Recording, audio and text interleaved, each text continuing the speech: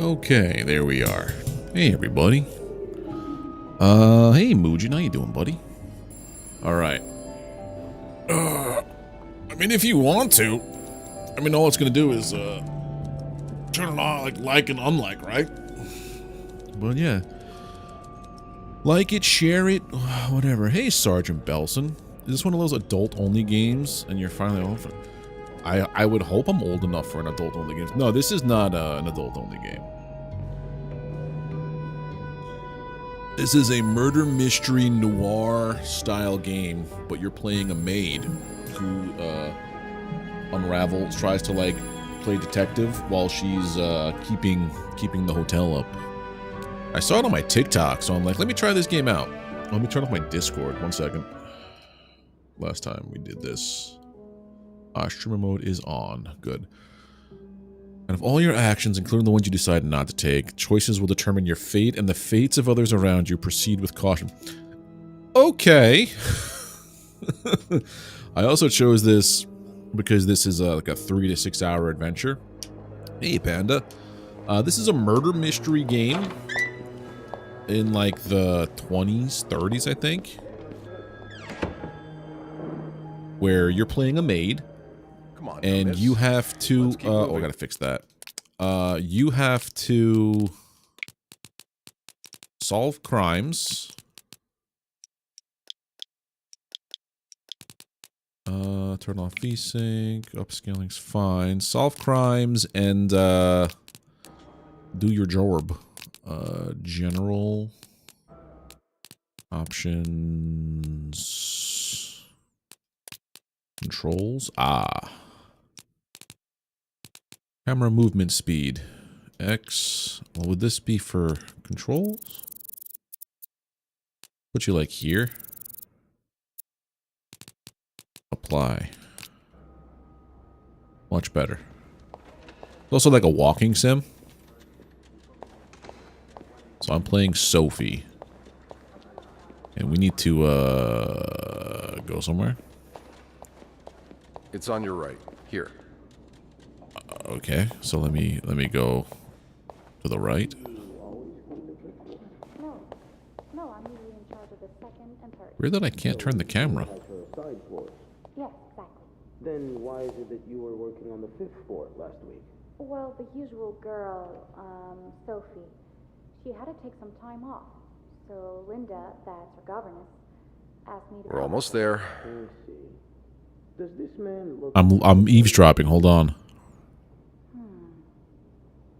I'm not sure. Look closely. Take your time. You want towel? Just a little further now. Okay. So someone's already trying to throw me under the bus.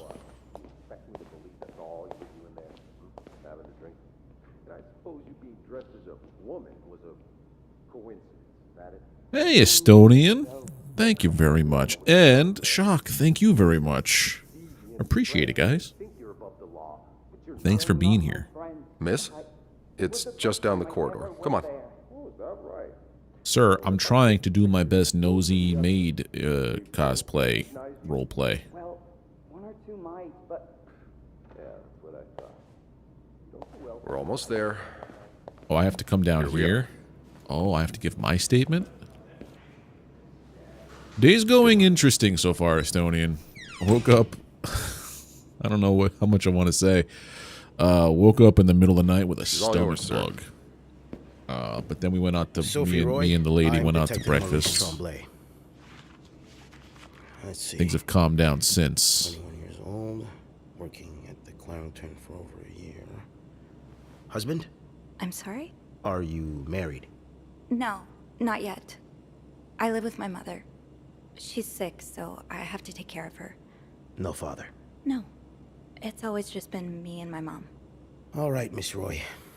I need you to tell me everything that happened. There is a camera turn. With this morning. It's just, going for that cinematic view. Hey, Lennon. How you doing? This is so gonna get copyright struck on YouTube. où elles étreignent l'amour en saison, qui les enchaîne dans un tourbillon de Is it loud? vrais poèmes, car dans... Hold on. Audio. Music. Low. les frissons naissent. It doesn't sound like it did anything.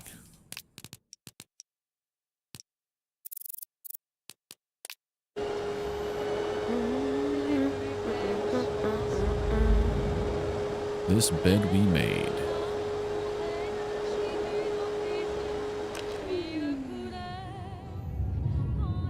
I don't want to turn music off because I think it might be like clues and stuff. Document's done. Now just a bit There of we tidying go. up and I can go on break. Those French songs of your childhood? Ah.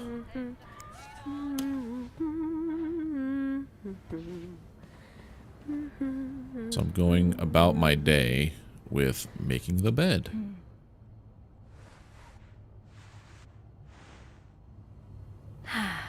Nothing like a well-made bed. Oh, it's like literally power wash simulator, crime scene cleaner, whatever that is. Clean. Good enough. Place pillow. A bed's not complete without its pillow. A bed's not complete without its pillow. Yeah, but I want to read what this says. Hold on. That's a lot of money to owe. Just what did you get yourself January involved in? 16th. Date of loan January 2nd. Entered into agreement with something Mayhew. Initial amount of $1,500. Amount overdue is $3,500. On the date of the initial loan, the lender agreed to lend an amount of money to the sum of $1,500 to the borrower for an enduring period of 12 months calculated from date of initial loan. Borrower was obliged to pay interest at the rate of 15% per year. The total sum per annum, I think it's per year. The total sum of said interest to be paid together with the capital sum of the granted loan. Conclusion by July 2nd, 57. So this is already a year after. The borrower was expected to have repaid the full amount owed. The failure to do so will prompt further action. Nothing on the back. 6 pages. Oh, we could do it that way too.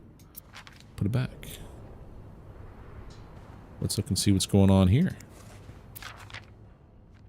You know me, you know my family. You've had a seat at our bar since the day we opened in 49. You're more than a friend to us. You're practically family.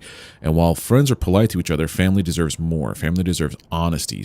As such, I want to be as direct as possible in letting you know that you're down to your last chance. The $83.80 you owe us, plus 25% interest, is now 8 months overdue. My patience is worn thin. This isn't like one of your unpaid bar tabs. You came to us for help, and help always comes at a price. We opened our pockets to you time and time again, and all you've done is taken advantage of our goodwill and generosity. We'll come over in person to make our collection tomorrow. I'll be bringing along the boys so we could all sit down and have a nice little chat. Just so you know, they aren't too good with words. So this guy is Only menswear. Are you in town for a business trip, in for a bad time. Okay, so that's also a stain that I can't quite get out. Nothing in there. Anything going on in here? No, nothing. Revised Standard Edition. Close that drawer. I can't be having them think I'm super nosy. A bed's not complete without its Where pillow. is the pillow, lady? Oh, there it is.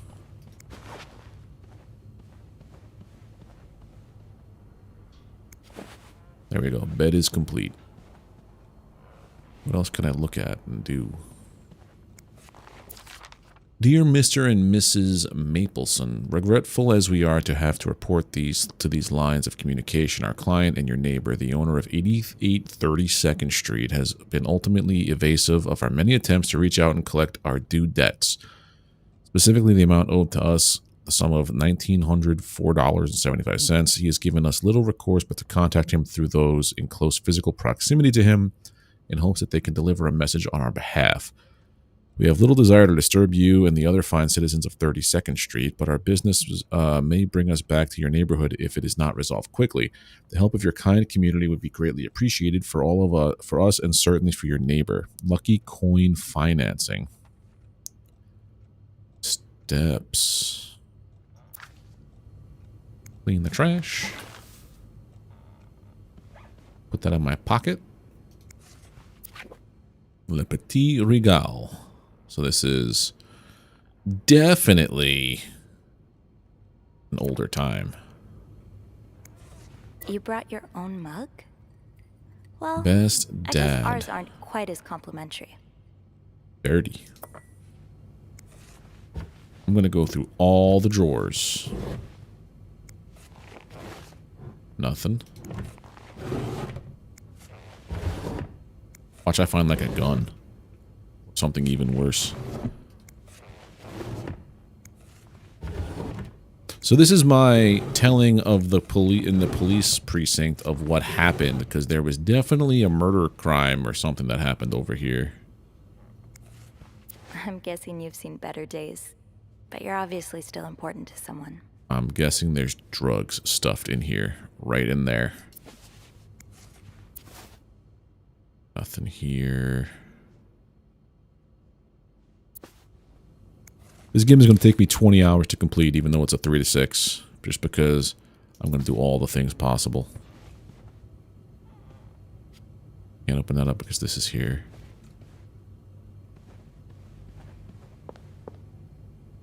I'm not leaving just yet. What's going on in the toilet room?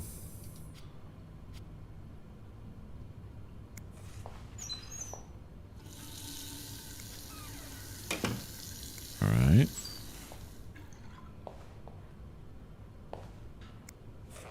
Time to clean the bathroom.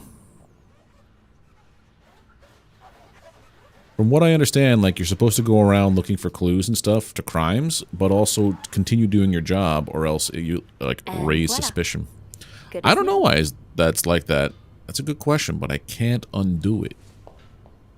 It won't let me move it. I gotta clean the toilet bowl? Okay, good. Anything else here to clean?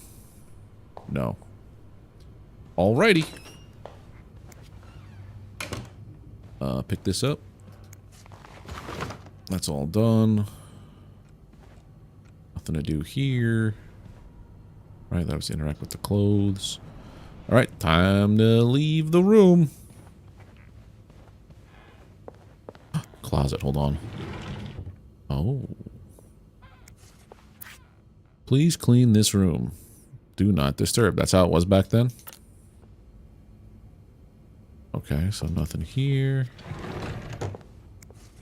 What about this side? Anything out of the ordinary? Nothing. Close it up. Alright, let's get out of here.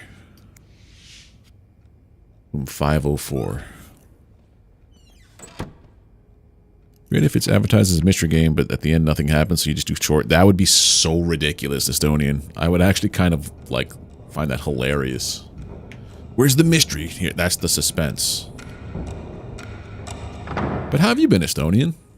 I know I only catch you when I get to do these early day streams. Which is basically like a day or two in August and maybe a couple days in December.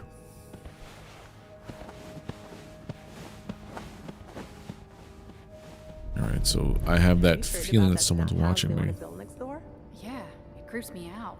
Imagine all the weirdos who'll start hanging around the hotel. I can think of someone who'll feel right at home. Look at her, always glued to that gossip magazine. Do you think she has any real friends? Or is it just Gracie, Joan, and Marilyn? Well, when your own life is that dull, you need to get your excitement somewhere. Oh, ladies, I'm going to do nothing. She was wearing the same clothes. So they're painting me as a loner. Fishing. This is exactly the kind Nice. of behavior Linda warned me about. She's doing everything she can to break us apart. Sophie speaking. Hey, it's Beth. Do you think you could come up? Was that an affair happening in the next room? Sure. I'll be right there. right, you shouldn't. Now I realize I've been blind. I was so in love with I think it is. Also, I'm gonna fix my light here if I can. What did you do? Go to one of these. Yeah, that's better.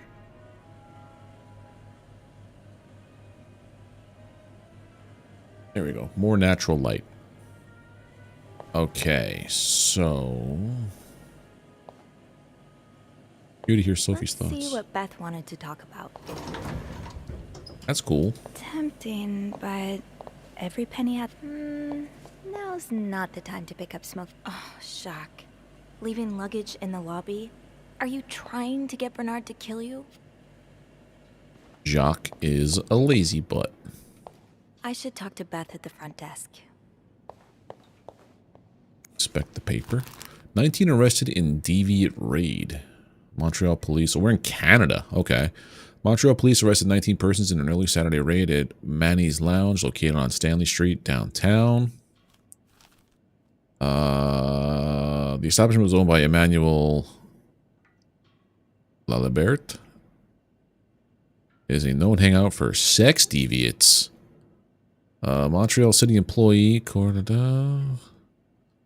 Oh, school principals, parents, and fellow teachers should prevent such people from being in close contact with youngsters. Oh, it's one of those kind of articles. Shame on you, old Montreal. Another bloody Valentine. Valentine's Day concluded in horror last Friday with the murder of an Outremont resident. A worried neighbor called the authorities at 11:15 p.m. after hearing loud shouts from next door. Police arrived. They found a lifeless body of a 34-year-old man. Authorities have refused to identify the victim or provide any details about the circumstances of his death. No suspect has been apprehended yet, but Detective Lieutenant Maurice Tremblay asked anyone with information to come forward as soon as possible. Okay. Welcome to I've been. Montreal's a nice place. I think I last visited in 2002. It's been quite some time.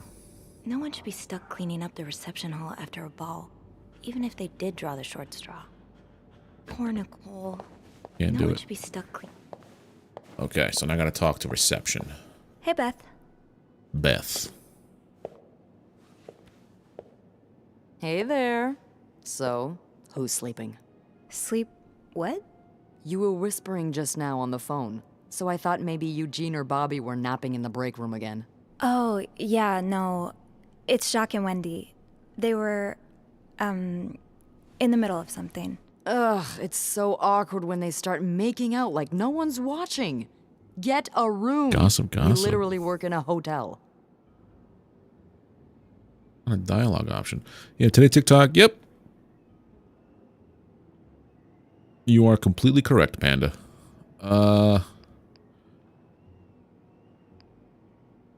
You said you needed to see me? You said you needed me? Oh, straight to business then. Sorry, it's just a busy day. I get it. It's been non-stop for me this morning too. Wanna guess why I summoned you here? Something to clean? I'm guessing there's something I have to clean? Obviously. But what is it? Did a kid throw up again? God, no. Did that happen recently? Yeah, last week. I can still smell it. Feel it, too. While I was cleaning, some of it got... I'm gonna stop you right there. Keep talking and you'll be cleaning up after me, too. Oh. Sorry. Yeah, no, you'll be glad to know it's nothing gross this time. Good. A nice gentleman decided it was time to redesign the lobby and helped us by knocking over that vase on his way out of the hotel. Oh, what a That's it? poop. I would do it myself, but the last time I tried to leave the front desk, Bernard emerged from his lair to scold me about procedures and whatnot. Well, we can't have the beauty of the Thank you, Clarington Mugen. Hotel take absence from her throne, can we? Oh, the people would riot. Bernard Was especially. he a Habs game? Bernard's hardly Or the Habs, people. if you don't mind my asking. Anyway, I know nothing of I hockey have to or get back to sports. work. There's a mop in the supply closet next to Bernard's, Bernard's office, I think. Thanks. I'll see you around. Okay, so we have to go clean up a vase. Bernard's office. Linda, Wendy's great at her job. Guests absolutely love her and... Not just guests, apparently. Oh, God damn it, Linda! I only like her because guests like her. Making sure guests are happy is my job, after all. You don't seem to care whether I'm happy. Listen, if Wendy wasn't doing her job, that'd be another story, but I can't just fire her without good reason. What if she stirred up trouble among the staff? Would that be a good reason? Curiosity killed the cat. Oh, Andrew, hi. I'm sorry, I was just... Spying on our manager? No, I don't trust him, he's got red hair. Hey. It's okay, I'm just pulling your leg. I'm sorry I scared you. I'm not used to having people around me while I work. Yeah, you're always working alone up there, aren't you? I actually think it's the first time I've seen you down in the lobby. Don't tell me you've been sent to clean up after the Valentine's Day ball. I heard it was a disaster. Or hold on, were you there during the ball? Were you here Friday night to see the whole thing? Yeah.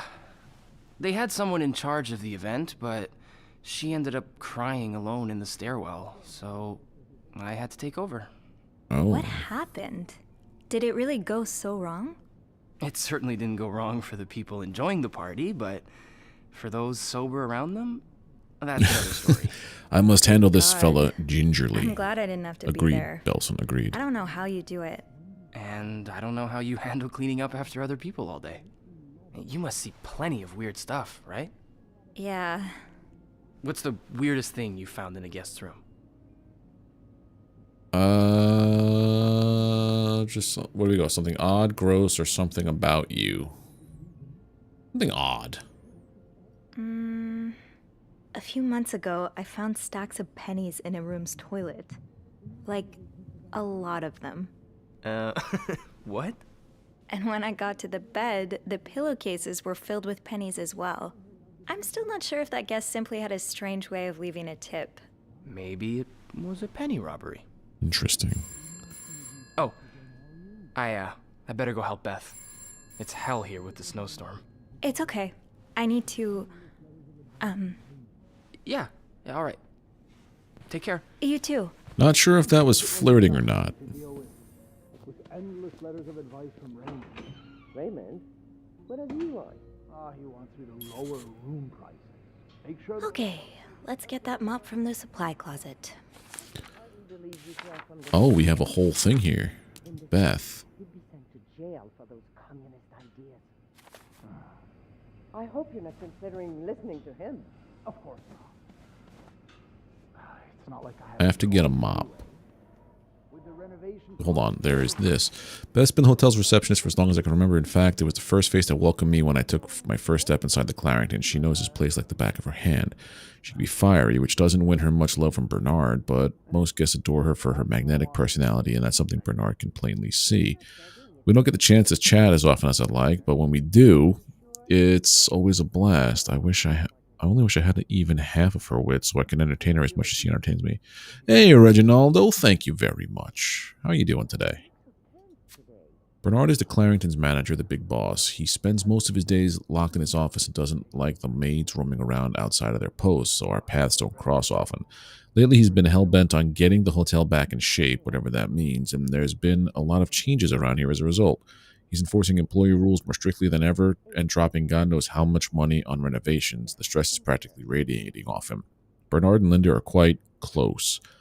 She's his second in command, but it's an open secret that there's more going on. They've been arguing more and more lately, though. Usually about Linda's strong feelings about Wendy. Bernard loves Wendy, or more accurately, loves how much the guests love her, while Linda thinks she's up to no good. I'm doing okay. We're just enjoying the day, playing a crime noir game, and seeing where it takes us. Linda is the Clarington's governess, Bernard's second in command, and it's easy to see why. She rules over the maids with an iron fist, always ready to enforce Bernard's latest rules to the letter. Most of them hate her for this. My feelings are a little more mixed. For whatever reason, she seems to have a soft spot for me. The same cannot be said for Wendy, unfortunately. It's like she's made it her life's mission to break up Wendy and Jacques' relationship, and I'm worried that her latest efforts may have succeeded. Linda's always worked quite closely with Bernard, but we've all known the relationship goes beyond just co-workers. That relationship has been strained lately, and it seems like the source of that strain is poor Wendy. Bernard might be willing to bend over backwards for Linda, but firing the hotel's most popular waitress just because she demands it, I'm not sure he'll bend for that. Or bend that far. Hey, Han, how you doing, buddy? Thank you for the kind words. So that was Linda. So Linda is the person we heard Wendy and Jacques talking about trying to break them up in the beginning when we picked up the phone. Got it. Wendy is a waitress at the hotel restaurant. She and her best friend Yvette were hired together, and they used to be inseparable until 3 or 4 months ago. It's no coincidence that this was around the time Wendy started dating Jacques, the bellboy, whom she's now happily engaged. That is, depending on who you ask. Linda seems to think that Wendy's is the Clarington's resident flirt. Sure, she's popular with the guests and collects the most tips by far, but I've always chalked that up to the same thing that has always drawn me to her, that warm smile that just radiates kindness. Linda's not convinced, though, and seems to have taken it upon herself to expose Wendy for who she really is. Jealous much? Yep. Jacques. One of the Clarington's bellboys. I don't know much about him. He's even more shy than I am, barely looking up at guests when carrying their luggage. People like us just need someone to bring us out of our shells, and apparently for Jacques, that person is Wendy. He's like a different person around her. He lights up, laughs, even cracks jokes. I was so happy that he found Wendy, and even happier when he proposed. They're like the Clarington's very own Janet and Tony. Don't know who those are. But it seems their engagement is in peril thanks to Linda's meddling. Stand strong, Jacques. Don't fall for her manipulations. And then Andrew. Concierge and the receptionist for the Clarington. He's intelligent, professional, kind, and well-mannered, which easily makes him Bernard's favorite, but he knows how to have fun when no one's looking. Whenever I see him, he's either dashing off on his latest errand or burying himself in a book, so we haven't had a lot of chances to socialize at length. When we do, though, it always feels easy, like we're talking to someone perfectly attuned to your wavelength. Maybe I should ask him for some book recommendations. It would be nice to have more reasons to talk to him. She has a crush on him. And then we have our family. Mom always means well, but life hasn't dealt her the best hand of cards. She doesn't talk to me very much about her time as a nurse during the war, but I've always wondered what kind of person she was before that harrowing chapter in her life. It's just the two of us at home. Mom's had bad luck with keeping jobs, and she finds it hard to be around people, so she stays at home most of the time. At least she never missed an episode of The Wild Orchard. On her good days, she can manage on her own, but on her bad days, I do my best to be there. Dad left when I was 2. Haven't heard from him since. Mom doesn't say much, so I stopped asking. Alright, so then we have this stuff.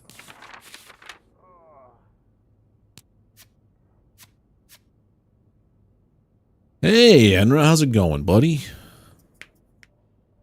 Haunted hotel. Some days I'm convinced that Clarington is haunted. It's not that I believe in ghosts normally, but there have been too many incidents for me to rule out the possibility completely. Just this morning, I was waiting for the elevator on the 5th floor, and I heard a loud bang behind me, like someone shutting the door, but with more force than I've ever heard a person use. Looked around and no one was there. I overheard Wendy and Jacques arguing in the break room from the sounds of it. Linda got to Jacques' head and convinced him that Wendy was flirting with some of our guests. I couldn't believe it. Anyone who's been around him for more than a minute could see how much Wendy loved Jacques. She would never do that to him. Even if it's only a few minutes out of my day, my chats with Beth are always a highlight. She called me out to clean up mess made by one of our guests, which gives us a chance to catch up. I don't think I've met someone who can make conversations seem so effortless. Beth has a witty response for everything. It's too bad maids aren't usually allowed in the lobby. Chatting with her every day would be a great way to start the day. And then Andrew's ambush. So Andrew caught me eavesdropping on Bernard and Linda, who once again were complaining about Wendy. Thankfully, he didn't make a big deal out of it. He doesn't seem to, the kind of judge. He's actually quite nice, easy to talk to, fun to tease, and funny in his own quiet way. I hope I'll get a chance to talk to him more. I get the sense that there's a lot more to him than he willingly shows. Okay, lore dump complete.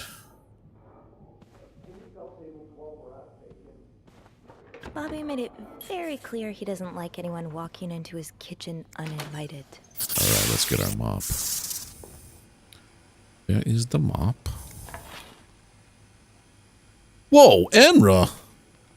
With the big $40 super chat. Dude, thank you very much. Appreciate that. Everybody, I'm pretty sure everybody here already knows about Enra, as we stream a lot of Valheim on Mondays. But do your guys a solid and go check them out. And you became a supporter, dude.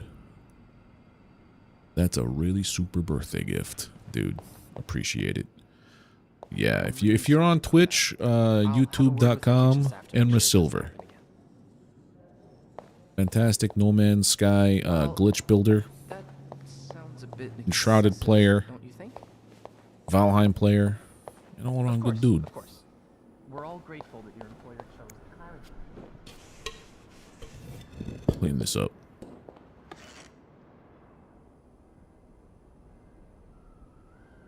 Yeah, I've had them for a little bit. But I as well enjoy playing, sir. Otherwise, Ew. Whoa. I better throw that away. What is that exactly? Throw it away. I better make sure the floor is spotless. Oh, we do it that Someone way, could slip not and hurt inspect. There we themselves. go. What's this? A film roll. Oh. Guest must have dropped it when he knocked over the vase. Probably should return it to him. I'm gonna pick I that better up. make sure the floor is spotless. Someone could slip and hurt Squeak, themselves. squeak, squeak, squeak, squeak. Clean the floor. Just like the way it sounds. Now I All just right. put the leaves back in the vase, and it'll be like nothing ever Boop, happened. done. I saw that as I was setting up the stream. It's called Still Waiting, right? I haven't listened to it yet.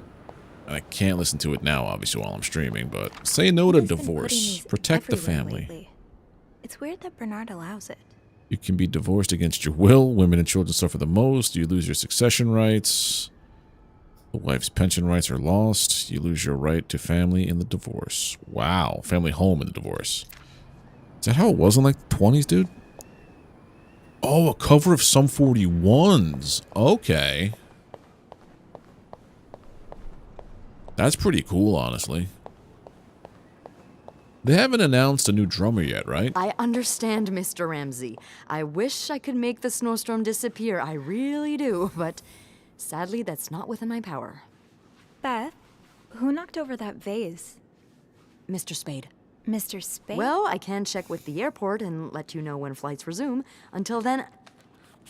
Yes, I know. You've said that already. But...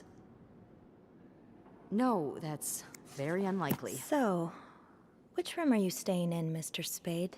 Well, you're welcome to speak to my manager if you'd like. I'm sure he'll be thrilled to talk to you. Spade.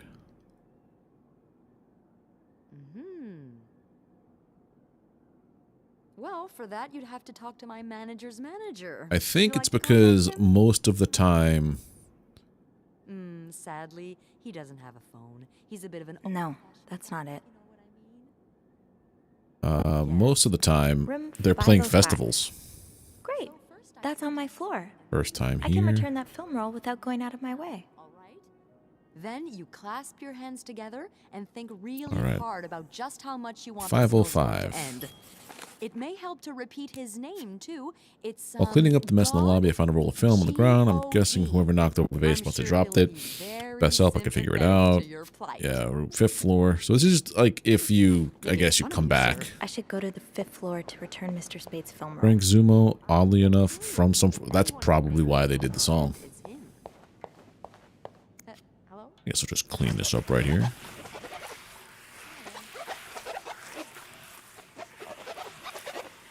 I'll have to give that a listen to later. This leak really needs to be fixed. I hope the weather doesn't make it worse.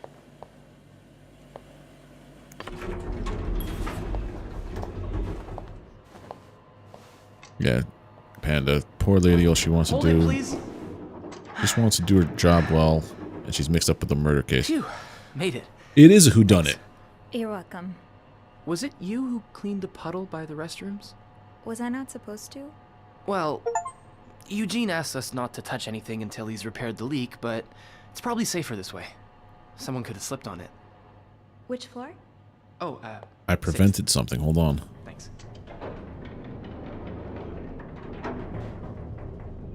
What's the big rush? Prevented I Andrew need from to getting bring hurt. this Oh, he to would a have slipped VIP on that. guest, the one who rented the entire floor. Oh, is it that British man I keep hearing about? All of the girls complain. Why does he need snow? Why does he need a bucket full of snow? No idea. I don't even ask anymore. It's just the latest in a long series of strange requests. What do you reckon he'll do with it? Take a bath, maybe? Sometimes I wonder if he's just pulling an elaborate prank on me. Can't you tell me who he is? I've never actually met him. I always talk to his assistant. Only Bernard knows his identity. I do have a suspicion, though. Oh? But I'm not sure I should say it. Can't you at least give me a hint? He's a Sasquatch from Saskatoon. Okay, let me think. Whew. Saved by the bell. Hey, come on. Don't leave me hanging. Let's just say I like to prolong the suspense. Wait. Is that the hint? Who knows? Fair enough. Have fun The up ginger there. man, I don't trust too. him. So this game is a whodunit, essentially. You're playing a maid, Sophie, who goes around and, you know, do your job cleaning and everything. But you're also in the middle of a whole bunch of malarkey that's going on. This must have been so much fun. Well, for the So you have to, like, try to figure it out as you go along. Bumped into him. VIP guest on the 6th floor. Says busy with all kinds of strange requests. I like to prolong the suspense. I should return Mr. Spade's film roll. Room 505 is on my list anyway. It's open. Why is it open? Knock first. Mr. Spade?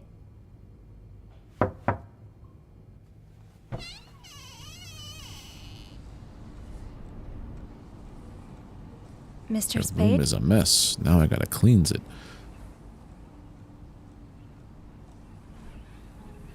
If I clean it, they'll know I was in there. That someone was in there. So do I just leave it alone?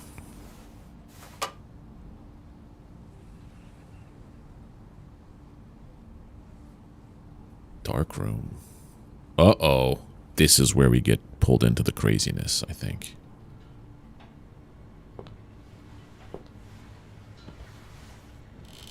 Mr. Spade, what have you been up to?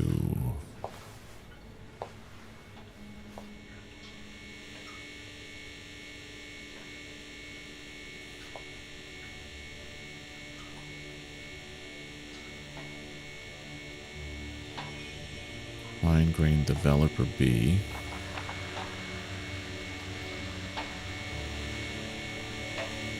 That's me. Tampering with objects may lead to positive or negative. Oh, dude. Now it gets into the should I or shouldn't I thing.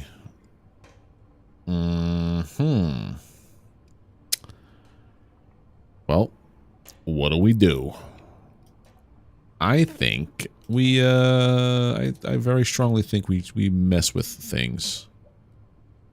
Yeah, I know what a dark room is. The red room, dark room. What is this? It's a me. How are you there taking pictures of me?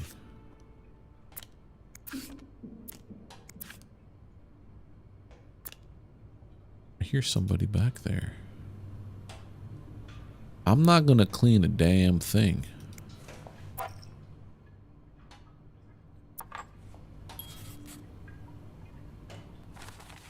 Even with a sight I could never have seen coming, a makeshift darkroom filled with pictures of me snooping through a guest's items. My heart has never beat so quickly. Should I call the police? Maybe I should call Beth or Andrew. They'll know what to do. I hope. We touch nothing.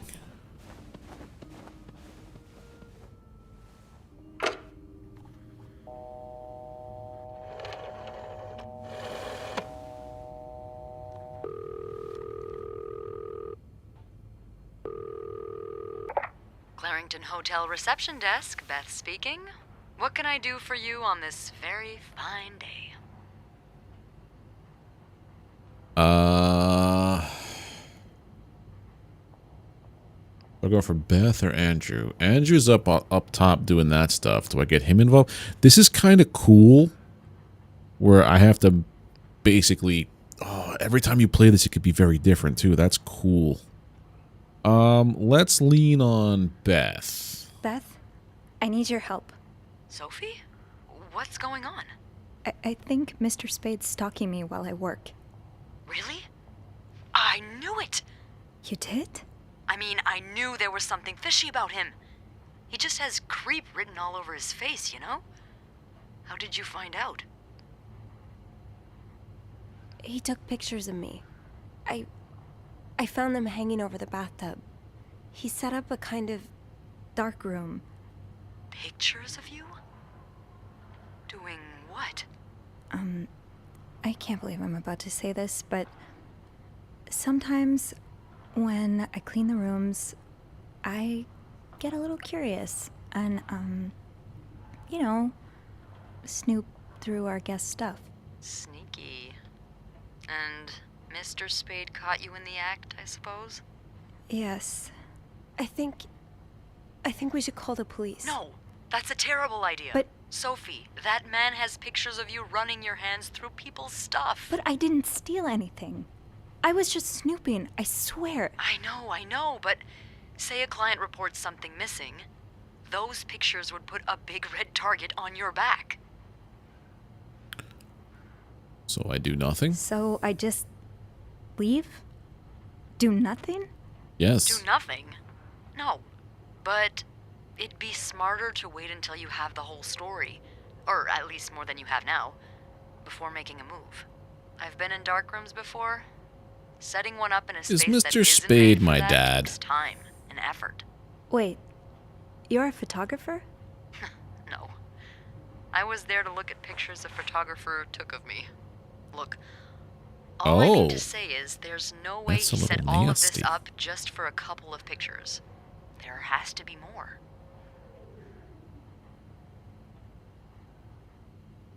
There's a safe here. Well, I didn't look through the entire room, but there is a safe here. I bet you anything there'll be more pictures in there. Do you have the safe combination then? I'm pretty sure it's locked. Give me a minute.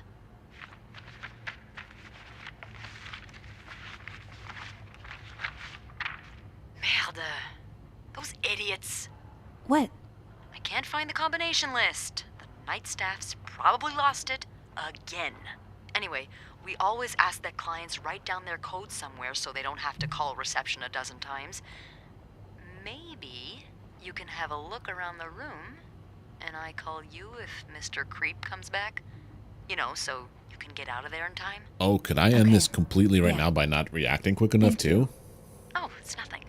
Oh, and This is Beth, actually kind of a cool game. please keep this between us. Of course.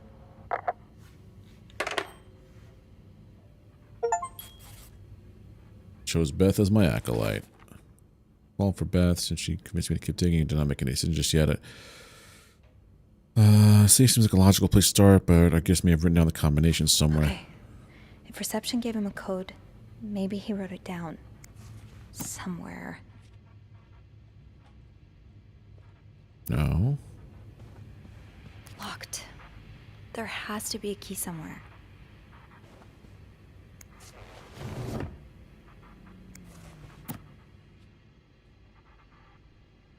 Nothing there. Any clues I pick up or throw away? Oh my goodness, there's a lot of stuff here.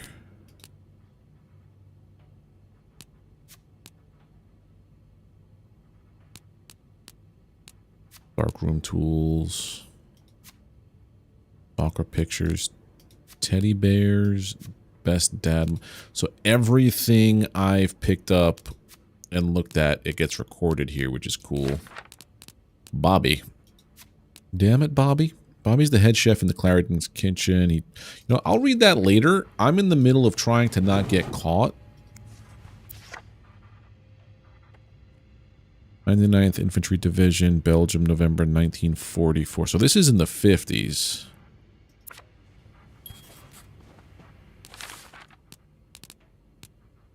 clues.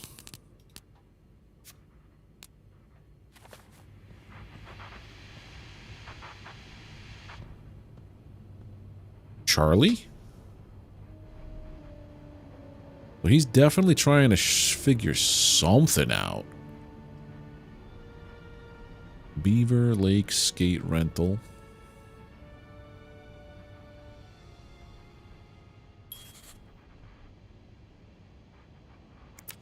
I remember this sale. I picked up that new winter jacket for Mom.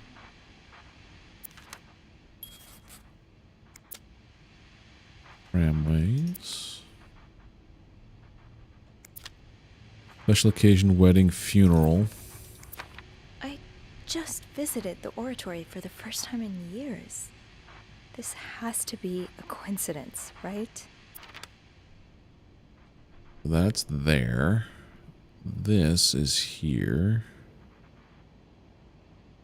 What else we have here? Harry's diner, too. Were we ever there at the same time? Nothing on that one. Why Harry's? Lots of burger places closer to the hotel. Beaver Lake? There's your safe That's where combo. I took Mom skating last month. Why is this up here? I think. It was like 28 and stuff.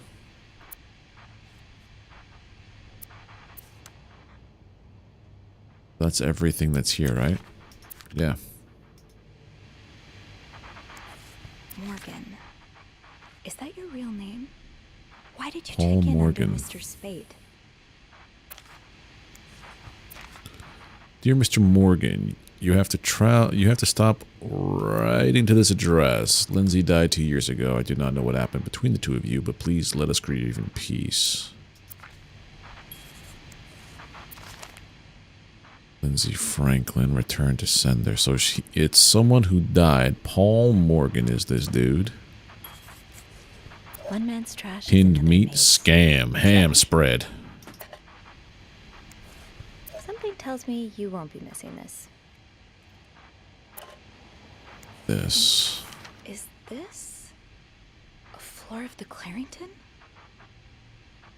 Lobby boys 8th. Okay. Hey there, August. How you doing? Room service night mostly.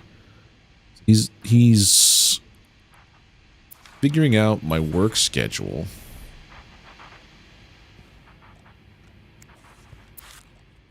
Smokes old Newports. Has a Coke mirror. This game is a crime, like noir kind of game. I'm playing a maid who's trying to figure out what's going on. Why did you want to change rooms? This letter is to confirm the reception of your transfer request to room 507. Regrettably, the room in question is currently occupied by an extended stay guest. We're therefore unable to grant your request. Thank you for understanding. Please contact us should you have any other requests. Yours sincerely, Bernard. Do not forget to take your pills. I guess we have that in common.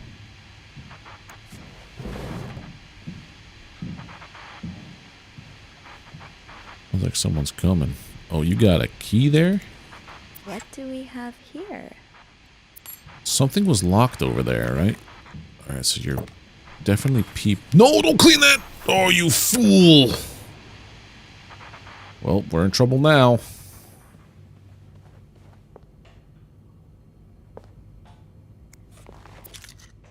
.505's key. Not forget to buy more film. There was something that was locked here, right?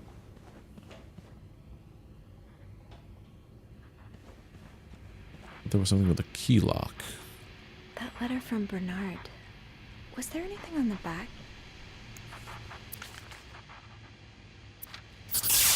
Delta Creator, thank you very much for the super chat. How you doing today? Letter from Bernard. Was there anything on the back? I didn't look. Lindsay's address, infantry division, year of... Oh, that's my combination. So Lindsay's address, infantry division, year of hospital discharge. So if we go into our journal... Maybe something in that suitcase. Oh yeah, If only I could find the that key. had the key.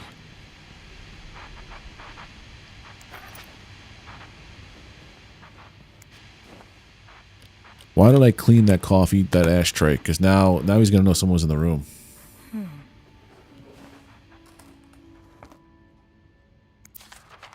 You spent 10 years in a psychiatric hospital. Whoa. And it looks like you left with a long list of diagnoses and prescriptions. Paul Morgan, male. Date of discharge.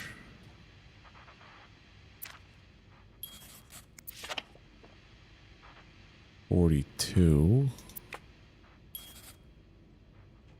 Nothing else in here. Can I lock it? Can I put the...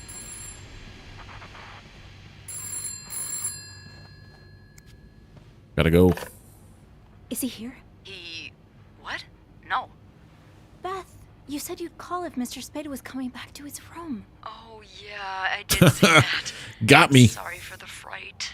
Oh my god, Beth. I nearly had a heart attack when I heard the phone ring. I didn't mean for it. I was just so caught up in the thrill of it all. I had to check in. Doing okay? Glad to hear, Delta Creator. Pictures of you? No, but I found a map. No, I haven't. But I did find something else. Yeah?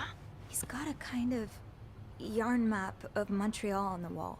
A yarn map? And where does it lead to? Lots of places. Most of them I've visited recently. Merde. What's the deal with this guy? She's cursing in French. I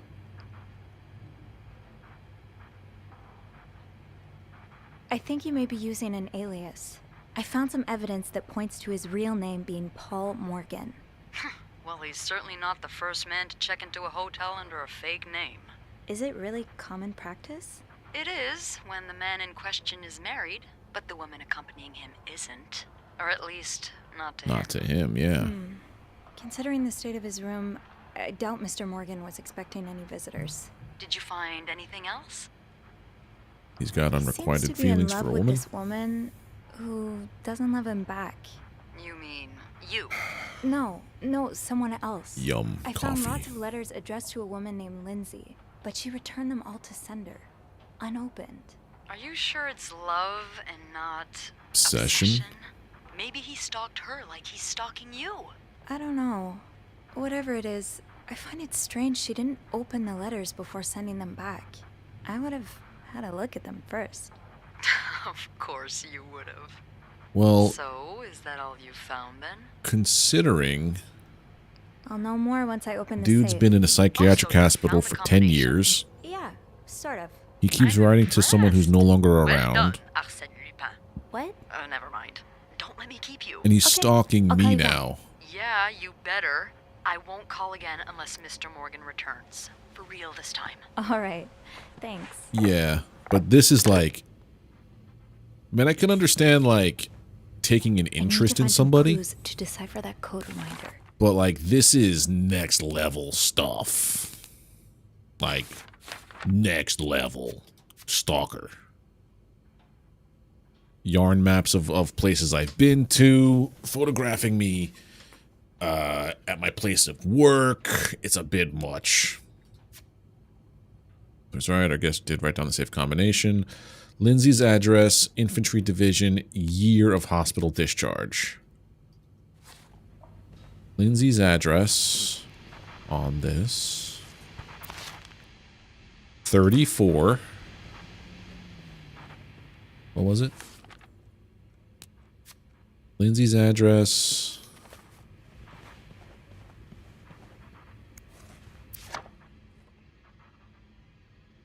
$34.99.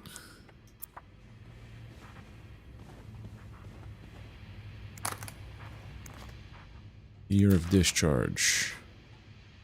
$34.99.57.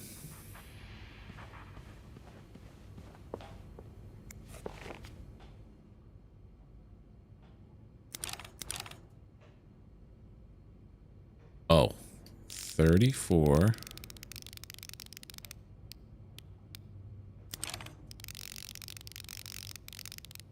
99.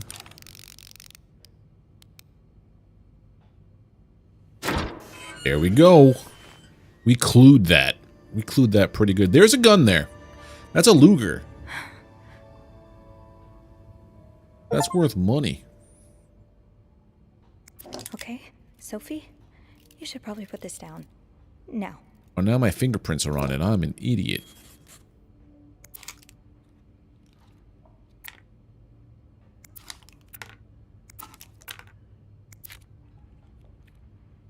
We'll put that one there. M and H. M and H. Who are they? Are they guests here? M and H. Yeah, that'd be interesting if that was the case. All right, 12:30 p.m. Arrived at the hotel, a hotel room not ready yet. Had to wait in lobby. So then they waited for almost 3 hours. M and H came in, both nicely dressed. Both nicely dressed. M was holding a flower bouquet. Heard them talking to the receptionist how nice the oratory was. Picked up some flyers to find out what oratory they were talking about. Room finally ready. No sign of M or H. Decided to unpack and install my setup in the bathroom. Still no sign of M and H. Probably have gone out again. Finished developing this afternoon's pictures. Unable to sleep. Weird noises from the corridor. No idea who it was. So, oh, there's more pages. There's a whole lot. Why are you following them? And who's sneaking out at night? All right, so that was this one. Then the next day, M&H arrived at the hotel's restaurant and ate a quick breakfast. Left the hotel again and got into a taxi. Tried to follow up but had no money for a cab. Found a pawn shop to get some money, but no idea where M&H went. Back in my room, we'll have to kill time until M&H returned. Spotted M&H entering the hotel with Weston shopping bags. Found M&H eating at the hotel restaurant. So H left at the bathroom. M exchanged a few words with a woman and her child. Left the restaurant, probably turning in for the night. While leaving, H emptied pockets in the trash. Searched the trash, found a receipt from the place called Harry's Diner with drawings and weird symbols on it. Took a coffee at Harry's Diner. Showed the picture of M&H to the waitress. Waitress remembered them. Them used to be a regular about 10 years ago. Back to my room. Tried mapping M&H's movements since their arrival in Montreal. So it's just coincidence that it's places that I also visited. Okay. M&H arrived at the hotel's restaurant for breakfast. M&H left the hotel to get into a taxi, followed them to a place called Mount Royal. M&H went skating on a frozen lake, fell on the ice while trying to take a picture. H might have seen me. M&H ate at the lounge and left a ticket on the table. Ticket had weird symbols on it, just like Harry's Diner receipt. Oh, M&H had to leave because of the snowstorm. M&H arrived at the hotel shortly after me, looked angry. Something happened during the taxi ride, but what? No sign of M&H since early afternoon. Tonight, trying to find out who's sneaking out at night. Close. So it said that the ticket...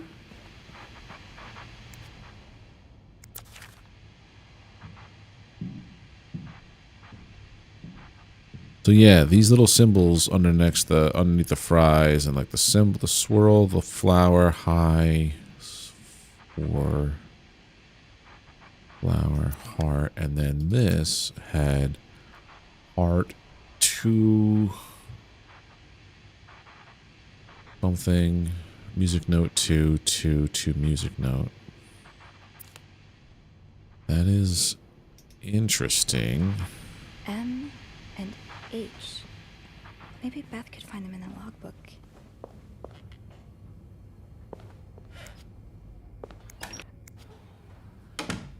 Close it up. You locked the key in the room. So yeah. 2 more targets. Alright, let's look at all of our clues.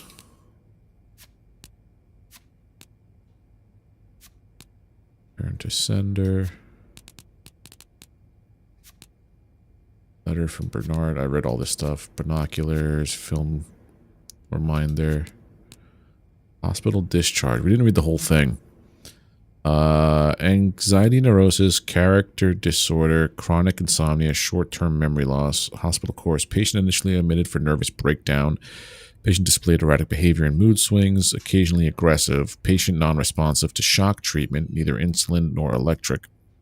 Patient condition improved after new medication. Meprobamate. Okay, don't forget pills. Gone with a European look. Yep, it's a Luger's. It's a Luger pistol. Eugene. Oh, so Bobby. Let's read what it said about Bobby. The head chef in Clarington's kitchen. He takes care of all the restaurant orders and the meals ordered through room service. I love walking by the kitchen doors any chance I get just to enjoy the smells of whatever Bobby's cooking up. But linger too long and you'll get an earful, or worse. I do not want to spend another afternoon cleaning macaroni out of my hair. Eugene is in charge of the hotel's maintenance. Pretty much everyone likes him. He's friendly, hardworking, and does his job well. Anytime I've needed help, he's been happy to lend a hand. Since the renovation started, though, his usual good mood had lost some of its spark. I can see that Bernard's lofty expectations are weighing on him. Just hope he doesn't burn out. He doesn't deserve that. And then guests. Paul Morgan. Mr. Spade is a guest here at the hotel, staying in room 505. He seems to carry film rolls around, and he was in such a rush to get somewhere today that he knocked over a vase in the lobby. But other than that, I don't know much about him. I can't deny that I'm curious to know more. Stalker has been stalking none other than me. I don't think he's stalking me. I think he was just testing out his camera, and I happened to be around. Found out the name of our guest, checked under Mr. Spade is actually an alias. Made a request to move. It didn't work. Sending lots of letters to Lindsay, but she's dead for 2 years. Nerdy gaming dad.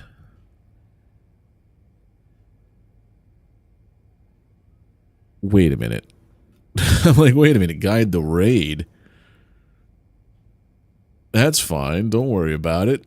Well, when it's time to call it a night or call it on the stream, you get to tell me where to raid. That's what that means. It seems he's not only stalking me, but 2 hotel guests as well. He calls them M and H. He's followed them all around Montreal, taking extensive notes. Okay. So, I still have his key. Can I put the key back so that he doesn't... No, oh, close that, please.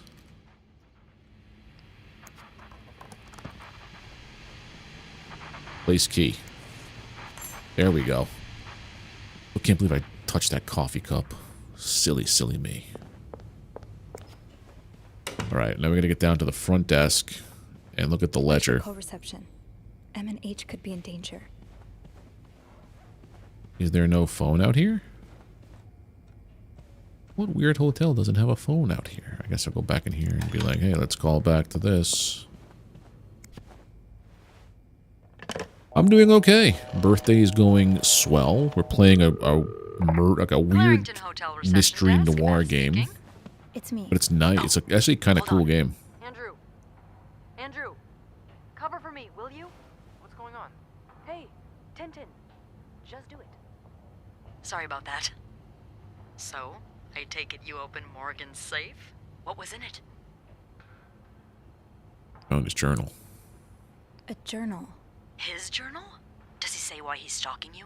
No, but it seems he's stalking 2 other people as well. Oh, who are they? They're guests. I don't know their names, though. I was hoping you could find them in the logbook. Well, Snoopy, although it may seem like it, I'm not actually clairvoyant, so I'll need something to narrow the search. Do you know anything about them? They're referred to as H and Mr. M. Morgan refers to them as H and M. Well, that could mean a lot of things. It could be their initials, or, I don't know, husband and mistress. Oh, I hadn't thought of that. He could be a private eye investigating a mistress. Or someone who's like, yeah. From what couple. I can gather, it seems they're together. Okay, so they must be staying in the same room. Do we have a lot of couples at the moment? Well, yes. It was Valentine's Day last Friday, remember? Oh. Oh, indeed. Thinking about playing Last Epoch, but with POE. I'd play Last Epoch, dude. 509. Hector Last Epoch and is a Marcella complete game. Cruz. POE is still not. H&M. Yeah, that's what I'm thinking. How are they linked to me? What do we know about the cruises? Do you know anything about the cruises? Well, I saw them come in and out of the hotel a few times. Called a taxi for them once. The missus does the smiling and the other frowns a lot. Nothing to write home about. Do you have room 509 on your to-do list by any chance? I do, actually. Then maybe you go clean it and have a little look-see? Yeah, nothing unusual here. Just a maid cleaning a room. That's my girl. I'll call you if I find anything. 509, Just here be we careful, come. Okay. I will. I promise.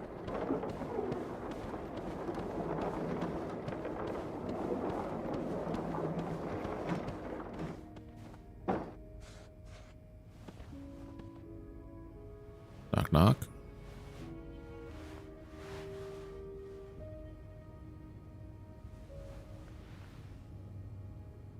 I must have forgotten my keys in the break room again.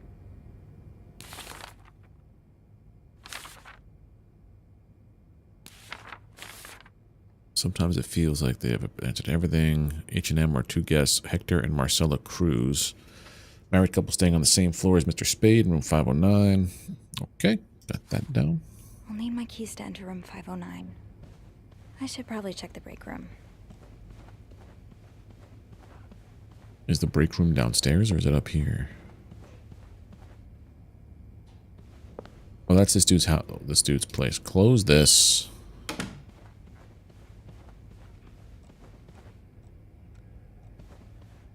Go downstairs. I would say if you're debating between those two games, go for Last Epoch, dude.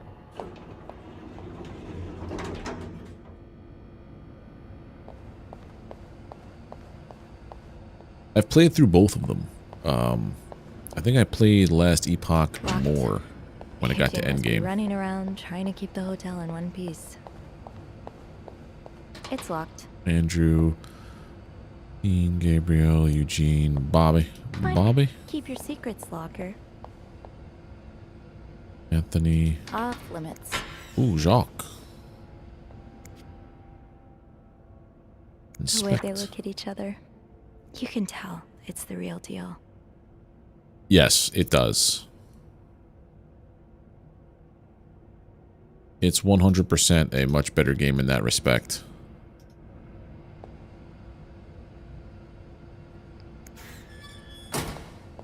Open. Says people don't usually. Fine. It's locked. Whose is this? This is Eugene. Are we really going to sneak on Eugene's stuff? Half the washing machines are out of order. Because of this, I won't be able to finish our current load in time, and Beth will be forced to offer guests an apology discount. Please fix the machines before Bernard kills me. Rebecca.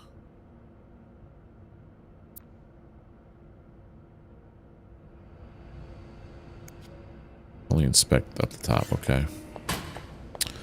Looking for my key. Did I remember to punch in this morning?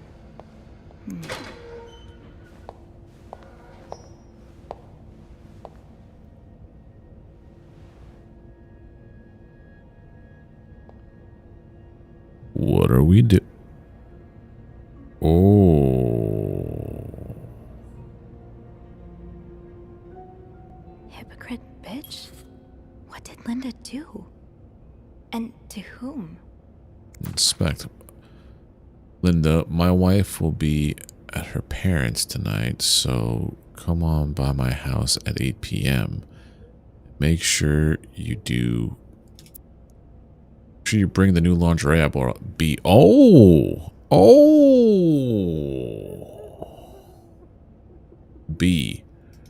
That's probably Bernard.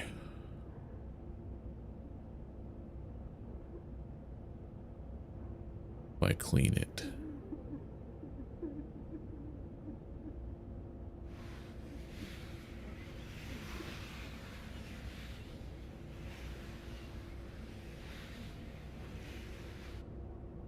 She'll never know.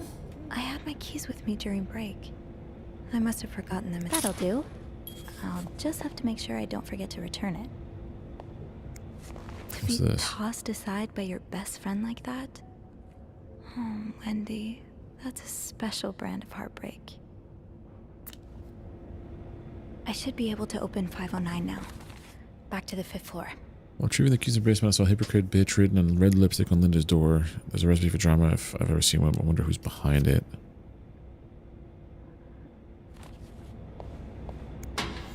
This was her friend. Old Ports. I wish I understood you better, Yvette. You and Wendy had such a close friendship. Why throw it all away? Yvette's and Susan's favorite activity. So now we have to provide soap to the guests. This is getting ridiculous. What's next? A hairdryer in every room. Speaking of hair, have you seen Rebecca's new haircut? I didn't think she could look even uglier. Smoke break at 345 S. Who's S? Susan, maybe.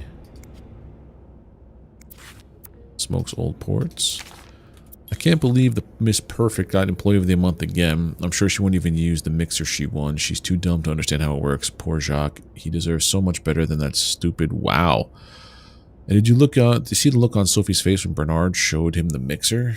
You'd swear that weirdo has never seen one in her life. Join me at 11:15 for a smoke break. That's me. They're talking about me. Wait a minute.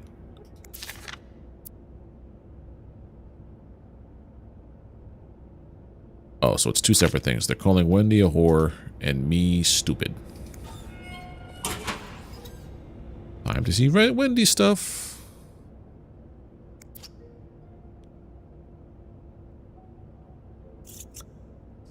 This shade of red. Yep. It matches the message Wendy on the door. wrote that on there.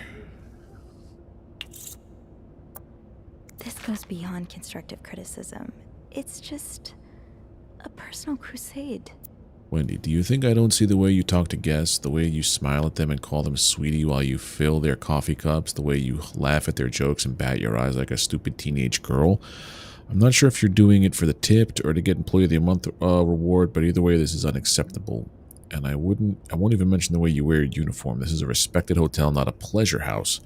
Although I've always had a problem with your behavior, I tolerated it as long as the guests were happy. But now that you're getting engaged, I can no longer remain silent about it. What would Jacques say if he saw you? I'm sure he would be as ashamed as I am. Maybe you've got Bernard fooled like every other man, but if you don't change your behavior, I'll find a way to convince him to fire you. This is your only warning. Yeah, so she wrote this letter to Wendy. I don't want to think of what could happen to Wendy. Saying that she's, you know, adulting on cats. Adulting on him. Meanwhile, this right here is saying, hey, my wife's out of town. Stop by in that lingerie I bought you. That's why she's a hypocrite. Wendy's in there crying. First, let's see if there's any more stuffs to read and snoop around with. Carol, here's the chambermaid's guide I told you about. Come see me if you have any questions about concerning the job or the staff. I can only tell you who to hang out with and who you should avoid, Yvette. Carol, hope you're having a great first week here. Valentine's Day is always a busy time, but do not worry, it should calm down soon. Yesterday I saw you watch while we were playing cards at lunch. You're welcome to join us any day if you wish. Nicole.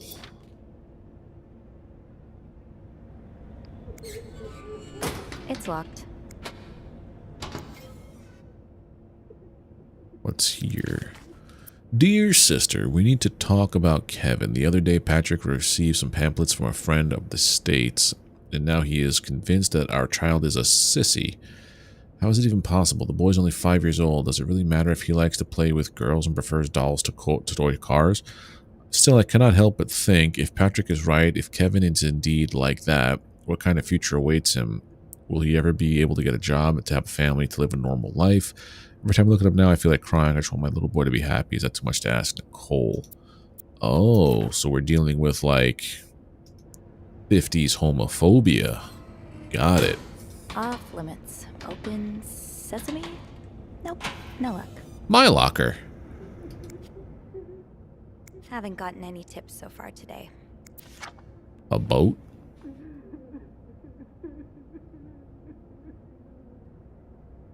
A.R. Oh. Ariadne's Legacy. I just can't pronounce that name. I see what you were getting at, Linda. There's Sophie. always room for improvement, right?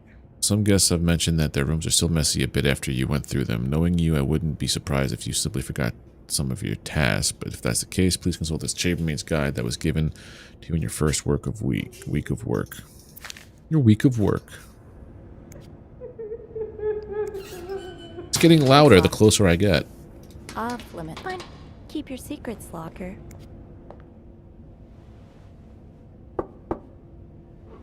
What is it? Wendy? It's Sophie. Are you alright? Do I sound alright? No. No. You don't. I guess not. Just leave me alone. I don't want to talk.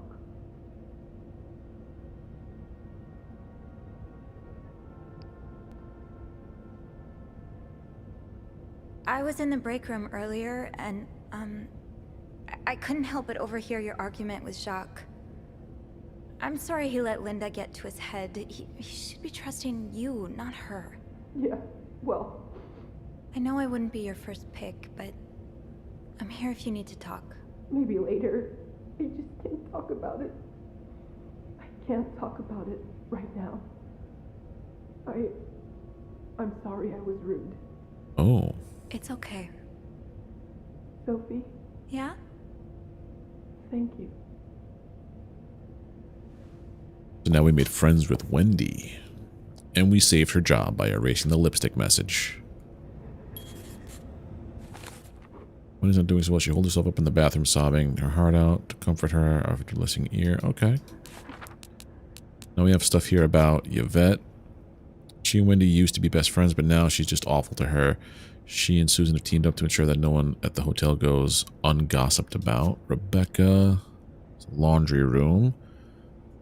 She's a little withdrawn, which makes it an easy target for some of the other maids, but from what I can tell, she's sweet. Okay, Susan is another maid who works here. She's a notorious gossip and loves to make fun of others behind their back. Oh, so she's like Yvette's best friend. Got it. All right, we got our key. Oh, Andrew. Andrew's I hope book someone club. here shares your passion for reading. Well, let's talk about books over a nice cup of coffee at the Corner Cafe, Thursday at 7. Why not?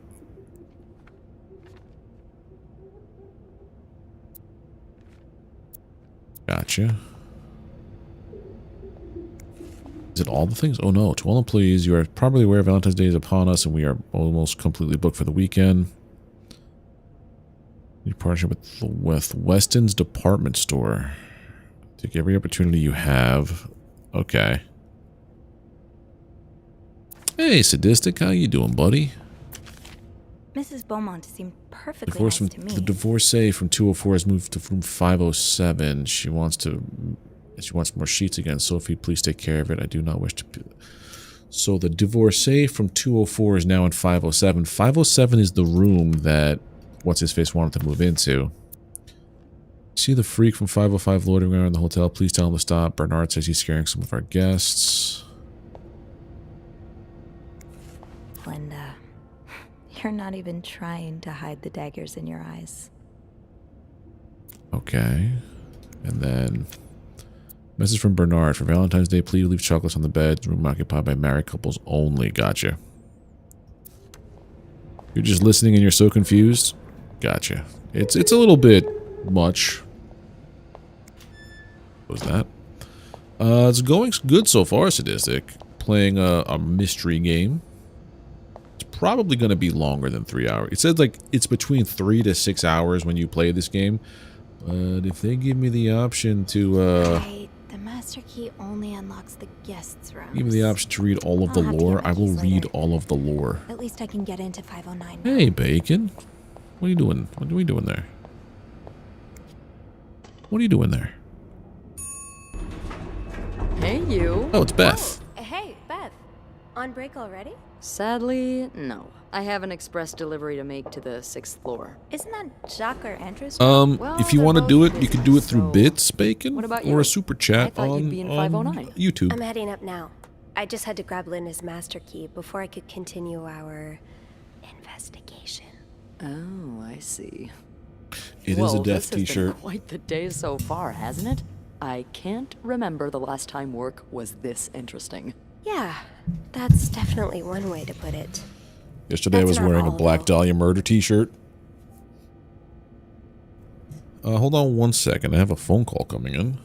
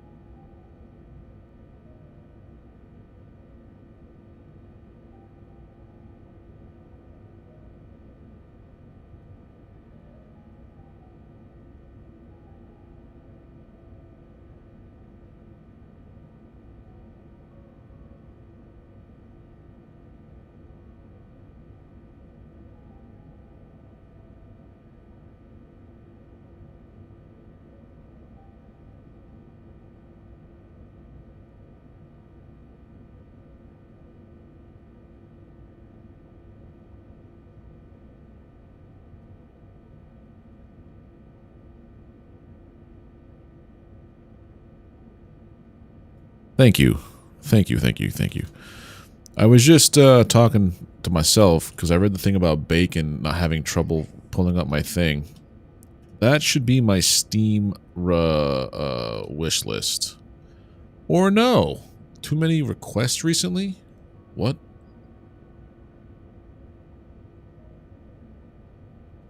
That's weird.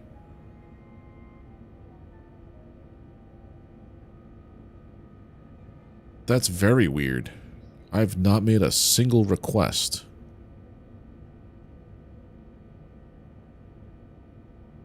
Anyway, let's put our stream back up here.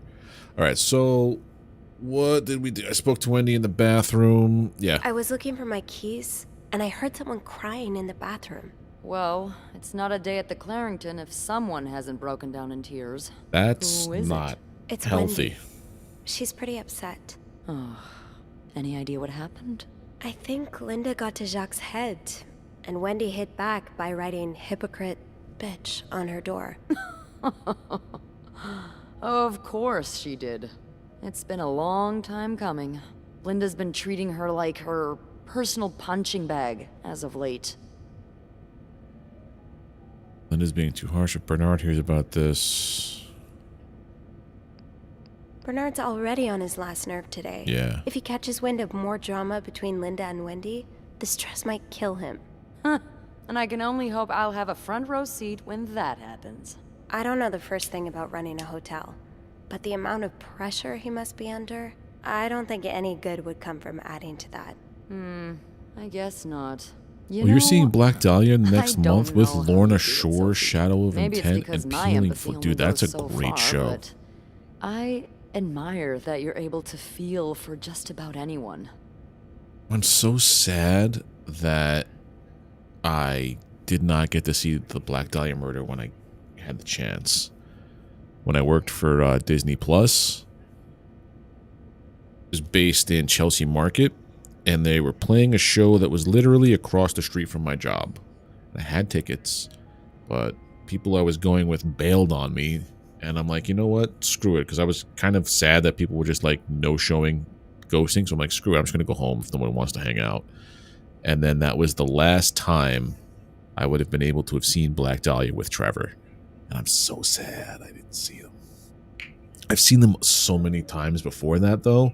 But, like, you never know when the last time is. Oh, speaking of which, I'm sure you've heard about Brent Hines by now, right? Brent? Oh, I could flirt with you? I feel for some more than others. It's like what my mom always taught me. Oh. Let's dabble. I like to put myself in other people's shoes, especially if they're people I find fascinating. Like you. Wow. The way you turned that compliment right back around at me was masterful. Well, this was a lovely chat, but I better see if Eugene is around maintenance. Hopefully he can help me find this thing for our esteemed guest. Yeah, we both got a lot on our plates today. I can't wait to find out more about our friends H&M. Take care. You too. It was so out of the blue for Brent, because it was like, I don't know if you follow wrestling, but when Jay Briscoe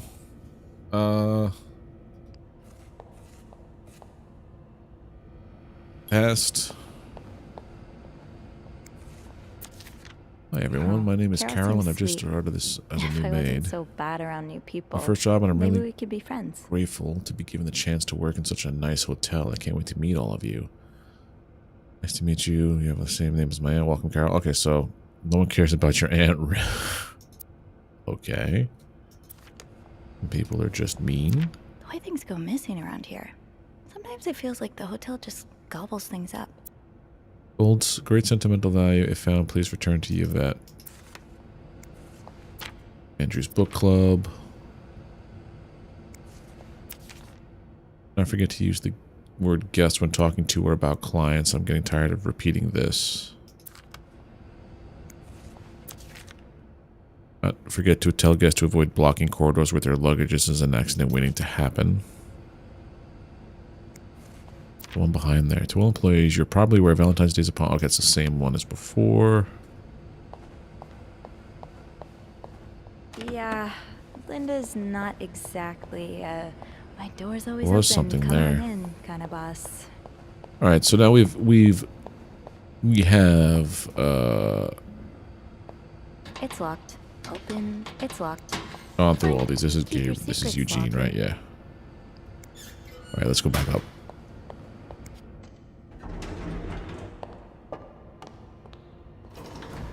We're going to room 509 to get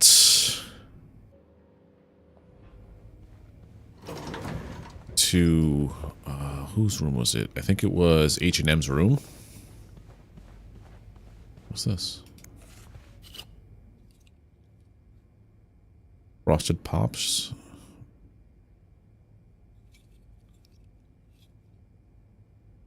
Pity Pots, sugar frosted pops. Put it back.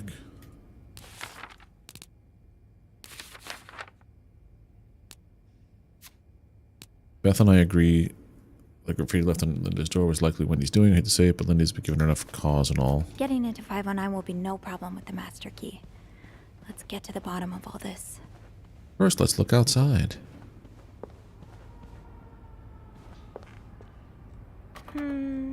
I think I have all the supplies I need. Okay. 509.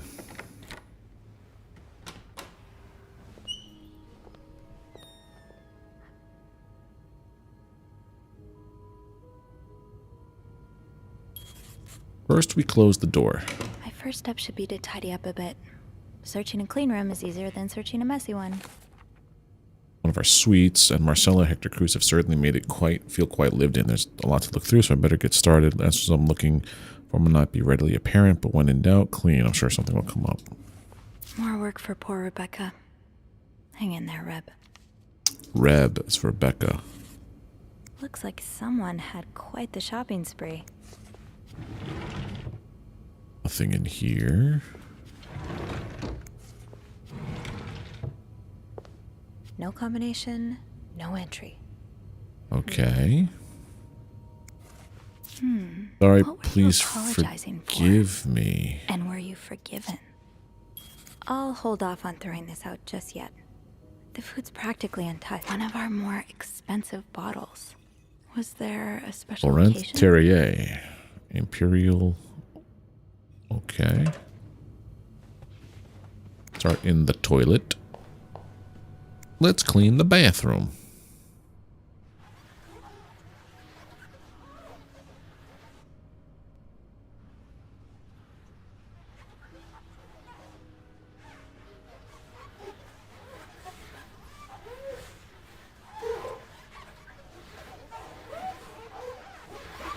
Whole thing.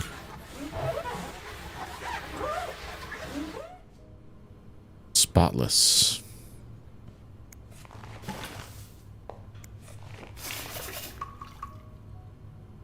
Letter.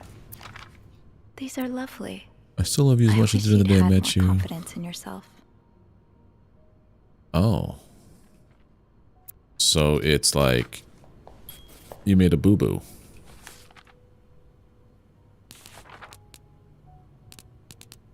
Laundry ticket. One tuxedo, one pair of pants, 2 shirts, a tuxedo. Vow renewal attempts. Oh, so they were here to renew their vows?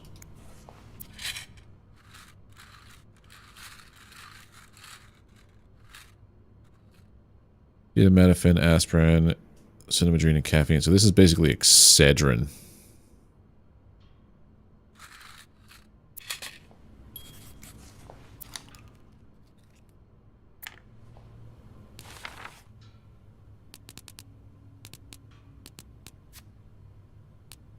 Menstrual cramps. Oh, that's what is that? Midol. Moodil, Midol, I get it. Felix is this.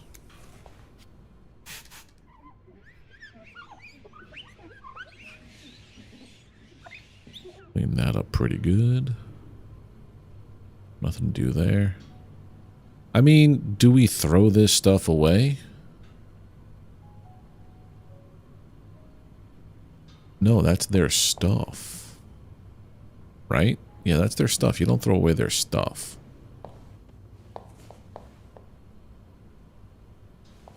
Maybe you do? I don't know. What's going on here, huh? Someone's been sleeping on the couch.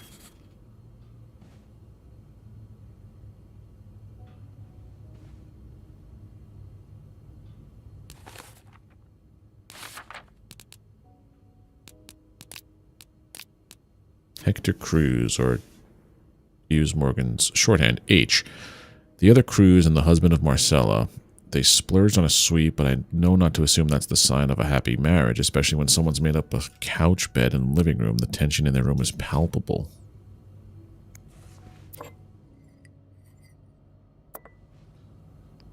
You are going back to my cart.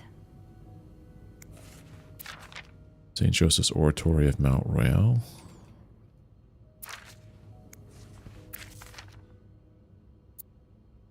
Expenses, Montreal vacation. So it's all of their expenses.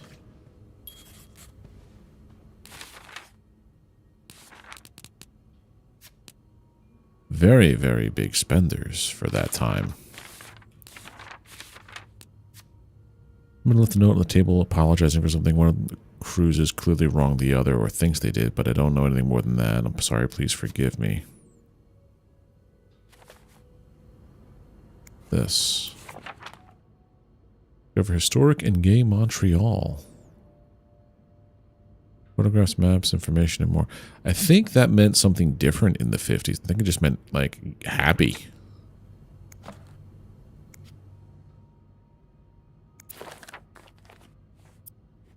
Meeting with John, SW, regional meeting. We're here. Like, this is it. Notary appointment, departure, Montreal arrival. Wedding anniversary, don't forget vows. Attempt number 12, rose petals on bed. Ah, they're trying for kids.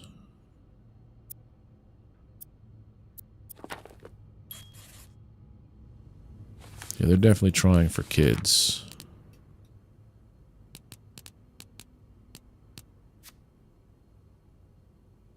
Okay.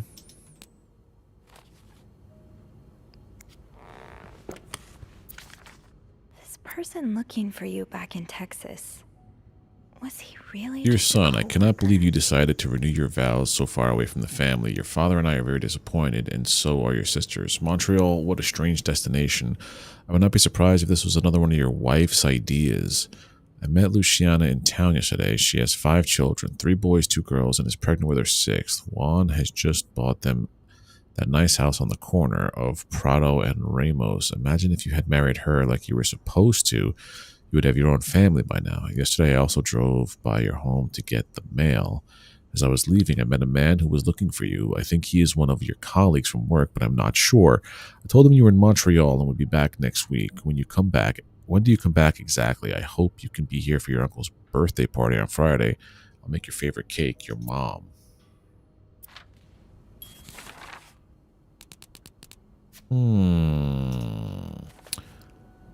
Maybe it's not Hector on the bed. Or that got kicked out. Wow. You look like a couple out of a magazine. February 14th, 48.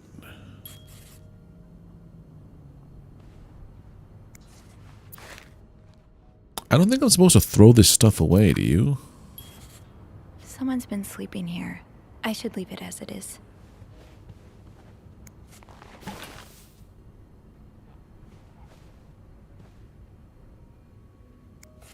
Inspect. This is the same thing we read earlier. What's in here?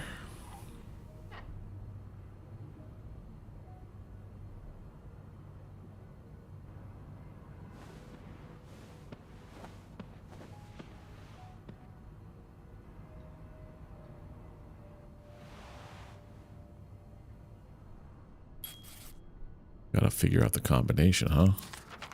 Mrs. Cruz got her personal information stolen. Is Mr. Morgan behind it? We wish to apologize on behalf of our company for the privacy breach that occurred on the 25th of September, and thank you for calling it to our attention. We are currently investigating the breach and trying to understand how this individual is able to obtain your personal information. Rest assured that we will put measures in place to make sure the situation does not repeat itself.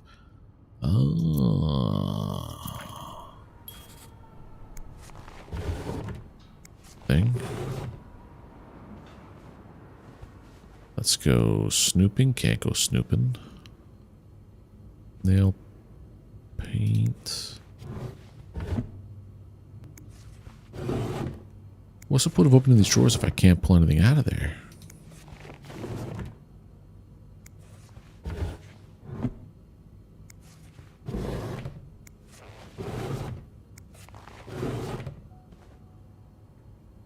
What is all that stuff? Is that like hair rollers?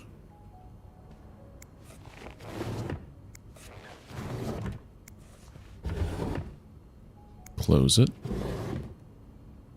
Close it. One of these days, there's going to be something in there. Inspect. Am Texas I reading trunk. this right? The account's been emptied. Someone stole your information.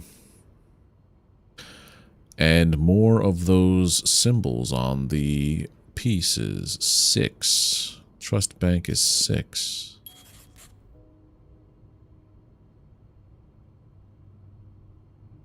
Wait, so 6, 2 was the other one. Looks like someone tore that note apart, but I'm missing some pieces. I can't make out what's written. Pills provide birth. So I think what's happening is Marcella is not into her man. She married her man because it was like, you know, frowned upon to be gay at that time. And that's why they haven't had kids. And maybe he found out about her and she's been sleeping on the bed, on the couch. Because that's the way it was back then. Development of a contraceptive pill believed to be the ultimate form of birth control was reported yesterday to a group of journalists. NT.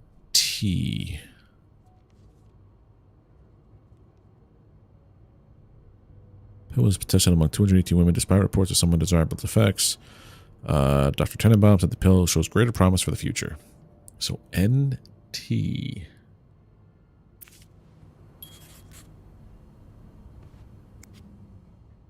Make the bed. Weird that I can't clean up like everything. Stranger right in the up Andrew's Night. alley. I wonder if he's read this one. Margot B. Thompson's Stranger in the Night. Gloria Gray's an aspiring writer who works in the diner by day and writes crime fiction by night. When a series of murders occur across the city, she decides to pursue a killer in the hopes of turning her story into a best-selling novel. She meets Hugh, a mysterious young man who offers his help in finding the murderer, but soon Gloria starts to wonder if he is the killer. Maybe I'll find more of those torn paper pieces if I keep cleaning the room. Clean the petals. Where would this paper be?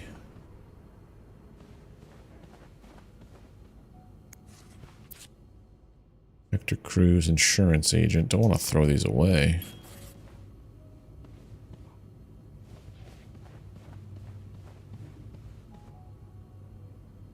I definitely missed something.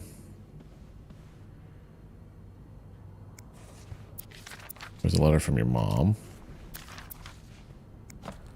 Wasn't in here.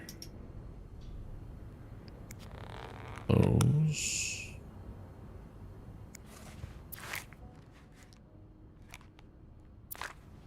Nope. Wedding picture. Rosary. That's a rosary, okay. This one. Bank account statement. Newspaper article. Crime novel. Hector's business cards. Marcella. The M in Mr. Morgan's journal. One half of the couple staying in one of our suites. There are more than a few hints in the room that she isn't exactly the second exactly the second honeymoon of her dream. She's clearly caught up in something. Marcella has a bank account in her own name, according to the statement tucked away in her jewelry box. The last transaction made was a withdrawal of the entirety of her savings. Does Mr. Cruz know about this account? How did she make this much money? What plans does she have that involve $5,000 in cash? Did she withdraw the money willingly? So many questions. We are nosy. This piece, empty in the coffers. Lo and behold, a little bit of cleanup, and then later, some of the possibly curious messages of some kind, torn up and discarded. Where are the other pieces, though? I'm pretty... Oh, pick up. There we go. 2.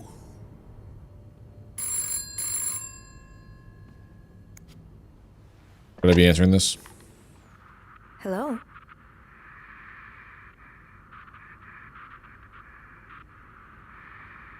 Hello? Beth? Is that you?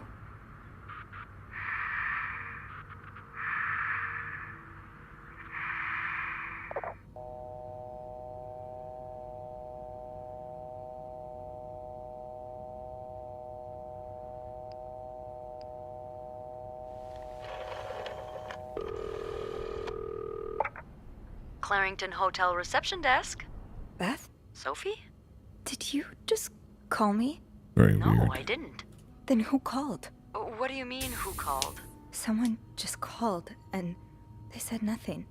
all I could hear was static and breathing. Whoa. The creeporama just keeps on going, doesn't it? Hold on. Hey, Archie. Hey, babe. Been a while. Just getting back from... Aw, I'm sorry to hear that, dude. Okay, so turns out Archie here patched a call. Thank you for the birthday wishes, but sorry that you're having to deal with that right now. Hope everything else is going well.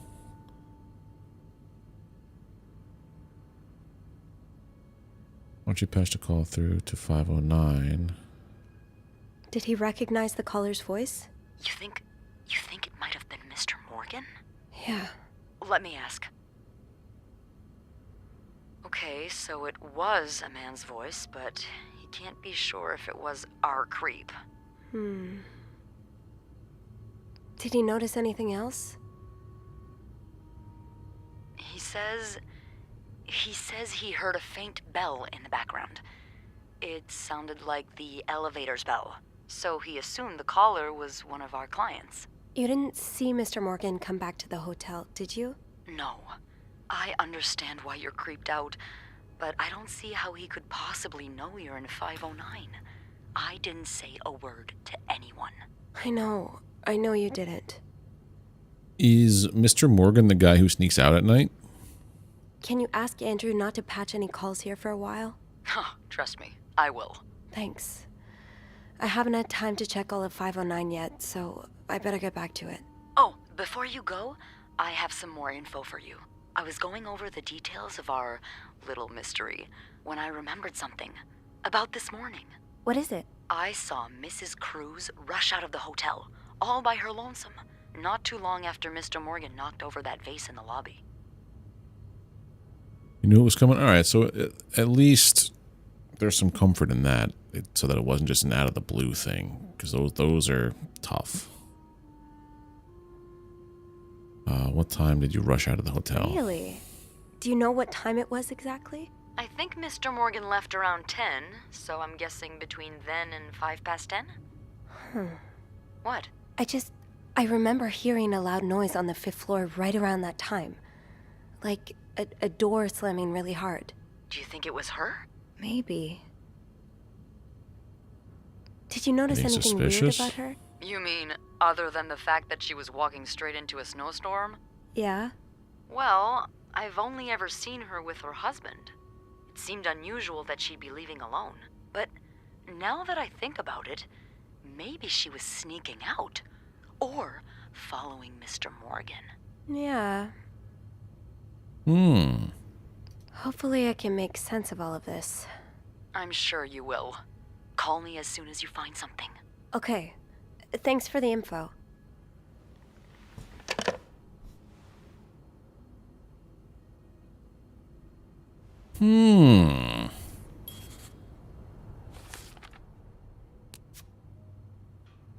So someone called and did a breathy call to me. Now we're putting pieces together about how that noise we heard earlier wasn't necessarily a ghost, but it could have been either Mrs. Cruz or Mr. Morgan. The more I keep hearing and saying Mr. Morgan, the more I think about Red Dead Redemption. Alright, so I gotta find a crumpled up paper in here somewhere. Do I have enough? No, I don't. I have two. Hold on. Clues?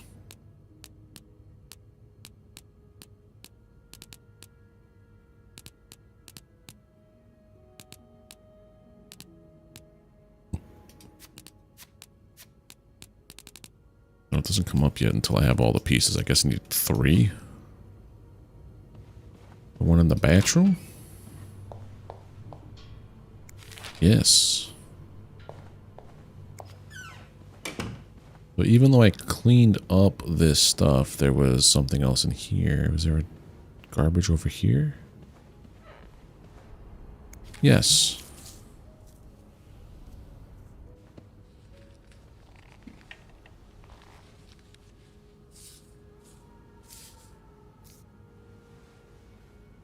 What? Oh. It's a puzzle.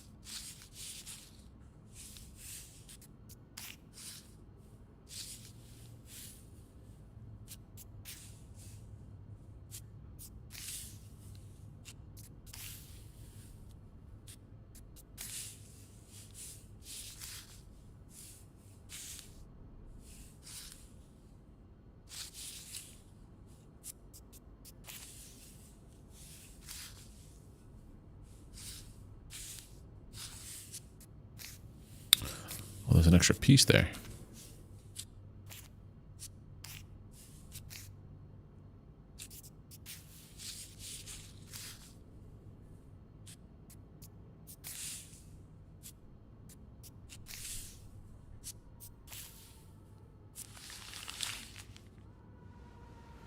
It's some kind of code. Could I break it?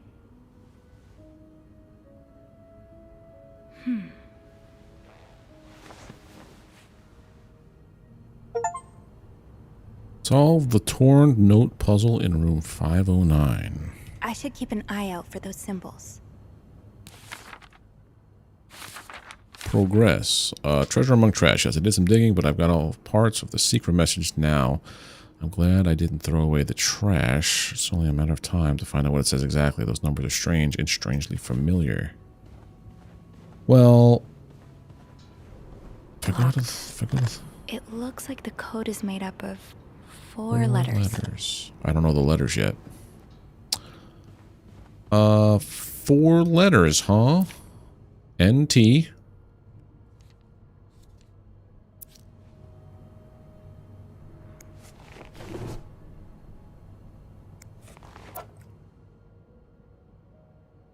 Brand disinfectant. Lysol, basically disinfectant. So NT.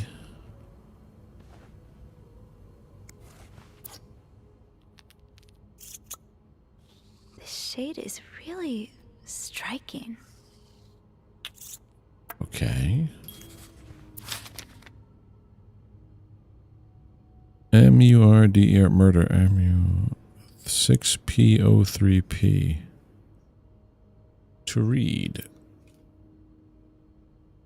Stranger in the night, beast in the view, horizon man. 630 6P03P 630.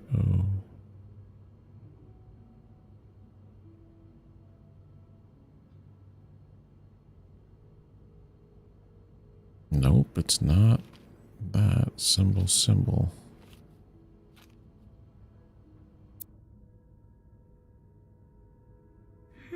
Yeah. I think these match the symbols on the papers I collected.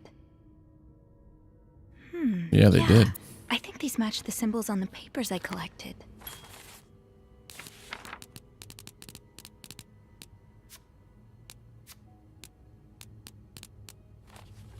So now would I be able to read that weird paper? So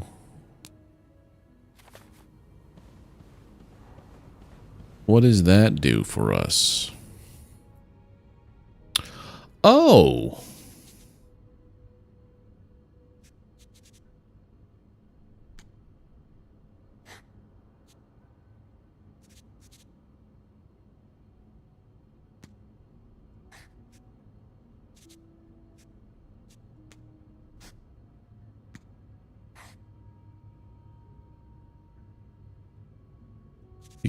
I guess that's the D, right?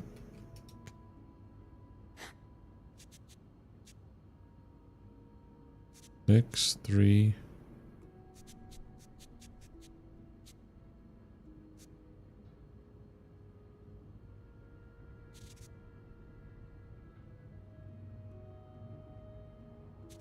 I don't know if that's right.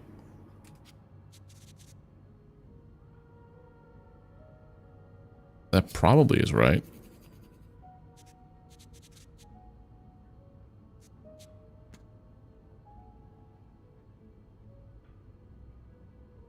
Wait, no. Got that backwards. 3 is E, 0 is D. There's no zeros. 6's are U's. Okay.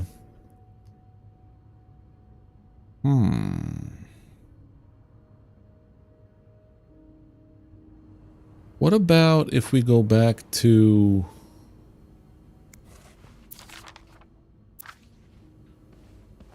I think I saw some more stuff on... Was it on the... This?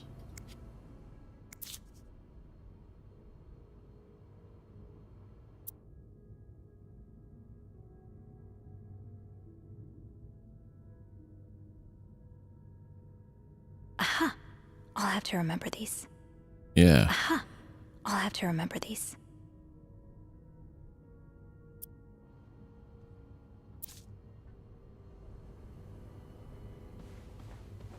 So it's wherever those letters and stuffs were under. It is a pretty nutty story. I am not going to argue that. Lant is N. W is X. That makes this T. Next to your room.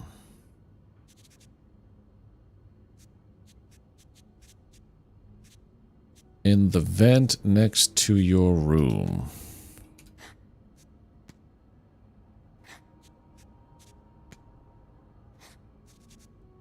Notes.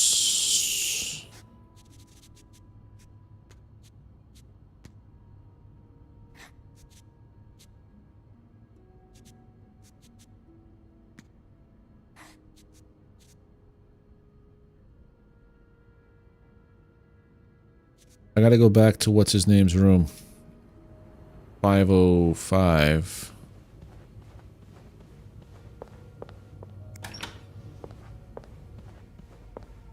It was 505 on the... I think it was the ice skating ticket.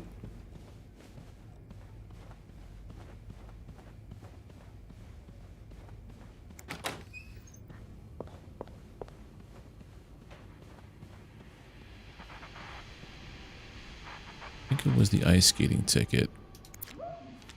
Yeah. Yes, these are L. part of the same set. I think I can use this. Yup. And then it was on this. More of these symbols. Just what I was looking for. And then I think that was all that they were on.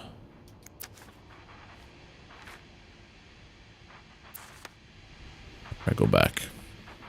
I thought this was just going to be like a meh kind of game. This has so far been pretty cool.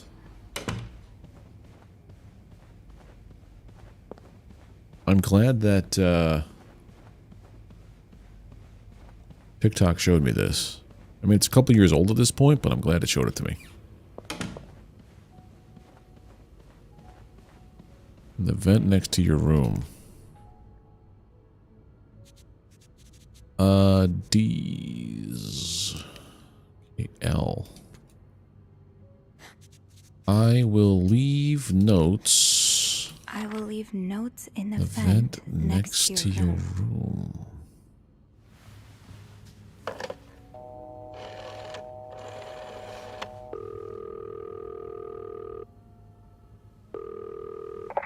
Clarington Hotel reception desk, Beth speaking. Hey, Beth. It's me. Hey, so how did the snooping go? Find anything? Yeah. I did. I found a message written in strange symbols. A kind of secret code. A secret code? Well, spill the beans. What did it say? I will leave notes in the vent next to your room. In the vent? Who the hell does that? I don't know, but whoever the message was intended for went through a lot of trouble to hide it. It was torn in 12 pieces and scattered in 3 different trash cans. So the cruises are keeping secrets from each other. Do you Yeah. think one of them's having an affair?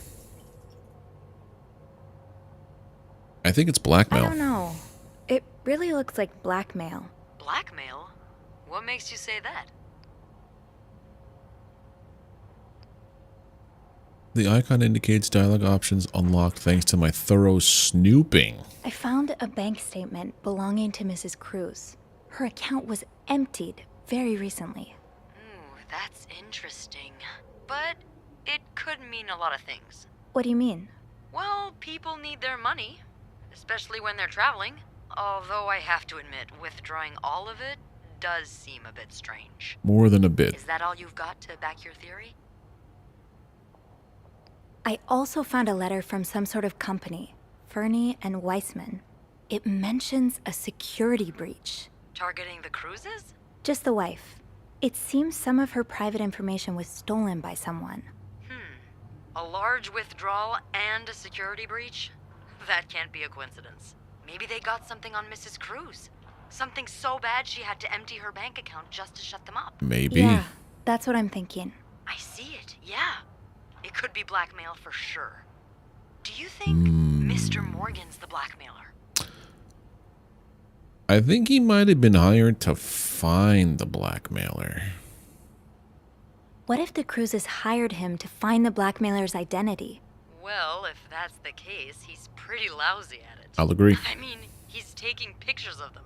Stalking them. I'd call that following the wrong target. Maybe he hopes to catch the blackmailer the next time he gets in touch with them. Maybe. I'll go have a look at the vent that's mentioned in the message, just to be sure we're on the right track. Yeah, good idea, Bean. Bean? I'm about to go on break, so if you need my help again, just ask Andrew to patch you through to the break room. All right. Enjoy your break. Oh, I will. So in the beginning, if I was given the choice to have either Andrew solve the secret code and puzzle room 509. I leave notes in the vent next to your room. But which vent? That.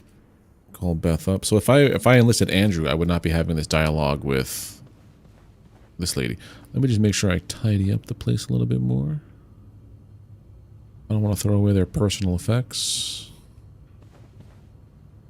I mean, I probably should throw this away now.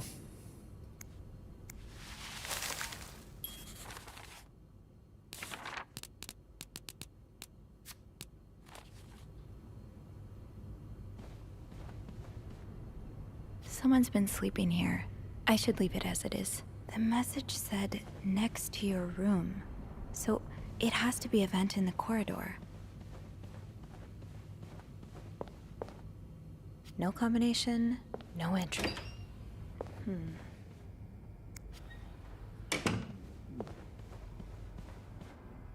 I hear people.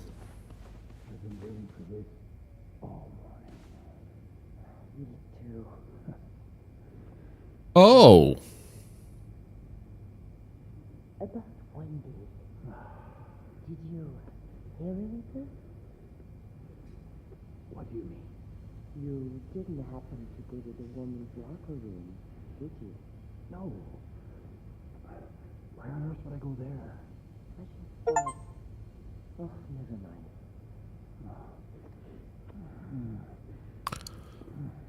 Oh! Ouch, that was my foot.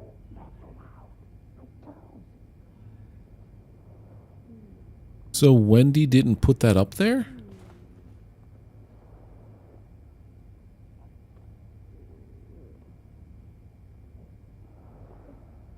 Or no, yeah.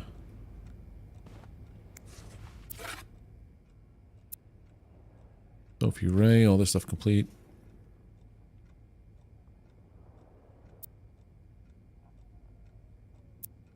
Wait, partial.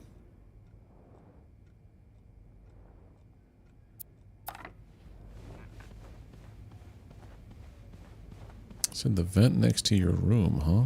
There is a vent near the janitor's closet. That'd be Oh, over there. Okay. On the other side of the map of the room. I'm like looking in the hallway for the vent. There is a vent. Janitor's closet. I think I have all the supplies I need.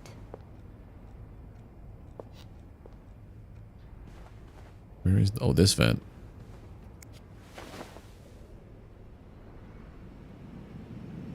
Oh, ho, ho. What's this?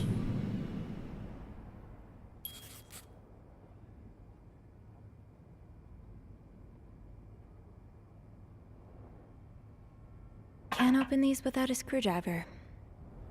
Okay. So now would be the good time to go in the janitor's closet.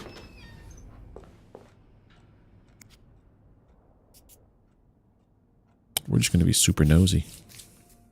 Eugene.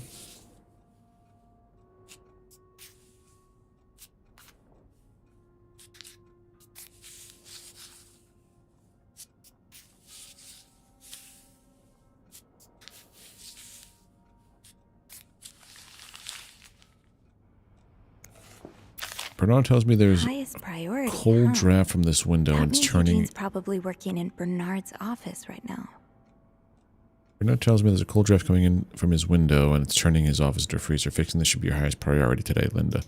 Oh, that's how they were able to get Bernard out of his office without having any kind of weird... Eugene asked Bernard to stop opposing the construction of the new psychiatric hospital.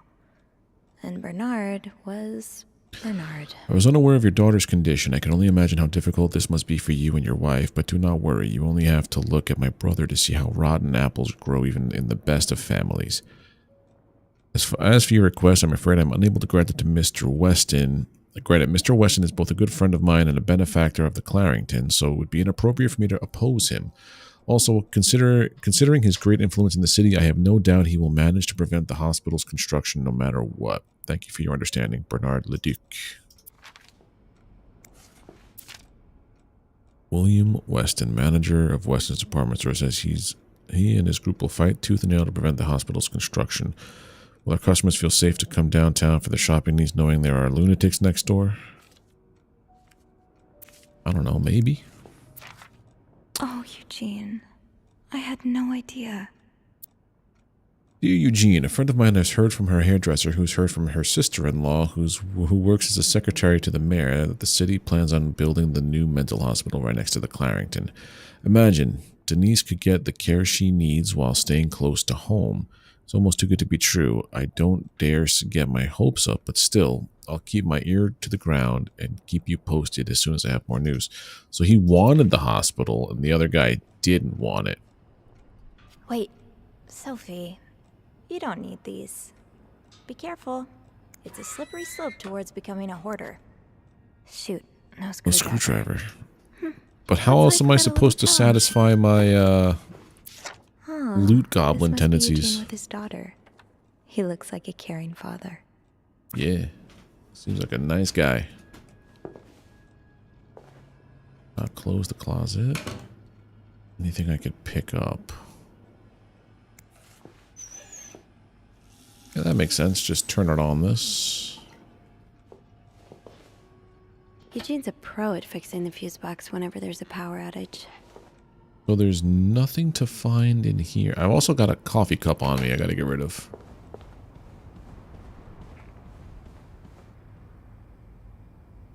Is there a screwdriver anywhere nearby? I don't think so. Put this in here. I'm sure I'll find more laundry to add to the pile. Wasn't I supposed to put something in here like a cart? Place towel. Where is there a screwdriver? Where's a screwdriver, my dude?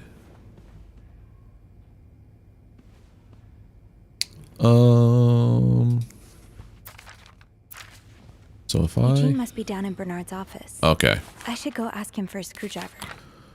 Go ask him. Go to Bernard's office. All the way in the main floor, I think. Maybe I shouldn't wander around with my pockets full.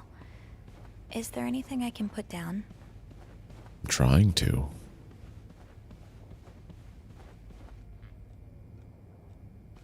This goes in my cart, it said. Place cup. I had towels, they would go in that other bin. Okay.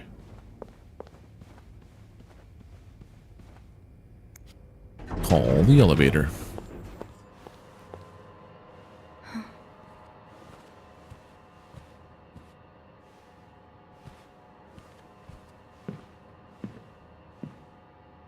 Is this Mr. Spade?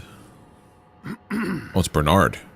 It's, Miss Bellevet, isn't it? What?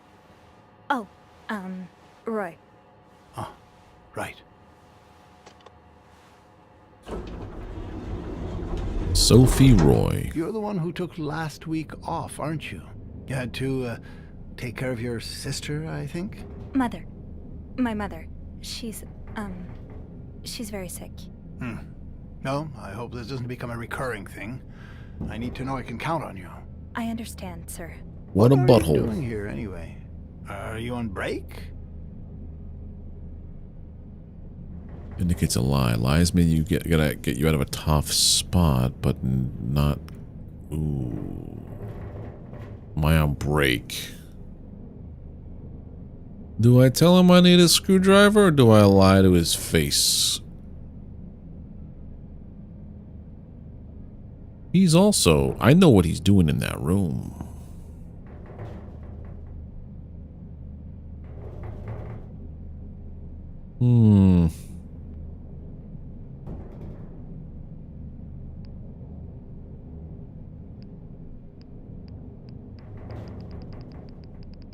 No. I'm just getting a screwdriver. A screwdriver? What for? Loose vent. Well, that sounds like a job for Eugene, doesn't it? Yes. You're right. Then leave the repairs to him. Okay. I will.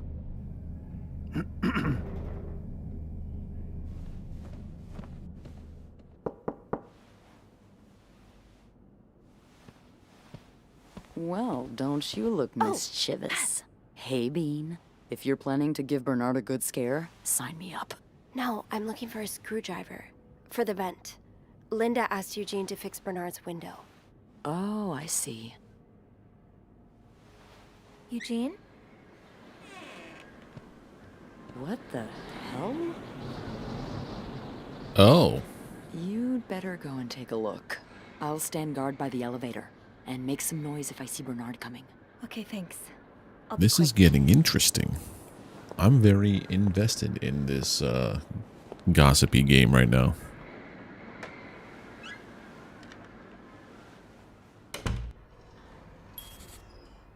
Okay, what is in my journal? I have to find a screwdriver, but how often do I get to snoop around Bernard's office like this?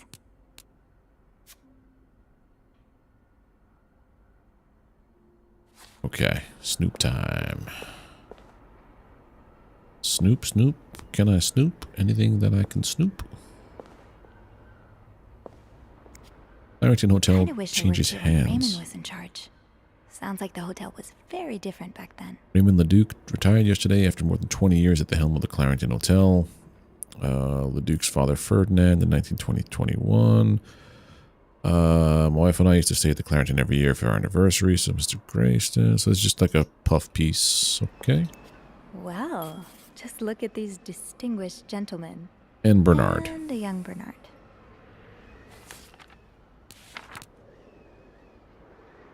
Nope, I could probably set a record. Raymond LeDuc is Bernard's brother. Before Bernard ran the Clarington, the hotel was in Raymond's hands. From everything I've heard, Raymond's style of running a hotel was as different from Bernard's as day is to night. Apparently, fun was actually permitted under Raymond. Beth told me about the time the family from Greece was staying at the Clarington, and the stubborn matriarch of the family rejected everything from the restaurant's menu. Raymond came in and, without knowing a lick of Greek, talked things over. Next thing they knew, the entire family was somehow in the kitchen, shoulder to shoulder with our cooking staff, cooking up a whole new menu under the matriarch's instruction. Raymond was in there too, sleeves rolled up, chopping cabbage and rolling meatballs. By the end of the night, everyone was eating dolomods and kefteris, singing songs from Greece and laughing together. It sounds like something, yep, that never would have happened under this guy's watch, I think. Nothing of importance.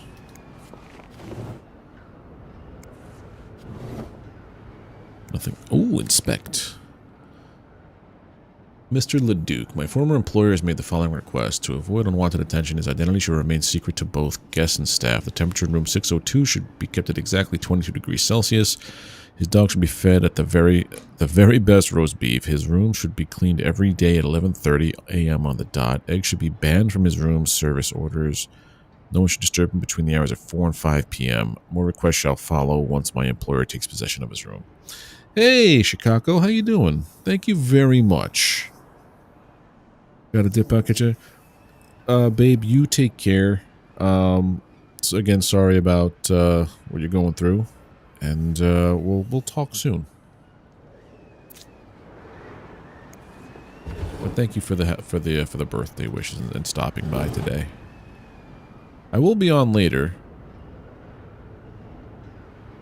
So we have to go through. Oh, look at it like this. There is a thing here. So if you're on later, we could hang and chat and stuff.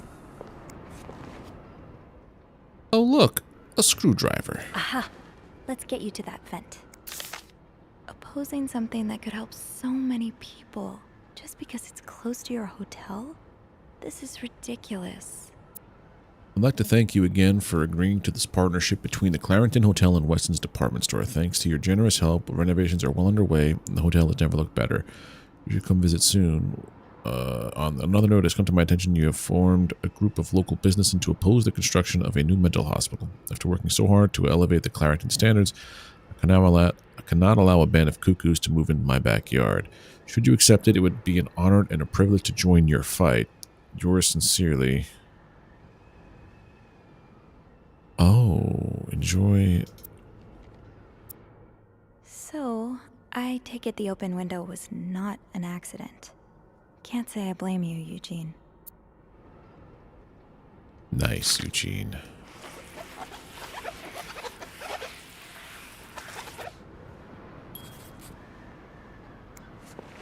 Is it clean? Oh, throw away, I guess.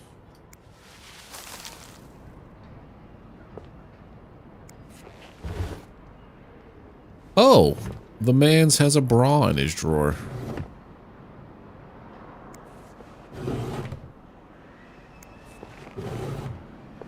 I bet you we know whose that is. This does not look like a nice brotherly check-in. I had no idea things were this bad between Bernard and me. Dear brother, I thank you for your invaluable input, but need I remind you the terms of our agreement? I did my part, I got you out of jail, and have ensured that news of your deviant ways would not leak. Now I expect you to keep your side of the bargain and stay out of my way. You are not in charge of the hotel anymore. I have worked relentlessly the last 2 years to return the Clarington to its former glory. A great challenge considering the poor state you left it in. I'm glad Father never got to see how you shamelessly destroyed his great legacy. As for me, I will be dead too before I listen to a single word of advice from you. You ask I lower our prices, but I can tell you I plan on doing the exact opposite. My guess will only be la creme de la creme. Your deviant friends can find themselves another place for their sinful debaucheries. Enjoy your retirement. What a piece of poop my boss is.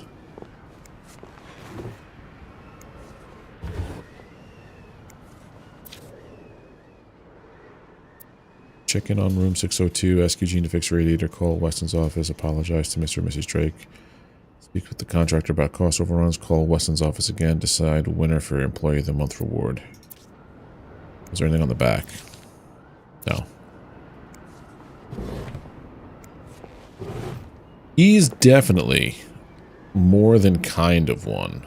I mean, he was upstairs cheating on his wife with Linda. The woman who is making Wendy's life hell. With this blizzard, Bernard's office will be a skating rink by the end of the day. Best to avoid that. Get out of here. Oh. Time to see what secrets that vent is holding. Yeah. So Eugene does not like that. Surely your break is over by now. No, it's not. I came by here not too long ago, and Andrew was already covering for you. That's because I was in the ladies' room. That's no excuse to... It's my time of the month. You're married, aren't you? So you know how it is. I have to go more often, and sometimes I stain the furniture, and don't get me started on all the... That's enough details. Miss Belivet, what were you doing in my office?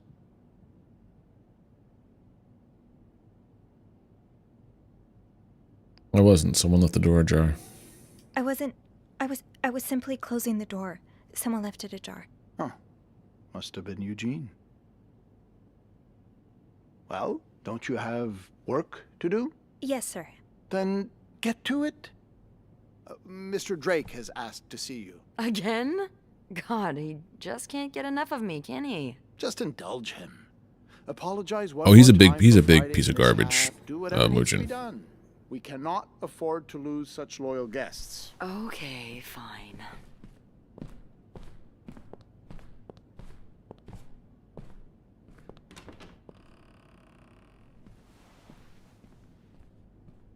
That was a close one. Yeah, I had a few cold sweats, but at least I found what I was looking for. Good. Well, if you need me, I'll be attending to the whims and worries of our entitled client. Guests. Don't be a stranger.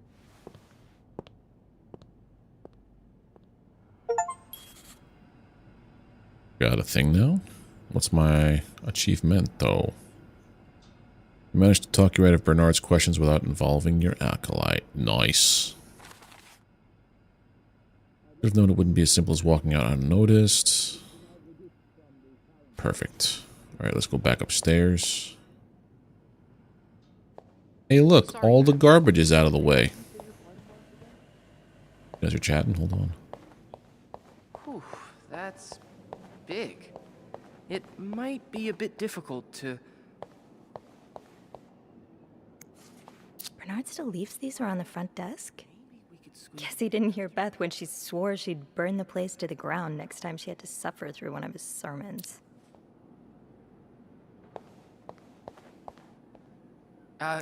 Yes, I'm still here.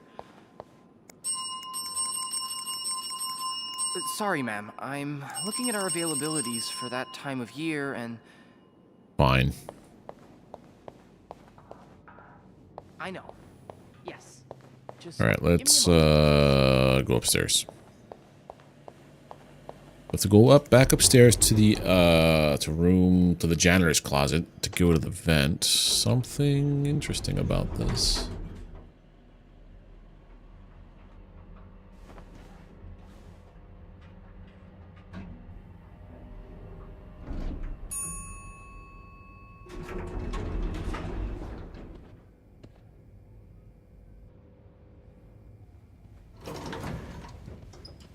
This way. All right, let's open the vent. Let's do it. Oh, I guess I'm free to disturb room 508 now. But that's where Bernard and Linda were. Ew. Let's see if they left anything behind. That's probably the Bible. Yep. Still have to find the, what do you call it? Still have to find the combination for that briefcase there. Say no to divorce. This is all pretty clean. Oh, rose petals.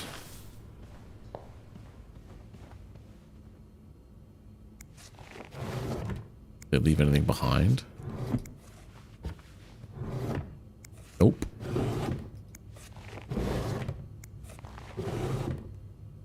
I'm imagining them leaving something behind that I could use as like a get out of jail free card later on if like Bernard tries to corner me about something. Like, yeah, well about that, I definitely noticed a bra in your desk drawer, buddy. Oh. Throw that away.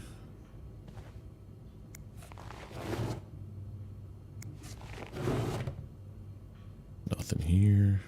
Make bed.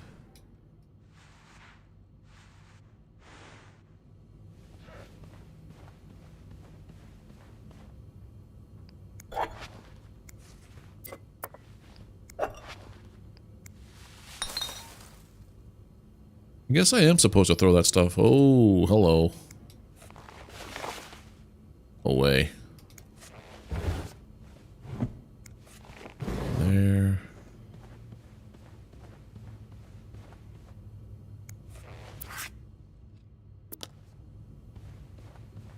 Guess there's nothing left to clean here.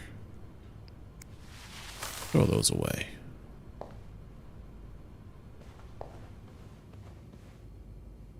I'm assuming that's what all those tissues were. Potentially. I don't know. Just bust in a tissue and call it a day. Alright, that's it for this room. This room's all cleaned up.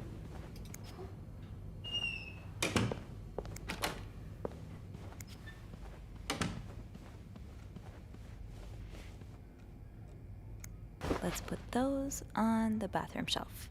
Oh. Another day, another dirty dish to pick up. So there's like stuff to do, like a procedure to follow.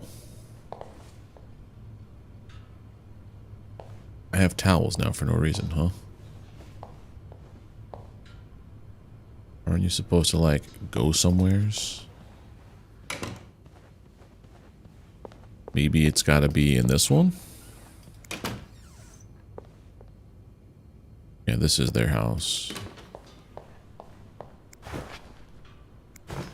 Oh, I left the clean towels on my cart. Alright, so I'm gonna throw away everything that's supposed to be thrown away. Let's clean this room up proper.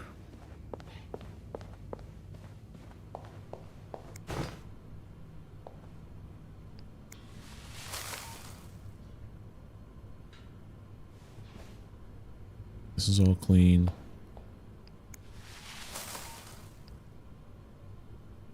No idea if this is what I'm supposed to do, but I did have a note saying I was not doing things as good as I could have.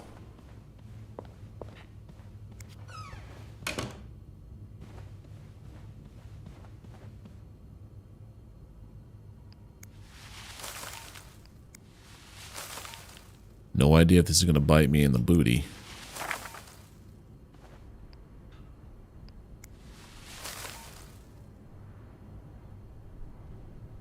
Just throw it all away. Not a good idea, bud, but we're doing it.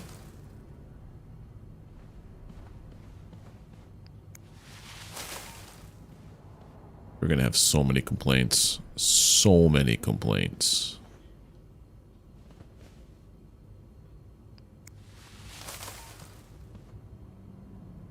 I feel like I shouldn't be doing this, but whatever.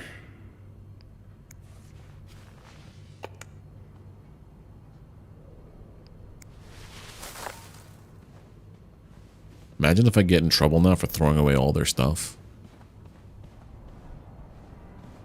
They're on this letter here, or SOS 5. Oh, look at that. Oh, that's one of the symbols. I don't need that anymore. I need... There was the letter over this thing over here. Yes, these are part of this. More of these symbols. Oh, What that's what those are for. Okay. I don't have the word to open this up yet. It looks like the code is made up of 4 letters. 4 letters, and I have no clue what they are. We'll figure it out eventually or never. No combination, no entry. I feel bad that I threw out all that stuff now, but also not really. W plus J.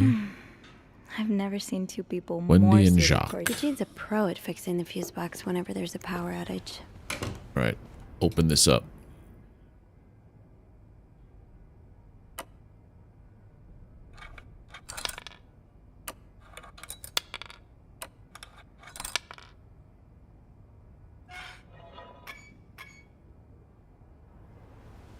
What do we have here?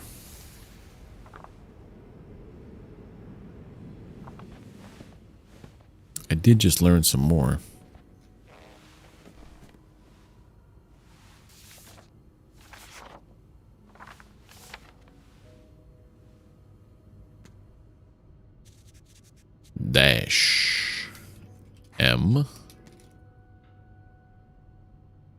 I'm gonna guess this is T. Meet me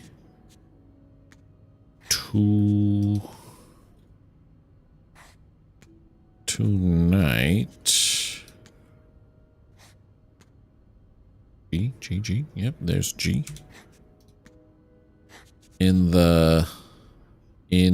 my room.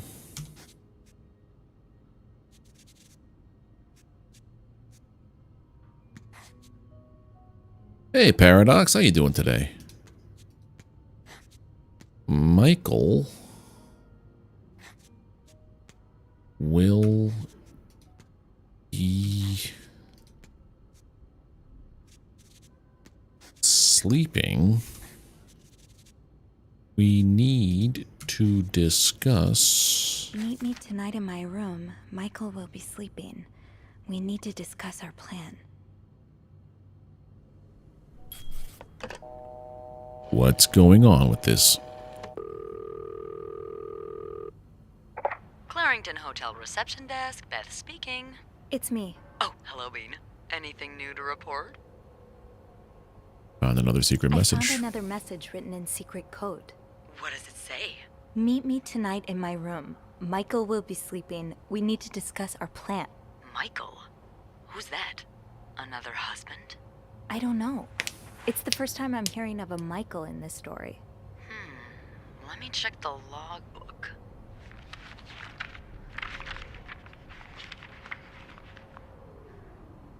There's a Michael staying in room 507. Mrs. Beaumont's room? But she doesn't The have a extended husband. guest. She's here alone with... Oh, Michael must be her son. I got him some extra blankets the other day so he could build a fort. Could Marcella? Yes? No, never mind. Marcella So, what's is next? liking I guess I the should lady. go have a look at 507. But Thank you, Paradox. I'm it's sorry on that my you're in list. pain. There's a do not disturb sign on the door. Well, I could call the room to make sure no one's there. Good idea. Hang on.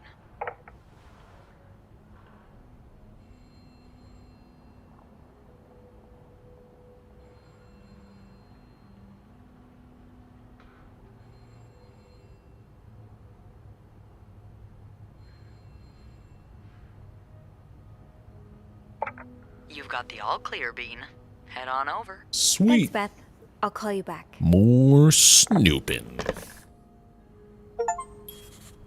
You opened the vent and decoded the second secret message, and I threw out all their stuff. Throw that away, so there's no evidence. Anything that says throw away, we just throw away. Throw it away. Here we go. 507 now, huh? Just cleaned 508. This feels wrong.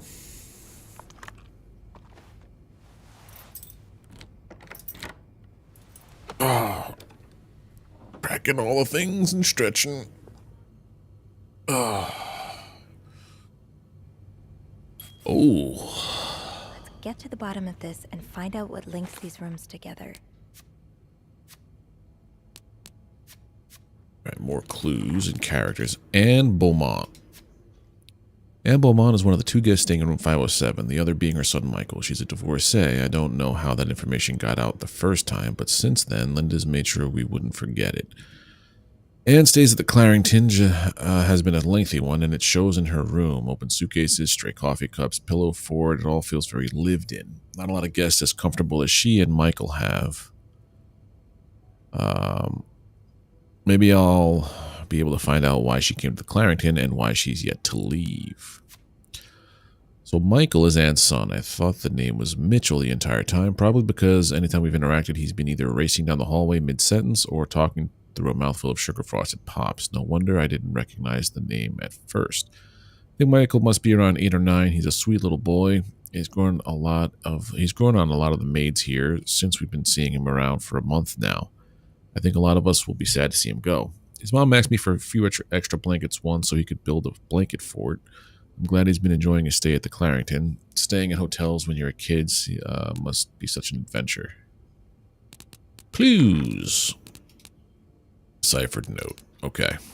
Let us begin the cleaning and the snooping. Nothing in the safe. There is a combination to Marcella's safe, though. Inspect Hector Cruz. Numbers, dates, times. What does it all mean? 2, 4. Interesting. So there, I can't throw anything away here. Lips and lips.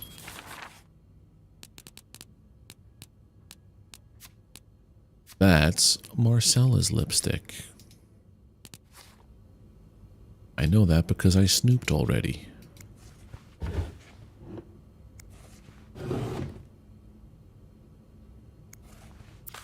Red lion.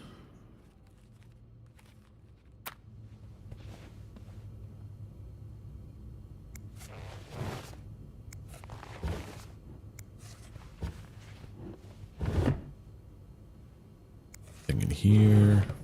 Nothing in here or in here.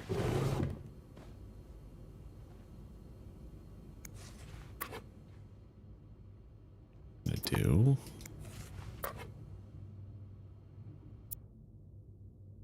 You almost look like Marcella. Yup. They have been an item since they were kids, is my guesstimation. But Michael Beaumont. That's his address, Hotel Clarington. Okay. Free yo-yo inside, so he's already got the yo-yo outside. So you were eager to set up a meeting, but didn't want anyone noticing. Hope you're well in spite of the circumstances. We've been on the train for 2 days now. It's a long ride, made even longer by the fact that I cannot wait to see you again. We are scheduled to arrive in Montreal on the eve of Valentine's Day. I booked room 509. It's a marital suite. When we arrive, please refrain from talking to me until we can figure out a safe way to see each other. Say hello to Michael for me. M. Oh, Michael. Adults can be Dear so Papa. confusing. Sorry, but Mom asked me not to tell you the name of our hotel. She allowed me to talk about our room, though. We have 2 little beds, a radio, and even a television. Mom let me build a fort, and the maid brought us extra blankets. She's really nice. The hotel is nice, too, but I miss home. I wish Mom and you could be happy, and I wish everything could go back to the way it was before. But Mom says it's impossible. She says she no longer loves you. Do you think she'll ever stop loving me, too? Aw, Michael. Yes.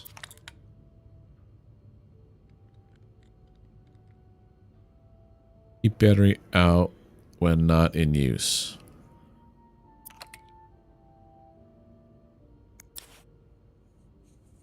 Anything in particular about these pencils?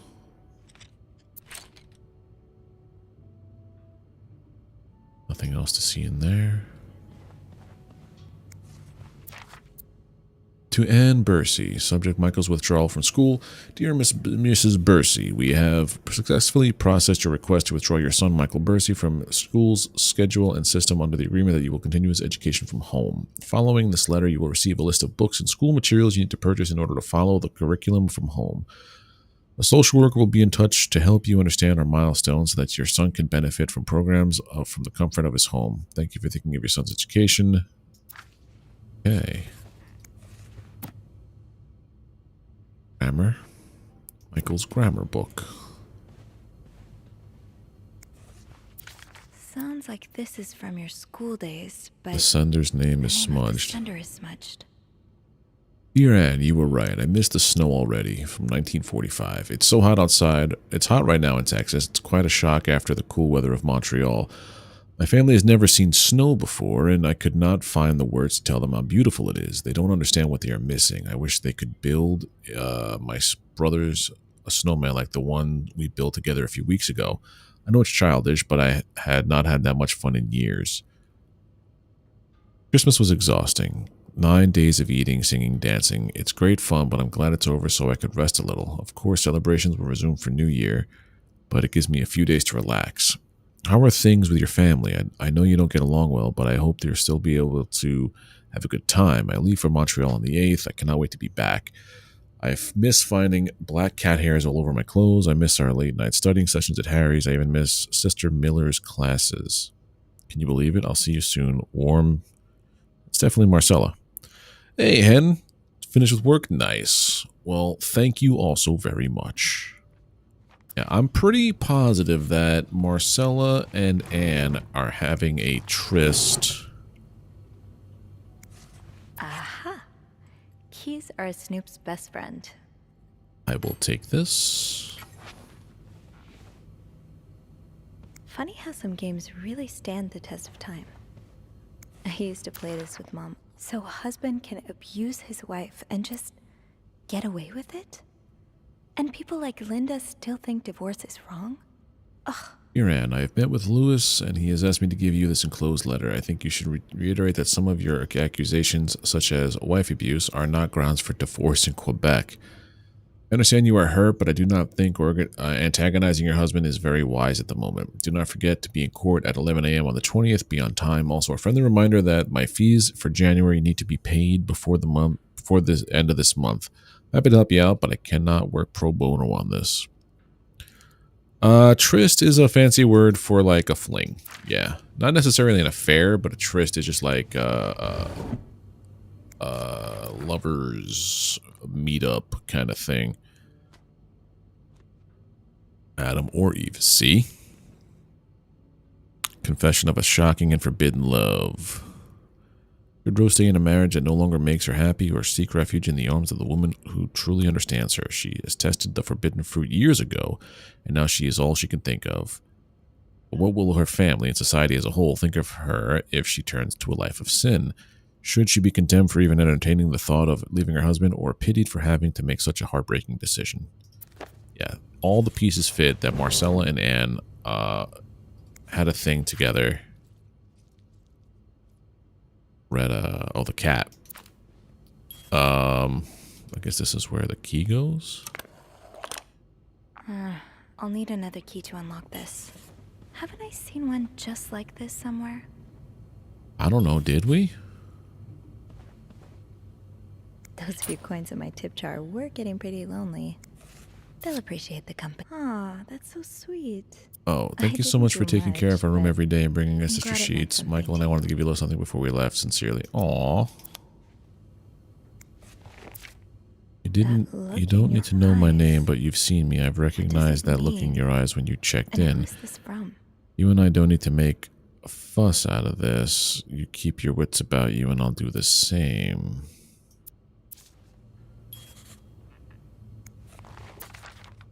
This letter has been sent to you and has been around the world 3 times. The one who breaks this chain will have bad luck.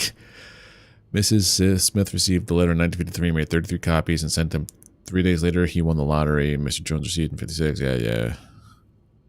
You will experience great joy in 3 days. Inspect. Sound that sounded like... Wait, what? Oh. Where's this other key at? We haven't gotten to the bathroom yet.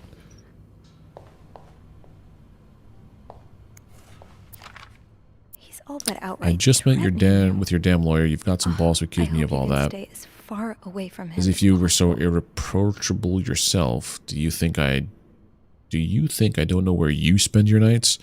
Worst of all is that you won't let me see my son. You won't even tell me where he is. If you think you have a chance to get custody, you really don't know me that well. I won't let you take Michael away from me. That right there. Looks like someone grew tired of looking at your face, Mr. Beaumont. Things. I mean, should I clean or should I? It said do not disturb.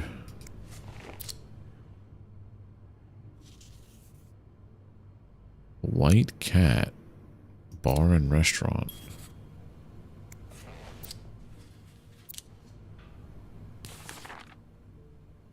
So what do we have here now? College picture, postcards, everything we've read already. Character. Mr. Beaumont. Anne's husband for now. Their relationship is not a good place, to put it lightly.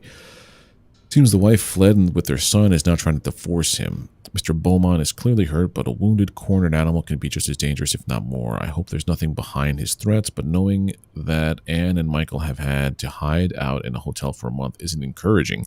Michael and his father are still in contact, judging by the letter Michael's been working on in his pillow fort. I suppose there's the tiniest bit of relief in knowing that he and his son have a good relationship, but Michael can't possibly have the full picture of his parents' relationship and all of its complexities. It's easy to put a parent on a pedestal without knowing the full extent of who they are. Ornate wooden chest. Yeah, I gotta find where the other key is. Oh, is that in the other room? I think it makes sense that it's with Marcella, right?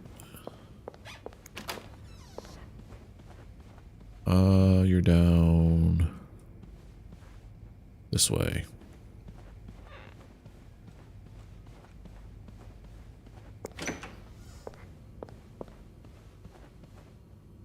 Where have I seen? I've seen this before.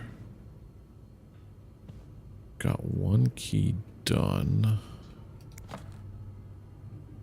Not in here. No. I would assume if this is where he's staying, then she's staying in here. Maybe I missed it?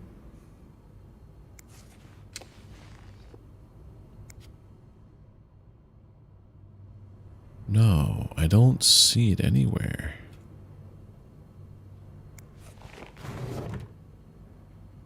That was that piece.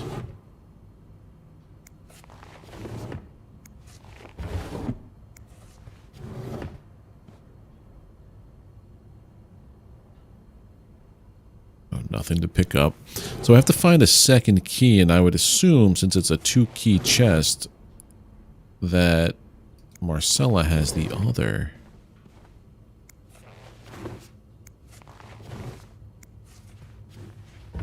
Put them up all the way.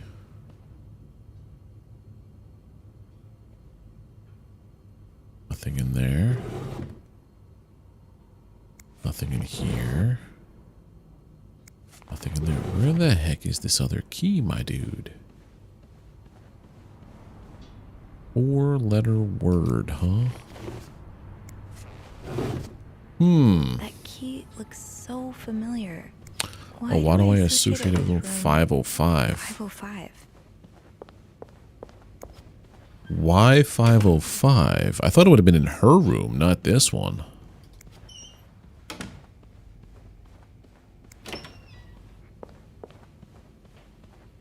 That wasn't the same key as over here, right?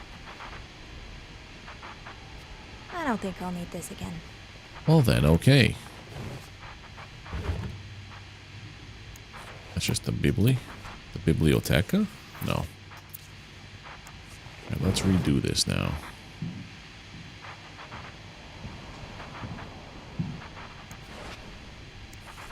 Oh. And they were roommates. She was alone in a town she barely knew, hundreds of miles away from home. She was desperate for comfort and found in the arms of... Oh, what first started as a normal friendship between two women soon blossomed into something much more passionate and disturbing. So he's reading trashy novels as well.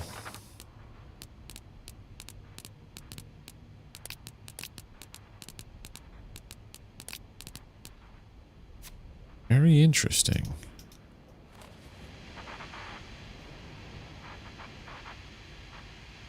Why do we associate this with this room? Maybe I should clean this room up a smidge.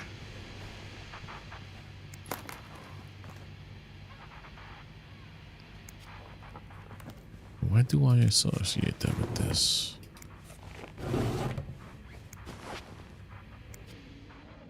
I guess we'll make the bed to avoid suspicion.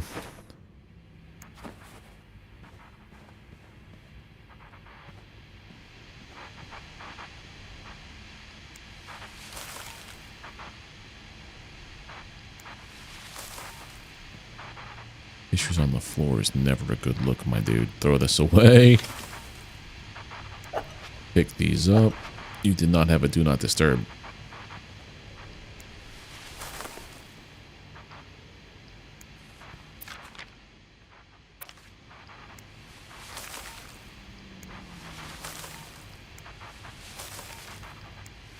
I hope you aren't eating those beans.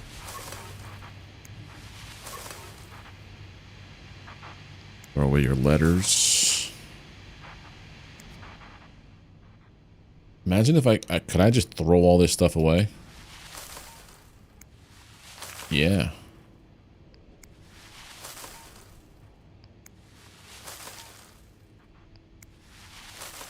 Mary's Diner. I've read all this stuff countless times. There's the X on that lake. Hopefully that didn't screw me over, but we'll never know. A ball of yarn? Or a thing of yarn there.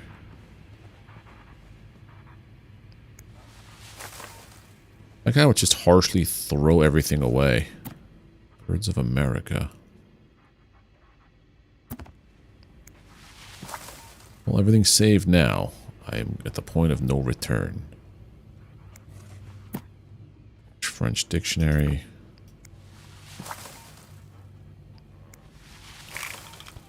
Oh. Home underneath there.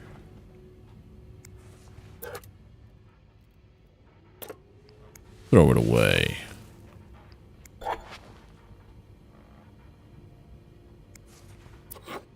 Thing hidden under here? Nope. Throw it out.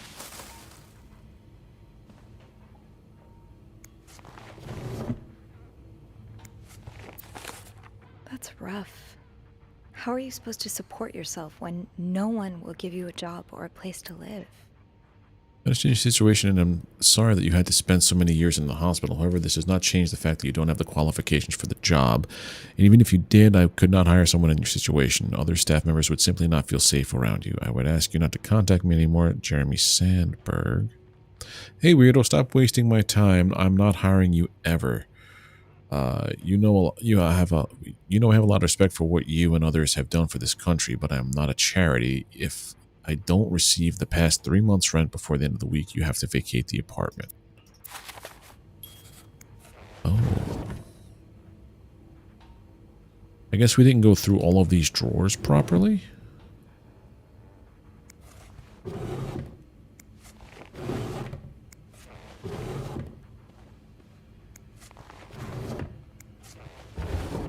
I'm probably going to get in trouble for doing all this stuff here. Mary's Pawn Shop. World War II Victory Medal Bronze.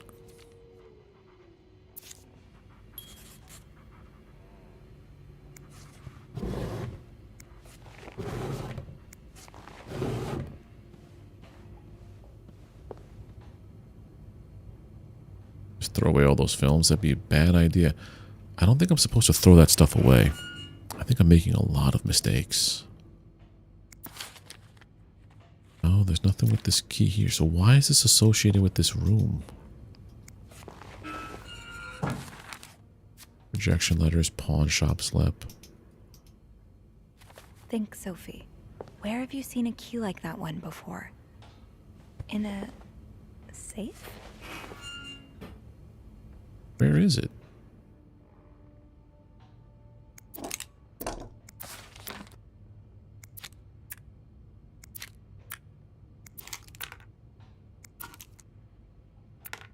Can open this up. That key looks so familiar. Why do I associate it with room 505? I don't know. Why do we associate it with here? Well, we're in trouble now because I've basically touched all the things. Think, Sophie. Where have you seen a key like that one before? In a safe? No, I didn't see it in there. But now is the part of the game where I get confused as heck because I might have overlooked one tiny little thing. Room 505 in a safe. That's a lot of film.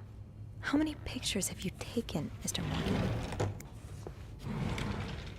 I have no clue where we're going with this. I think maybe hen, because I'm starting to get that point where I'm like, what? Cups placed. No, I'm not though. Yeah, I'm not kidding. Unless it's this. That's the room key. That's the rum key. Perhaps in a safe. Why is it saying 505's safe? Because it's not in here.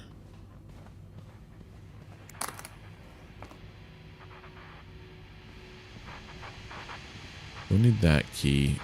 This isn't a safe. What the heck, mans? I'm so gonna get in trouble for, like, throwing out all this guy's stuff, too. Nail clipper, telephone.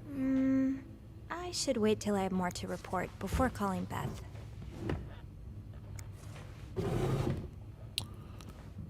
What the heck, mans? What if I throw away the gun?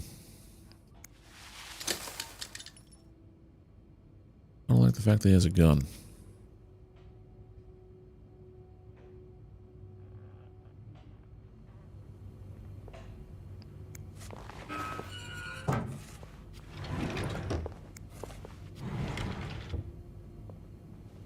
No. Can't flick the light switch. Well, I'm here. Might as well clean.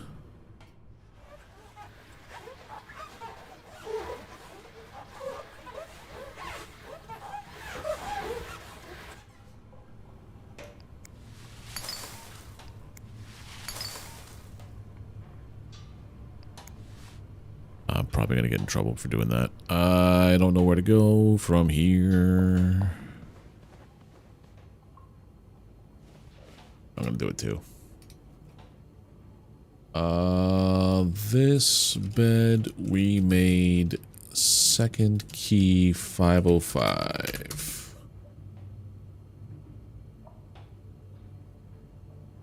A lot of people are having trouble with this one.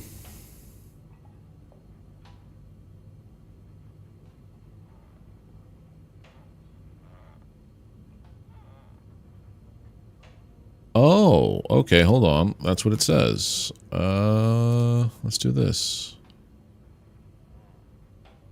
That's interesting. So it's definitely in the safe.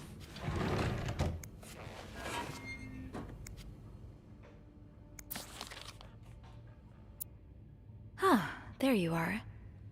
With Marcella. Yep. God knows where she is. Silly me thinking it was a physical key to look for. Clarington Hotel reception desk. Beth speaking. Hey, Beth. Bean, I've been meaning to speak with you. Oh, about what? Well, a little birdie told me Mr. Morgan and Mr. Cruz had an argument yesterday evening. Really? Who's your little birdie? Jacques. Apparently it got so heated he had to get involved. And listen to this. It sounds like I was on the right track, 'cause he heard a particular word thrown around quite a lot. Wanna guess what it is? Affair? Bingo. Yep. Did Jack hear anything else? From what he told me, it seemed like Mr. Cruz was accusing Mr. Morgan of having an affair with his wife. Wouldn't have expected Mrs. Cruz to fall for a man like Morgan, but I guess the heart wants what the heart wants. Maybe, but that doesn't explain Mrs. Beaumont's involvement with Mrs. Cruz. What do you mean? I found a chest in room 507. I think it can only be opened by turning 2 keys at once. I found one of them in Mrs. Beaumont's things. Oh, and the other one?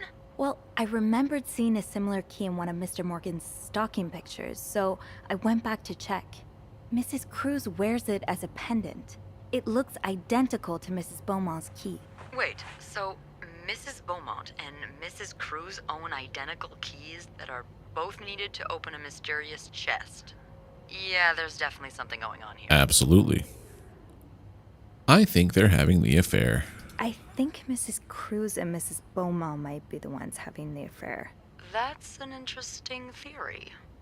Did you find any clues that might support this? Nothing concrete.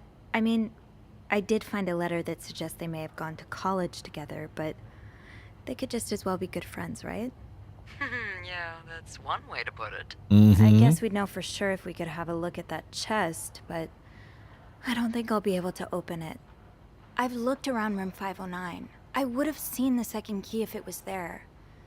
Mrs. Cruz must have left with it this morning. Yeah. We were so close. I can't believe it all ends here. Well, hold on. I may have an idea.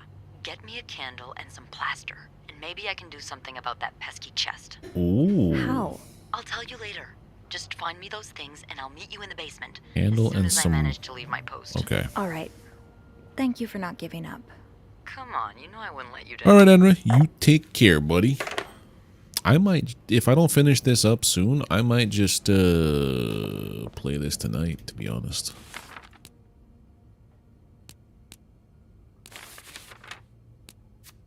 Out of my reach, getting crafty. Candles and plaster. Plaster and candles. Well, half the hotel's under renovation. I should be able to find plaster somewhere around here.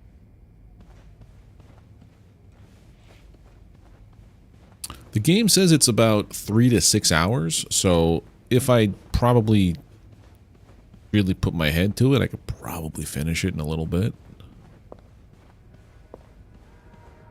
Didn't I see a plaster bag near the stairs earlier? Near the stairs. That'd be downstairs, okay. Thank you, dude. And thank you for everything today, man. I really do appreciate it. With the renovations, there has to be plaster somewhere on this floor. On this I should floor? grab some before going down. Where's the stairs, Missy? Stairs, this way.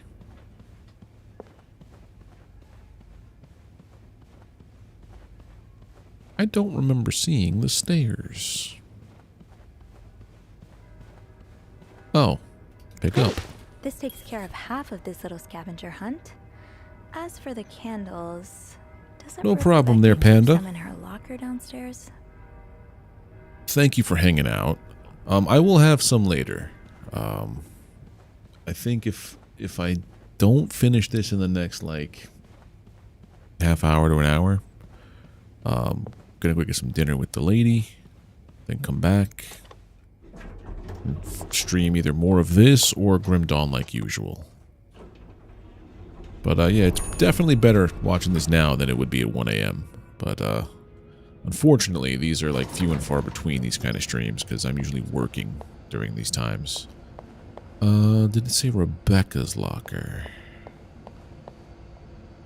Rebecca's locker was in this part, the ladies' area.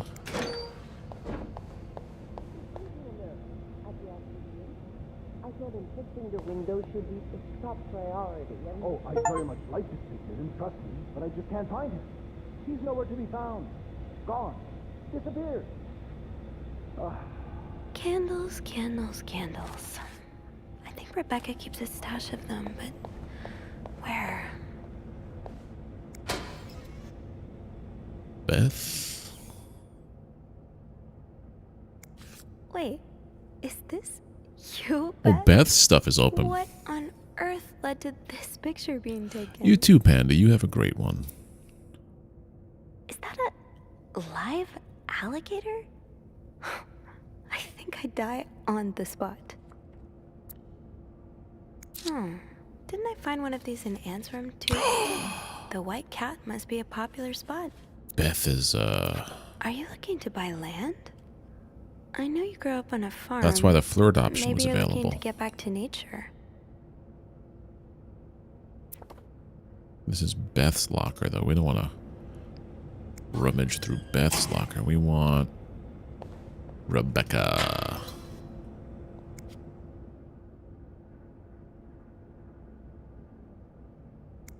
So you do have a stash of candles. But where is Kitchen is out again. I can barely see a thing. Bernard wants us to continue working, but I'm not risking chopping off my fingers for that blowhard. Didn't you start hoarding candles since the last power outage? I remember you saying you never wanted to be caught in the dark again. Where's your stash? It's urgent. Please, Bobby. What do we do for dinner? I'm not sure. I had a bit of a stomach issue last night into like the morning today, but lunch was fine. So I think anything's available now. Maybe Indian food. That'd be good. Indian food. VIP in room 602 is getting on my nerves. He keeps ordering food that's not on the menu. We don't usually do special orders, but Bernard was adamant that we make all the wishes come true. Do I look like a goddamn genie? That's not even the worst of it, though. Every night he barges in the kitchen as if it was his home, asking for meat for his precious little terriers. Who feeds the dogs $4 roast beef? I can't even afford a $4 roast beef for myself. That's right, this is in the 50s. Maybe Bobby took some candles from Rebecca already.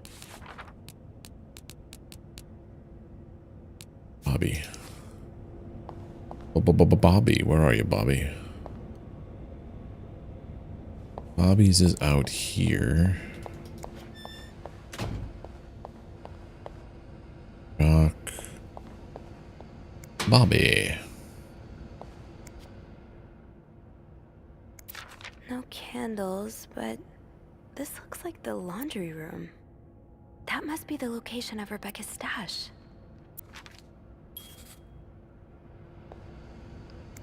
Where is the laundry room? Right in there. Have I checked the break room? I think I left my keys there during... Oh, right. My keys are still in the break room. Oh, now we have to go in the break room. Oh, I took what's-her-name's key, the skeleton key, before. Be like Barbara. Barbara always wears appropriate makeup. Be like Barbara, they drew her like a clown. Tempting, but... Every penny adds up. Sophie.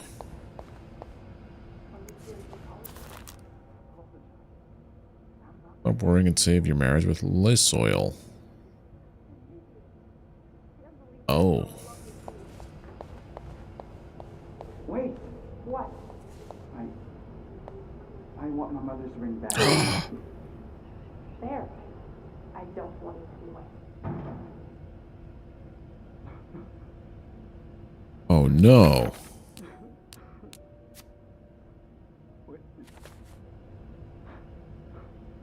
Hey there, buddy.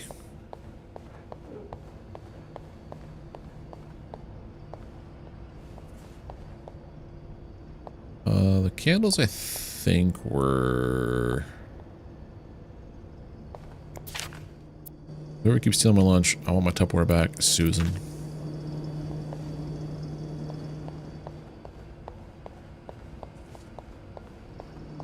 I think it showed being, like, here.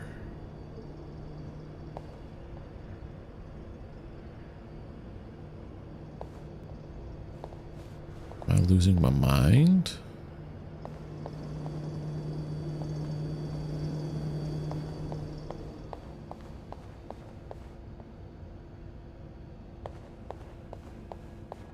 He's done crying now. Okay. We'll go back to Bobby's map. Unless it shows it in my...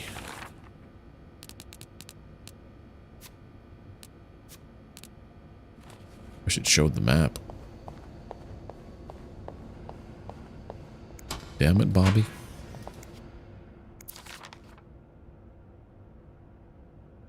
That's the break room. It's...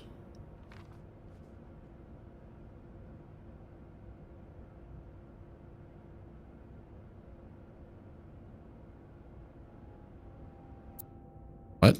That must be the location of Rebecca's stash. Oh, the laundry room. I gotta get my keys from the break room and then go into the laundry room. That's what it is. Okay. That's what we're doing. Where did I leave my keys?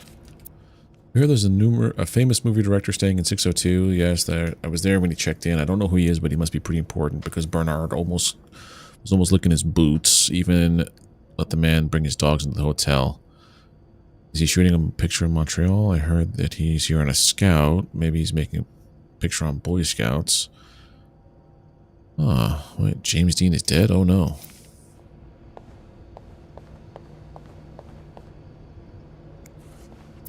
This is probably Beth's latest project. It's really cool how she is. Don't worry, gossiper. I'm coming back to you. I still haven't learned my keys. How to hold on to these tight. Got them. Okay. So now that I have the keys, I can get in the laundry room. Get in the laundry room, get the candles. Get the candles, go to Beth. Go to Beth. She probably is going to make a key mold.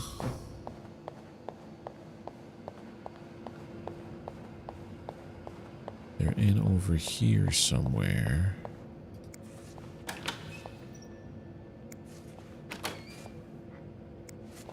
That's a candle. Covered. Got a candle. Now, what next? What's in all these things? Anything worth? No.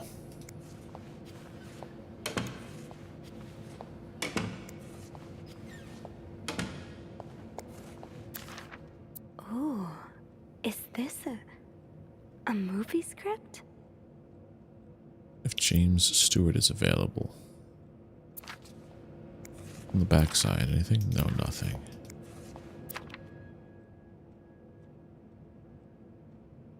Script 20 to... Okay. Let's see if Beth is around. Lost items list. I'm wondering if that's the movie dude and he just happened to lose his cover page for his project he's working on. Anything going on over here? No, this was Susan's domain. What if I just turn on all of the faucets and walked away? I'd be like an unofficial member of the Wet Bandits. There you are.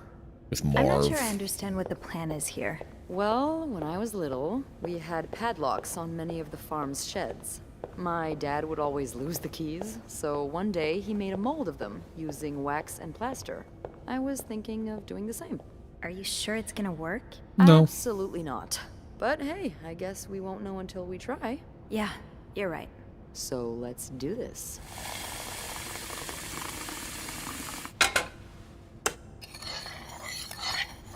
Okay, to start, we need to pour the wax from the pot.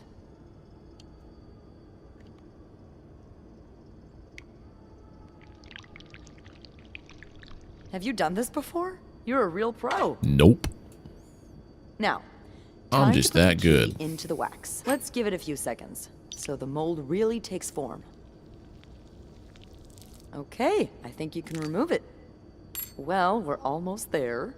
Just pour the cup of plaster into the mold.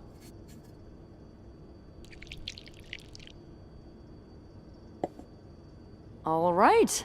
Now we just gotta wait for it to dry. How long do you think it's gonna take? I don't know. I guess we'll keep poking it every now and then. I bet you didn't think you'd be making a plaster key today, huh? Indeed. But I like it. It's rare that this job allows me to use my creative side. Your creative side? Well, granted, this key won't end up in any museum, but I enjoy the occasional artistic endeavor. Like taming alligators? Like posing with alligators? How do you know about that? Oh, I think it must have slipped out of your locker because I saw this picture of you in a long white dress and... Oh my, you did? What did you think of it? Ooh. I loved it, actually. It was unique, I guess. Artistic? Yeah.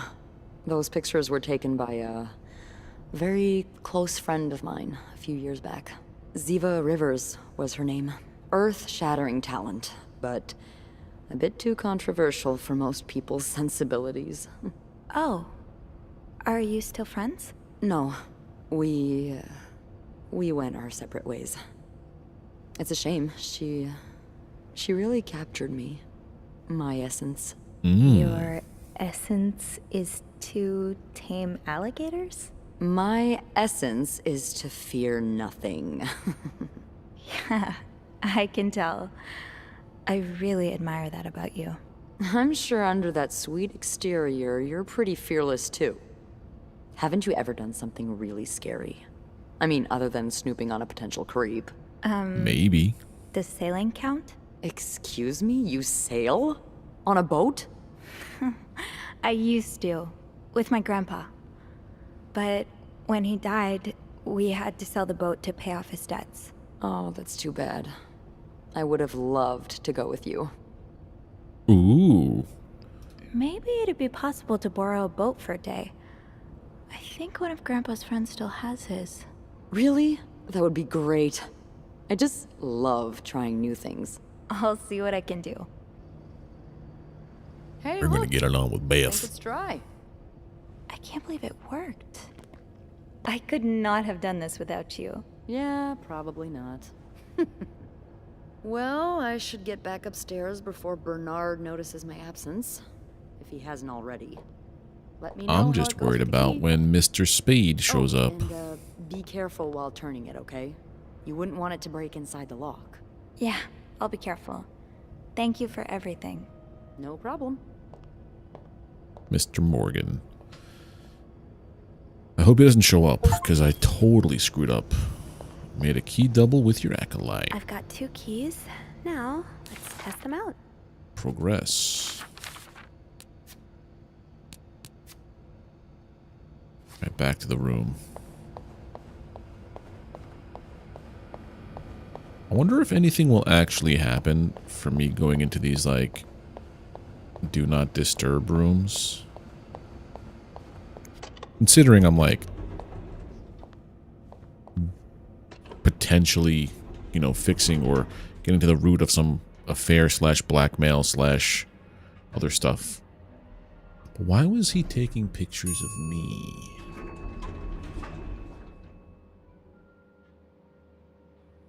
Why was the man's taking the pictures of me, is the question.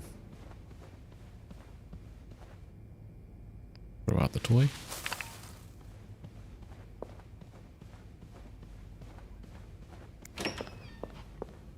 Nope, not this one. We gotta go in 507. And don't break the key off.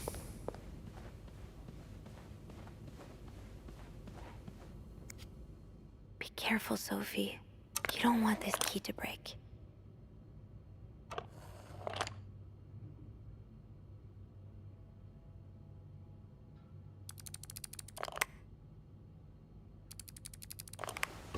There we go. So what's in the box? Wrath, David. Unlike my favorite bar, this one was black. Her alliterative name will surely take you back. These two sure love their riddles. That's the 4-letter combination to,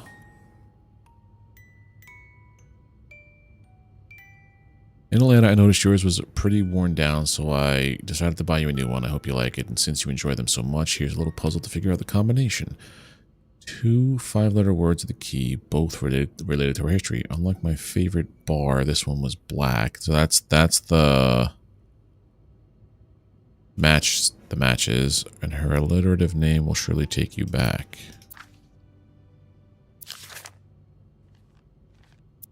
Maybe get better. Try to rest. I'll bring you soup after class. Huh.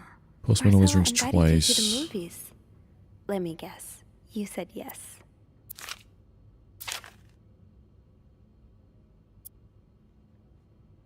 All I do is look at your lips and oop, yeah. There's definitely something going on there. I've just heard Doris Day on the radio and it made me think of you. I know how much you love Sentimental Journey. Counting every mile of the railroad track, that takes me back. Last time I was in Texas, I felt like coming home. Now, strangely, I feel away from home. I wish you were here with me. I always feel the same in your arms. I always feel at home in your arms. can hardly believe it has been 5 weeks since we last saw each other. Sometimes I wonder if I might be going crazy. You are always in my head. Everything reminds me of you. Not only songs on the radio, but silly things like the flowers in our garden that smell like of your shampoo. All right, so they are falling hard. So sorry it took me so long to answer your last letter. It's been 6 months. Has it been 6 months already since I left Montreal, as you would say? Le temps passe si vite. I don't know what that means. My parents are glad I am done with my studies, though they always thought it would be it was a strange idea for me to go to university. Now they want me to find a husband and have children like any other woman. I think I will. These past few months, I had a lot of time to reflect on our relationship. You know my feelings for you, and I hope you never forget how much I love you, but we cannot hide our heads in the sand any longer. We were lucky our story lasted as long as it did, and foolish to think it would last forever. Our love is forbidden, and hiding it from my family is proving more and more difficult every day. You'll always have a place in my heart, but believe me, it's time for us to go our separate ways. That's sad. Put the letters back. Close. Is this Resident Evil? No, no, no. This is, what's the name of this game? This bed we made. It's kind of like a weird, suspense mystery game where you play a maid trying to figure out what the hell's going on in your hotel while also doing your maid duties. 2 5-letter words. Unlike my favorite bar, this one was black, so I gotta find those matches. Were they in here? No, that was in Marcella's room. That was the dude, little kid's letter to me. But how you doing there, Shane? Hope I got your name right. Go back to this room. There was a matchbook.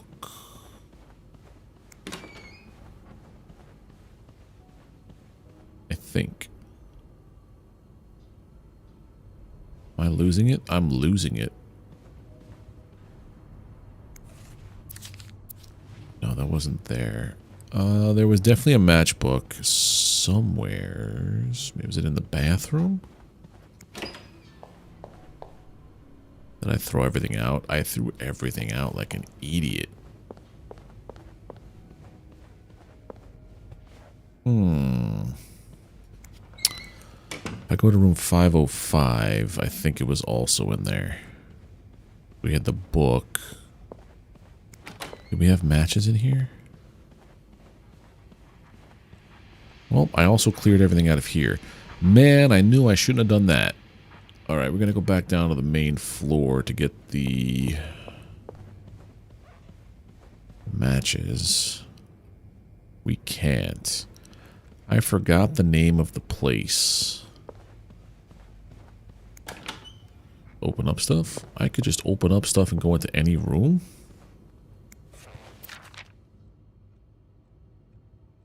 We did. This is where we started. This room is super clean because it was the first room I did. 504, 505. I don't think we tried 506. Whoa.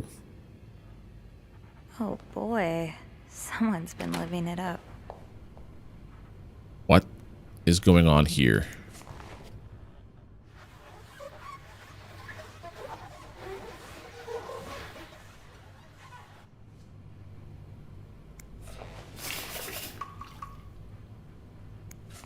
What's the story behind this? Who puts wine in a toilet? Yeah, exactly.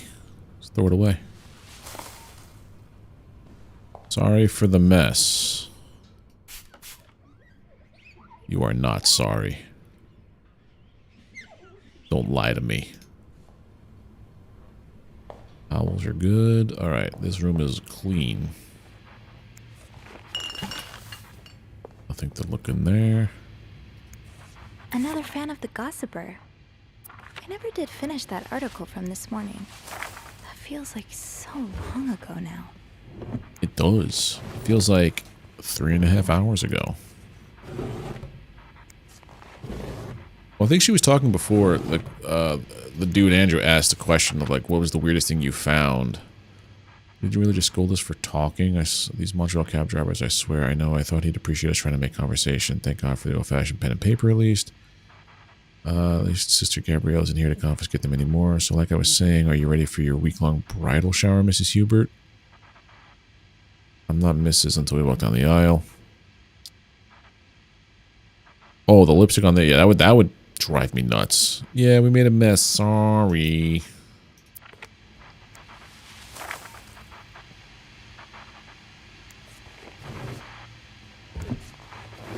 Yeah, what's his name? Andrew was asking about the weirdest thing we found cleaning up rooms, and I said it was an odd thing. It was stacks of pennies in the toilet, stacks of pennies in the in their pillowcase.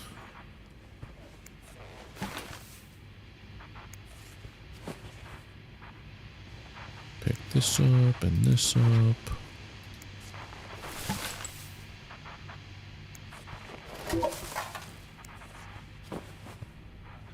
What's this? Not exactly a cherished gift. I'm not going home without a prize. My like this. beloved Leanne. As much as I would have loved to spend Valentine's Day with the woman I was about to become, Mrs. Hubert, I'll happily make do with the lifetime of Valentine's Days awaiting us. Enjoy your week in Montreal. Love, Gregory. Don't let Simone rope you into anything crazy. Tell her I need my bridal. So this was a bridal shower. Like a bachelorette party.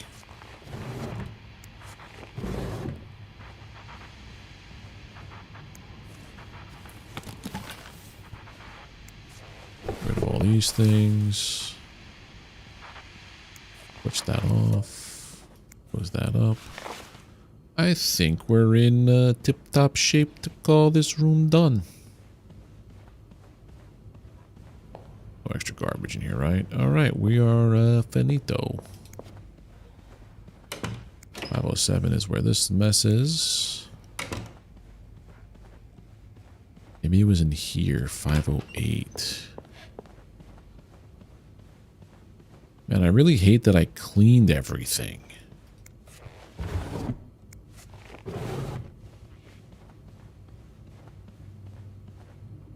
Because now we're in trouble because there's a riddle that I can't figure out. Unless, hold on, they wouldn't put it with something that was...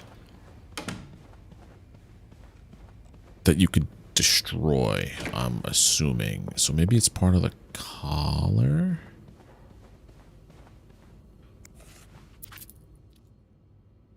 Retta?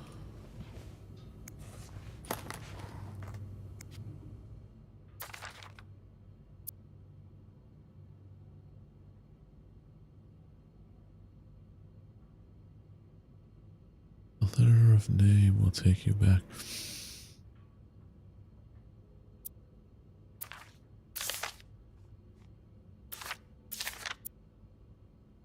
It's gotta be like sister something.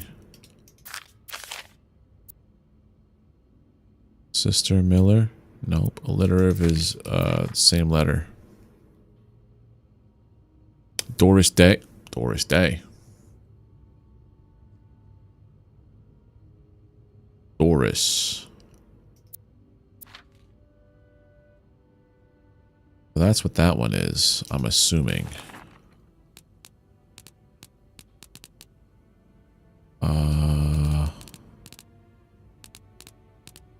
507. Well, we're in 509. Okay, hold on. Let's put these back.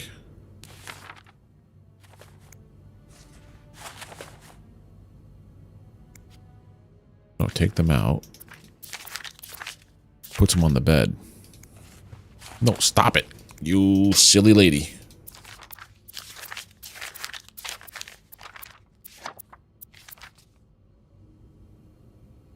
I want to look at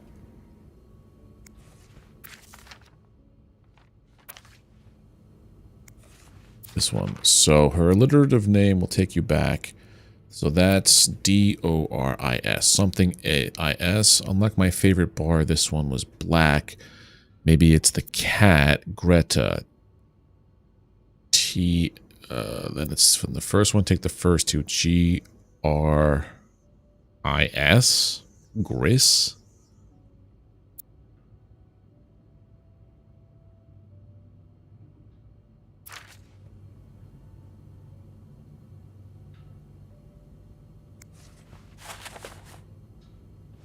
I think that's what it is. G-R-I-S? That riddle's a toughie. Maybe I need a fresh pair of eyes on it. Fresh pair of eyes. I think I figured it out, but it doesn't make any sense to me. Hello, Phono?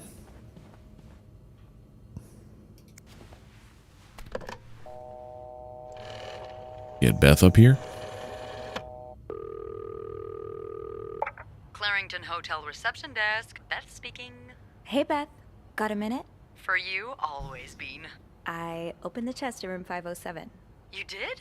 Damn, I have to admit I didn't really believe in our little plaster key, but way to go. Yeah, I'm kind of surprised as well. It's quite sturdy. So, spill it. What's in the chest? A riddle. A riddle? I think it was written by Mrs. Beaumont for Mrs. Cruz. And I think the answer will give me the combination for a case I found in room 509. I could use your help with it, though. Oh, God, I hate riddles. Well, let's hear it. Which part is causing you trouble? Unlike my favorite bar. Unlike my favorite bar, this one was black. It's a cat. Do you know what this could mean? You said Mrs. Beaumont wrote the riddle, right? Yeah, but I have no idea what her favorite bar is. I think I do. Really? How? That's a story for another time. But if I had to bet, I'd put my money on the white cat. And her cat has black hair. Cat. I get it. I think I get it. Well, that wasn't too hard, was it? Is there anything else? Yes. The Here's alliterative another name. one. It's Doris Her Day. alliterative name will surely take you back. Alliterative what now? Andrew, you're a nerd. What's alliterative? Hey, You're a fucking nerd. books doesn't mean I know everything. Okay. It's a series of words that start with the same sound or letters. Thank you, darling. Did you get that, Bean? Yeah, I did. I think I know what to do. I know what to do. You do? Great. Anything else I can help you with? That's No, it. That's all. Thank you. Don't mention it. I'm just glad I could be of some help. Call me after you've opened that case. You know. You know I will. Okay. So, I need to find something related to a black cat. And a person whose first and last names start with the same. A cat named Greta. G-R. Now I get how this works. Okay.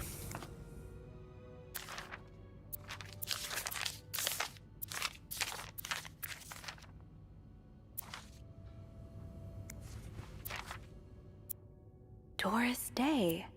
That's an alliteration, isn't it? Doris. I-S. Put them back. Close it. Progress. So, G-R from Greta and I-S from Doris. Gree? I feel like we're getting Would it that be the code towards for the end of keys it. on the bed in Gree. 509? Oh. I'm thinking with It's worth a American try. brain, but it's got to be using French Montreal brain. Gree. G-R-I-S. What does that mean in French?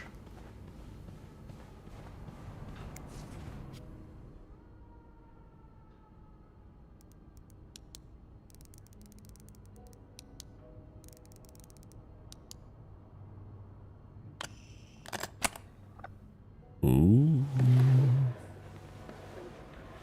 It's a human head.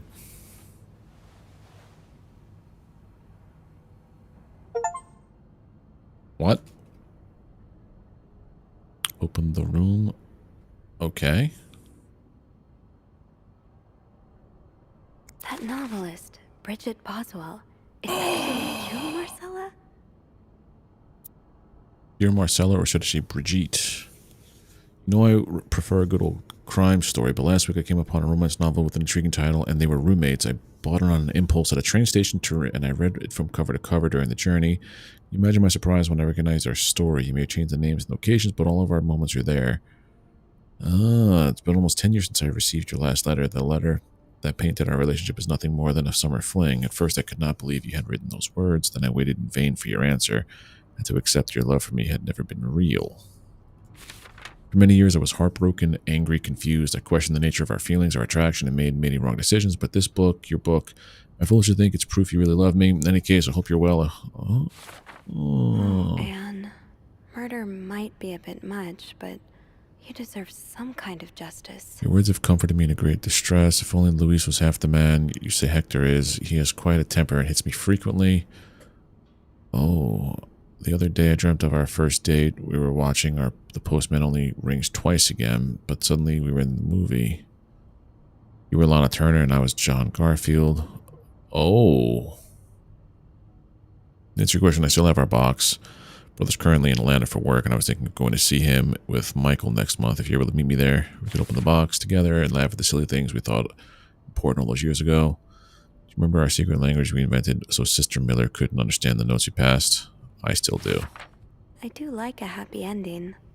I just hope that's where your story is headed. Thank you for sending me a signed version of your latest novel. I think it's your greatest work yet, but I do have a few comments to help make the next one even better. Rose should be concerned with what she deserves than what her husband deserves. He may not deserve the pain. Okay, so this is basically her coming out saying she wants to kill her abusive husband, right? Left her husband and rode into the sunset with Eve. Oh, they're talking about that. I know you say invisibility protects us, but don't you wish to be seen sometimes? Wouldn't you like people to know you are Brigitte Boswell? To recognize you on the street, to recognize your work. Why not publish your next novel under your own name? Oh, so you came to Montreal under the pretense of celebrating your wedding anniversary. Yeah. But all along, you meant to reunite with You're Anne. Marcella. I left the house. I left Louis. I can't do it anymore. Or Louis. How do you do it? How do you manage to live a double life, to hide your work from your husband? I had to I had so much less to hide, and yet Michael and I are staying at the Clarington. Come and see me in Montreal. I wouldn't put it past Louis to scour every hotel guest book in the region looking for me under his name. So the Beaumont.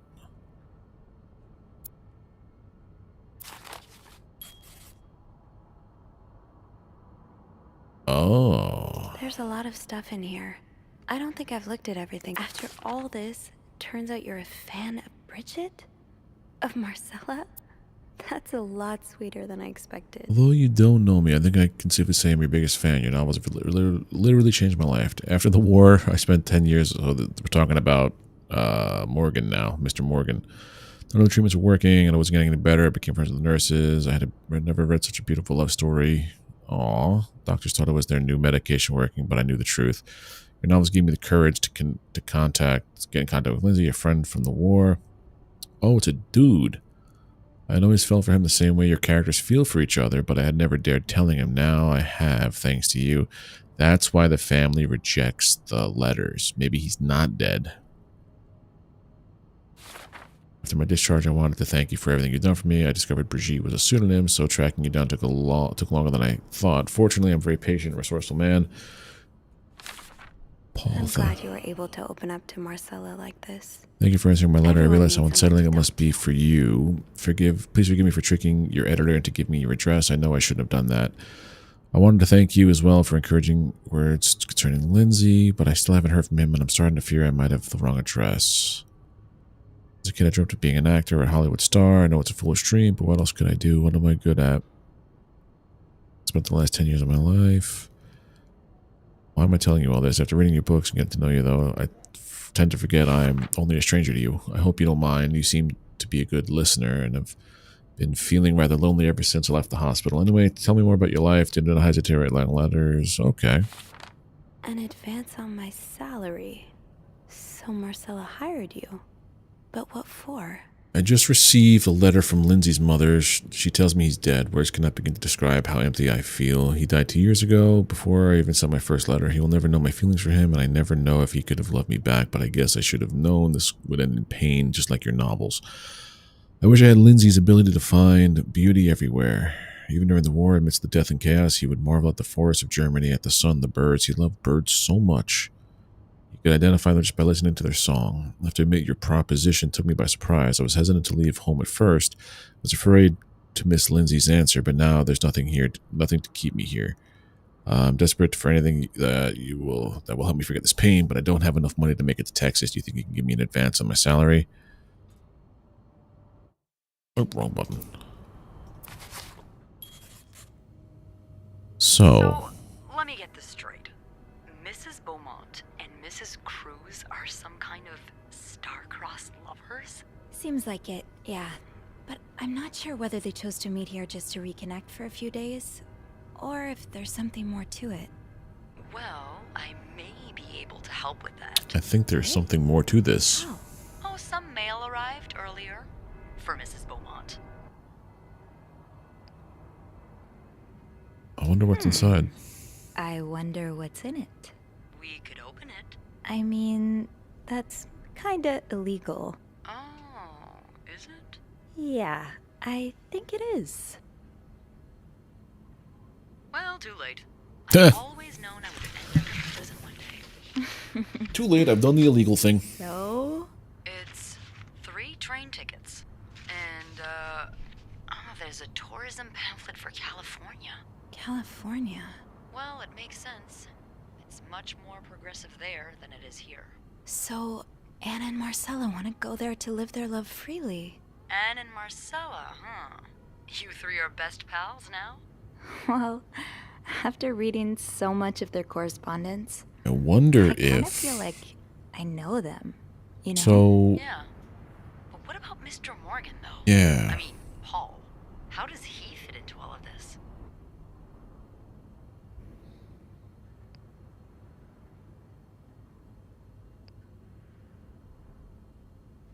He was a Turns fan of out Marcella. he's a big fan of Marcella. Is she a celebrity or something? More or less. She writes pulp fiction under a pseudonym. I think her books gave Paul a chance to get out of his own head while he was staying in a psychiatric hospital. Huh, I see. He's still kind of a creep, though. Couldn't he have stuck to fan mail? Stalking her like that. That's going too far. And why did he have those pictures of you, anyway? I guess we'll never know for sure, but I don't think it was ever about me. It's always been about Anne and Marcella. Exactly. Well, it feels a tad anticlimactic, but who needs drama, right? At least it made our day pretty interesting. It sure did. You know, after today, I think I get why you're so interested in the lives our guests lead. I try to forget Is this the end? as soon as I'm done interacting with them. But once in a while, it's nice to remember that, well, even the most put-together person could be an absolute mess on the other side of the door. Oh, here we go. And who are you behind What closed about doors? you? Who is Beth Lambert when no one's looking? I like to think that with me, what you see is what you get. But maybe an extra Snoopy super sleuth could uncover a few more layers. Maybe ones I didn't even know I had. Challenge accepted. Come see me when your shift ends, all right? We could leave together if you want. Sure. If we're able to. With all that snow, I'm thinking maybe we'll have no choice but to spend the night here. Ooh, a sleepover. We could set up a pillow fort on the mezzanine. A pillow fort? We do work in a hotel, you know. There are actual beds here. I know, but isn't my way so much I think more that's fun? the end. Well, we could take a page out of Michael's book and decorate it, and then spend the night throwing stuff at Bernard whenever he comes through the lobby. Oh, now you're talking. Yeah, dude, that's the end. No, it's not. I just have to finish my tasks for the day, and then I can leave. What are my tasks for the day?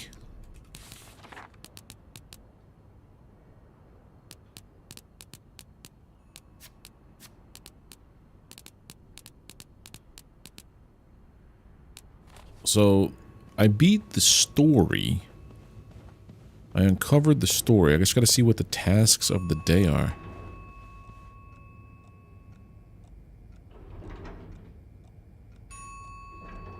Something's weird over there.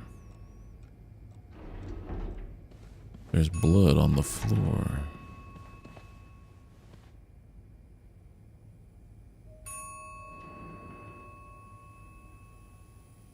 That's a lot to clean.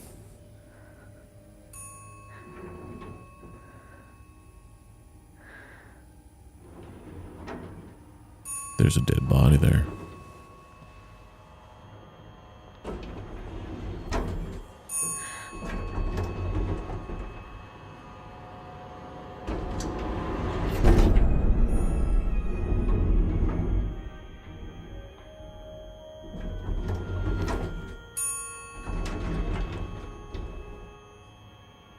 Marcella hired Morgan to kill her husband, and they can run away.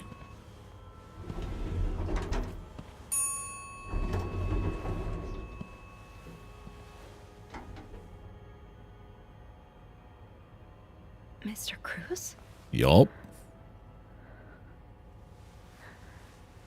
He's dead.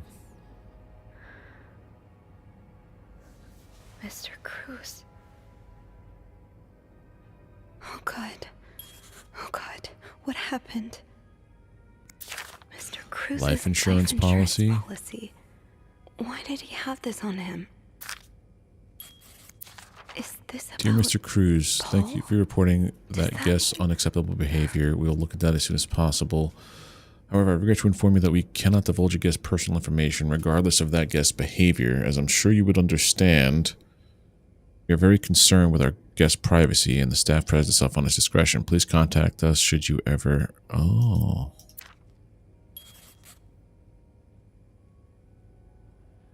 Yeah, why did you have that on there?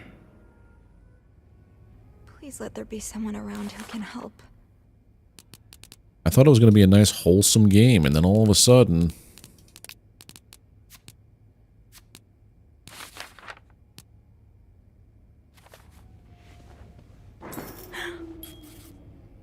Dude.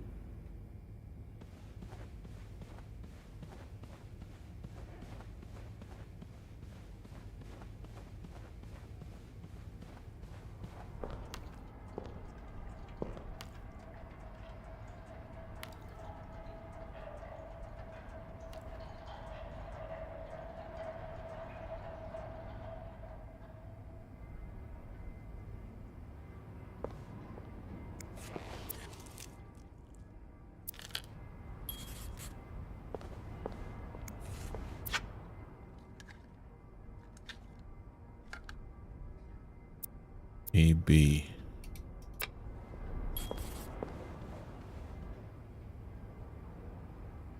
This just got interesting.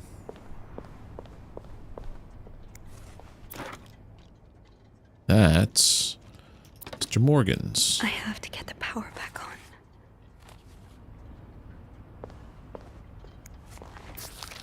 Poor Paul. Montreal's so much bigger than I His expected. death really hit him hard. He hasn't been in the best headspace. Big cities make me feel lonely. That was only exacerbating this morning. For all the friendship... Okay. Hotel's nice. When I arrived, the whole staff was getting ready for some big event. Dude, this man's been dead the whole time, I think. Or...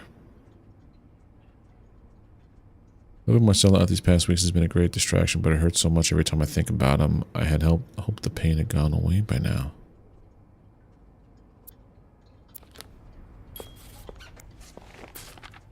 Dear Paul, I'm sorry to hear in such a dire situation. Was to follow her around like a private investigator, to help her with research. Ah. You seem to possess a lot of useful skills. It's a shame employers cannot see past your medical history, but don't despair. I've been writing novels for almost 8 years now. My publisher takes most of the sales revenue, but I was able to collect a substantial sum of money over the years.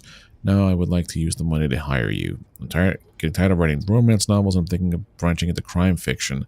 Sort of as a research, I would like you to follow me around town and take notes of my comings and goings. I am aware this is a very unusual job, but considering you were able to track me down, I believe you could make a great private detective. In addition to your salary, We could cover all work-related expenses. Oh.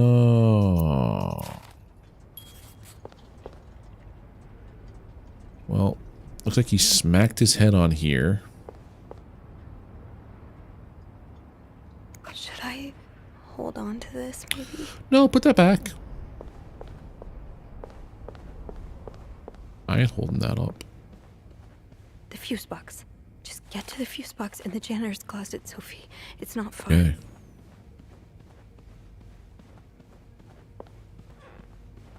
That's wild, dude. So someone stabbed him in the neck with an ice pick, and then he went over there and he passed out just before hitting the elevator, and he's dead. Might need this to restore power.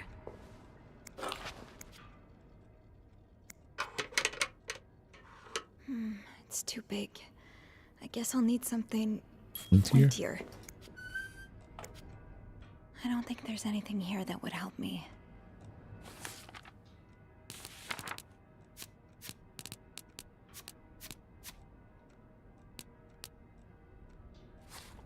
Think, Sophie, think. What can you use to open the fuse box? What could we use to open this fuse box? I don't think there's anything here that would help me.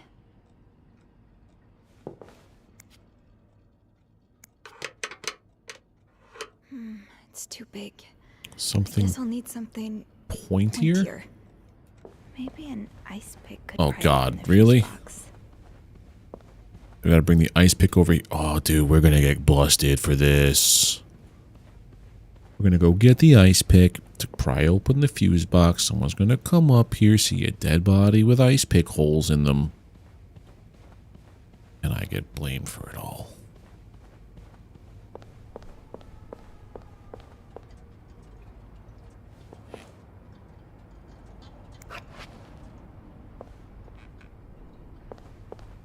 Maybe I throw away other pictures in 505. Because if they start to think... Well, that's Mr. Cruz. That's not the other guy. Okay. I really wish we could run. I have to get the power back on.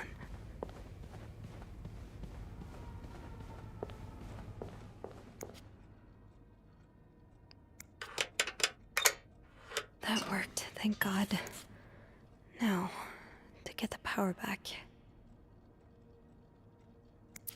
Eugene. There's a power outage. Check the get to have fuse you with me box right now. plan required for this. Remove all blown fuses. Your note will have to Tip. make do. Blown fuses are usually blackened. Screw in the new fuses. Make sure ampage is correct. This, this, and this.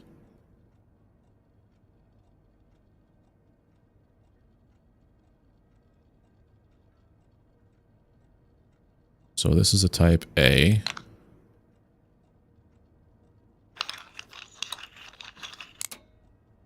You're a 30, which is a type G. You're a 20, which is type S.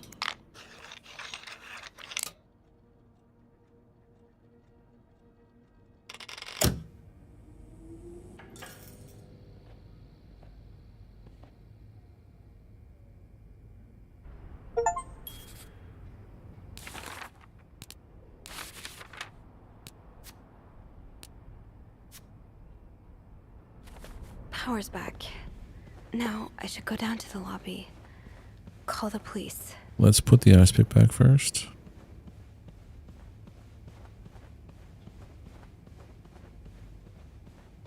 Is the only way down to the lobby through the elevator?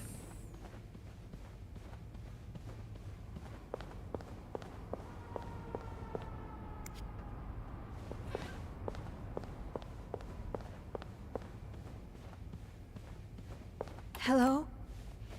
Is anyone in? Hello? I need help. What if I call... What's her name first?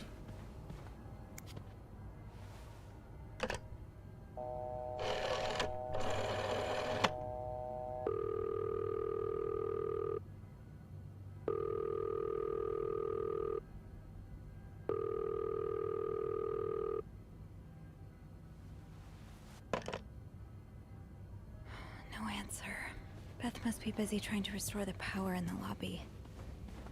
I hope that's the case. We were just about to have a nice, cozy ending to our story. Is there anything I've forgotten?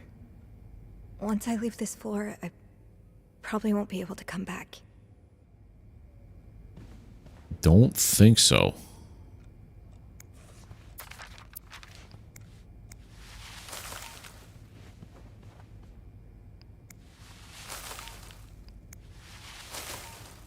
Guess this counts as me doing my job, right?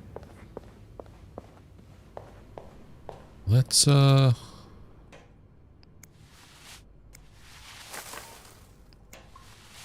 evidence of me being here.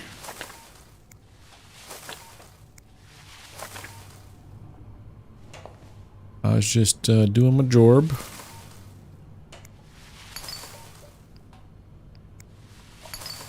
Cleaning and stuff.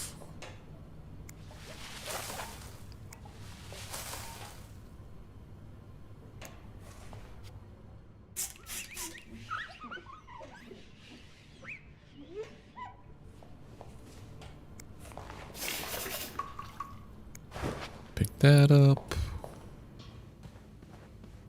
Everything else I cleaned. Yeah, everything else is done here. Close this. Did everything except that room. I'm just gonna close this as is.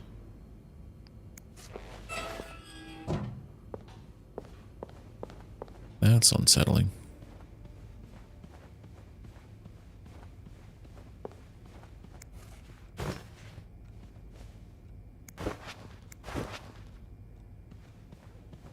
Okay, I did this room too. This room's all... Oh, balloon.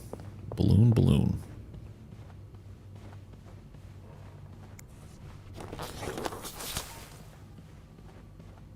I hope I don't get in trouble for not doing my jorb.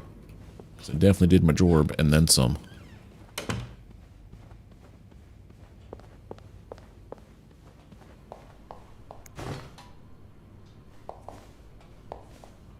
Can I undo that one? I don't think I can.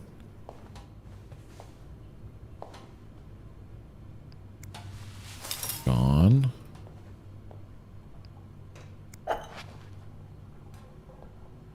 E-mug, okay, throw that away.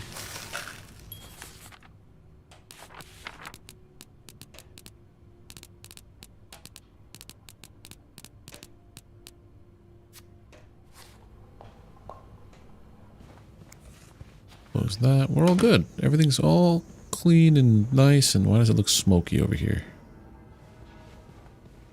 Just get the hell out of here.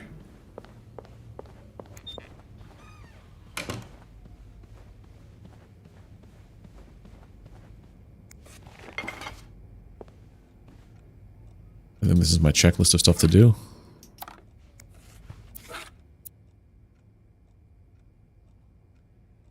Okay.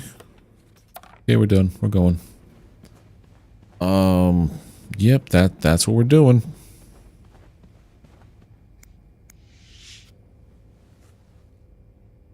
I'm sorry. He comes to life. I'm sorry. I'm so sorry.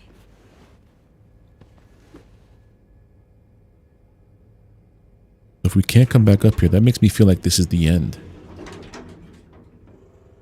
We never did get to go to the 6th floor.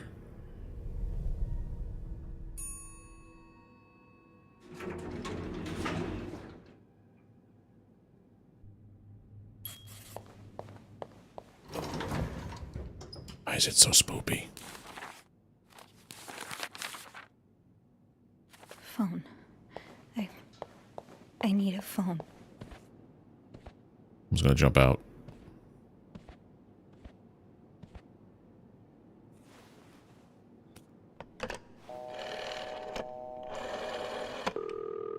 Montreal Police Service, Station 22. There's a man dead.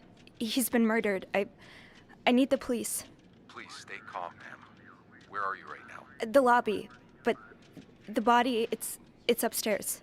Can you give me the address, please? Oh, 1178 Drummond Street. All right, ma'am.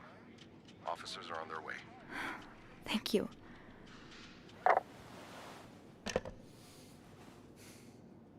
Where is everybody?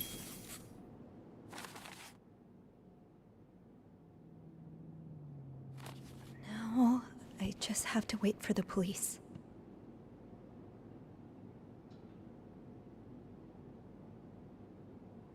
Okay.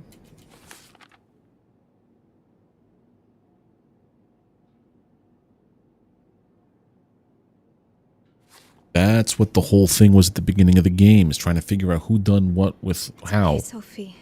The police will be here soon.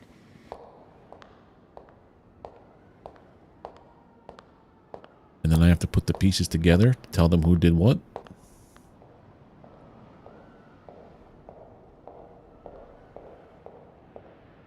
Oh, hey Beth. You. Great timing, right? I'm thinking if we're lucky, Bernard will let us go home. No point in working in the dark. Sophie? Bean, you're not scared of the dark, are you? Hey, is everything okay? I found Mr. Cruz. Hector. Oh, you did? What was the bloke up to? You don't understand. I found his body. He's dead, Beth. Oh, merde. Merde. Sit down, okay? You look like you're about to faint.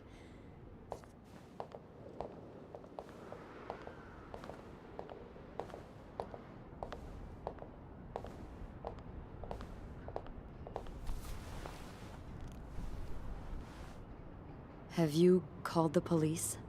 Yeah, they're on their way. What happened? Was there an accident? No, I don't think so. Someone did this to him. You mean... Merde. Do you think it could have been Anne and Marcella?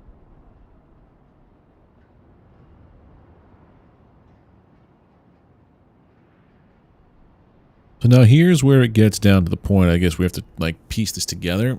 Could it have been Anne and Marcella? Maybe. They had 3 tickets to get to California. I think also it might have been him and the guy, Mr. Morgan, got into it. And then he's kind of maybe not all there. What about Paul? Yeah. He and Hector were caught fighting. The cops will want to talk to you. Know what you've seen. You need to be careful about what you tell them. If word of Anne and Marcella's affair gets out, they may put a label on them that will really hurt them.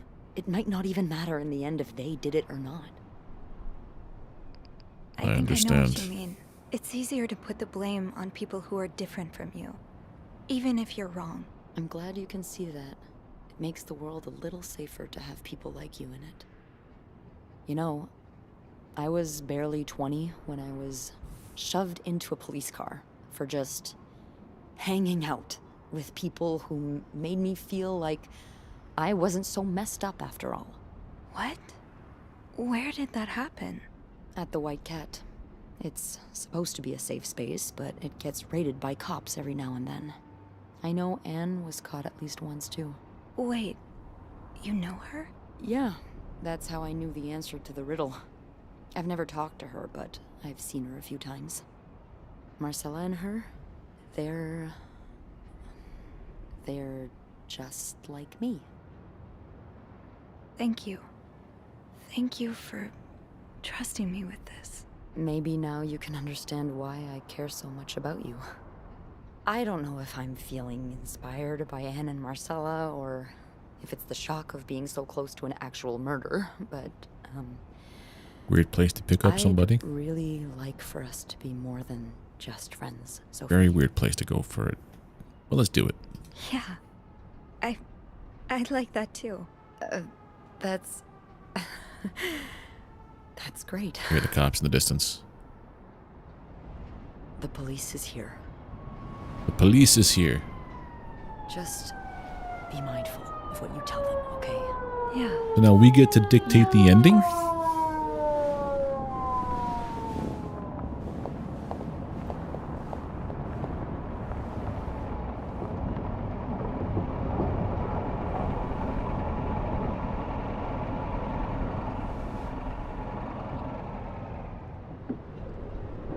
Then it goes back to black and white. Or we're sitting in the interrogation spot. Miss Roy. Miss Roy. Oh, sorry. Yeah. I was So distracted. this is the end. I really need you to focus right now. I don't want to be here all night, and I'm sure you don't either. No. No, I don't. So, as I was saying, we're trying to ascertain the circumstances of Mr. Cruz's death. Can you tell me how you came to find the body? I was cleaning room 509 when I heard the elevator bell ring. Again and again and again. I thought maybe a child was playing with the doors, so I went out in the corridor, and that's when I saw him. All the blood and... Why was the elevator bell ringing? I'm sorry? You said you heard the elevator bell ring. Why was it ringing? I assume it wasn't a child after all.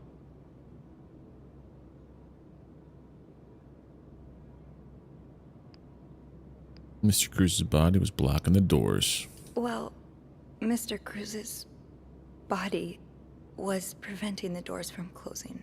Really? When we found the body, it wasn't that close to the doors. Oh, the stairs are blocked because of the renovations, so the elevator's the only way out of the 5th floor. I had no choice but to move the body. Just a little. Ah, so that explains the traces we found. Thank you for clearing that up. So, what did you do after that? Well, that's when the power cut. So I had to go to the janitor's closet. To access the fuse box. Exactly. I changed a few fuses and turned the power back on. But there's a lock on that box, isn't there? Did you have the key? I used an ice pick. No, I didn't. Only Eugene does. But I thought an ice pick might do the trick, so I went to the ice machine to get one. You're a size 7, I suppose. Yes, I am. Why? What did you see when you went to the ice machine? There was blood. A lot of it. Did you touch anything? I might have touched a few things. I might have touched a few things. Just to figure out what had happened to Mr. Cruz. Of course you did. Why so many witnesses can't help but compromise the evidence is just beyond me. Anyway, what did you do after restoring the power? I took the elevator down to the lobby. That's where I called the police. Do you remember what you Hi. said to the operator? The We're exact almost done with this.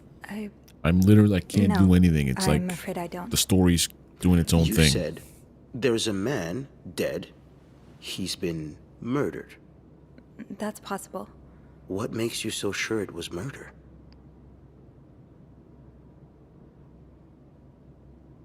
It was just an assumption. I just assumed.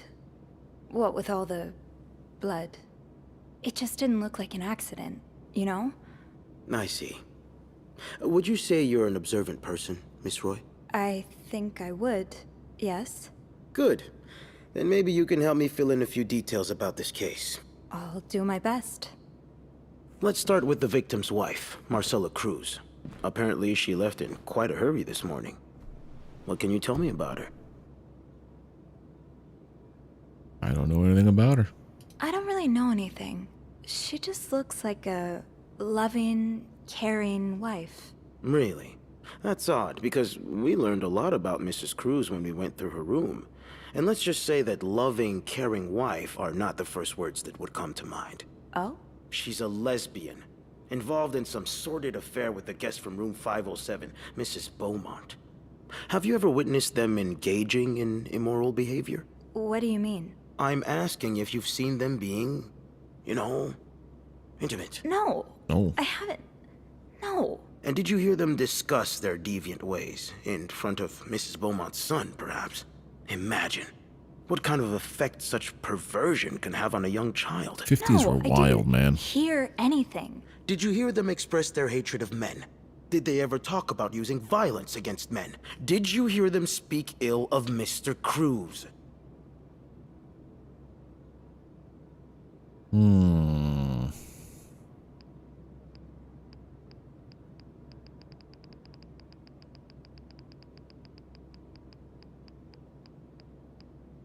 Take a stand or deny. So I have to be careful.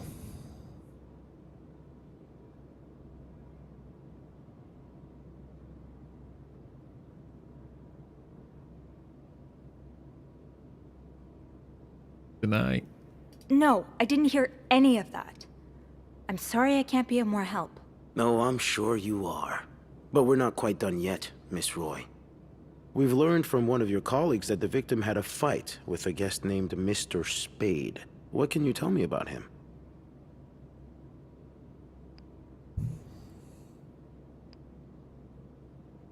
I don't know much. Only that he seems nice. Nice. I wouldn't be so sure. Oh? We found out that Mr. Spade is fresh out of a madhouse. When we called the place, they painted quite the picture of him. Did you ever see him display odd behavior in or around the hotel? No.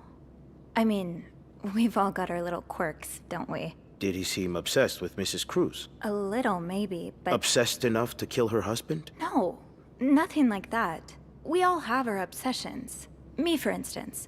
I'm obsessed with celebrities and gossip magazines, and... You don't seem to understand, Miss Roy. Mr. Spade is not like you and me. He may look like us, but he's not. He's dangerous and needs to be taken off the streets. So tell me, did you ever see him be violent or aggressive? No. No, I didn't. All right, then. Can I leave now? Yes, you can. Thank you for your cooperation, Miss Roy. We'll be in touch if we have any more questions. Technically, I never saw these people. I took away the gun. So they have no way to make sure he's violent. I didn't clean up anything inside the Beaumont's place, though. Like, good.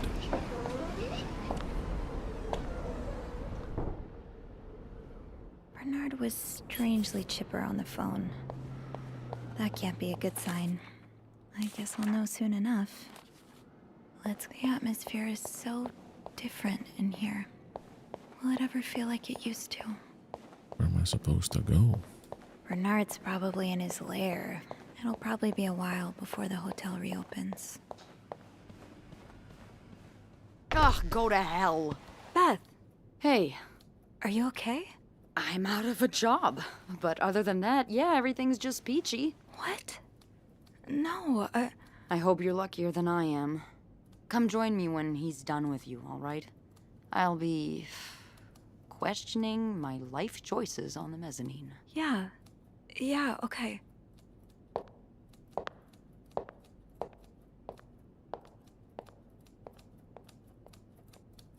This guy's a son of a bitch.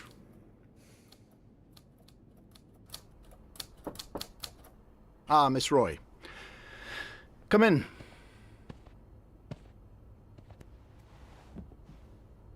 I suppose you know why you're here? No. I'm not sure, actually. Your phone call was a bit vague. Yes, well, I prefer to have this conversation in person. We've been getting a lot of press lately, and not the good kind. I wouldn't expect you to understand the position I'm in, but I assure you, it's quite uncomfortable. To have one's life's work blown away like that. All thanks to some sexual deviance and a nut job. It's obvious to me now that I haven't been firm enough. For guests of such morals to be comfortable booking a few nights here Hey, Diana, how you and doing? committing such a horrid act. Things need to change. This means elevating our standards to the highest possible level, and it starts with the people working here. It starts with you. With me? Yes. From what I've heard, you've been quite the exemplary maid lately. Clean rooms, satisfied guests. I take my job very seriously, sir. As you should. We'll see for the future, but for now, you'll be allowed to continue working here. Thank you. Guess it was a I'm not good done. thing The police have finished their investigation and left a mess on the 5th floor. I want you to clean it up. You want me to go back there? Yes. Why not? I found a dead body on that floor. I'm not going back. I'll make this simple for you. If you don't do it, you're fired. You can't fire me because I quit. You can't fire me. Because I quit. Sure. I fire you, you quit. It's all the same to me. Just make sure to empty your locker before the end of the month. That'll be all. What a piece of poop.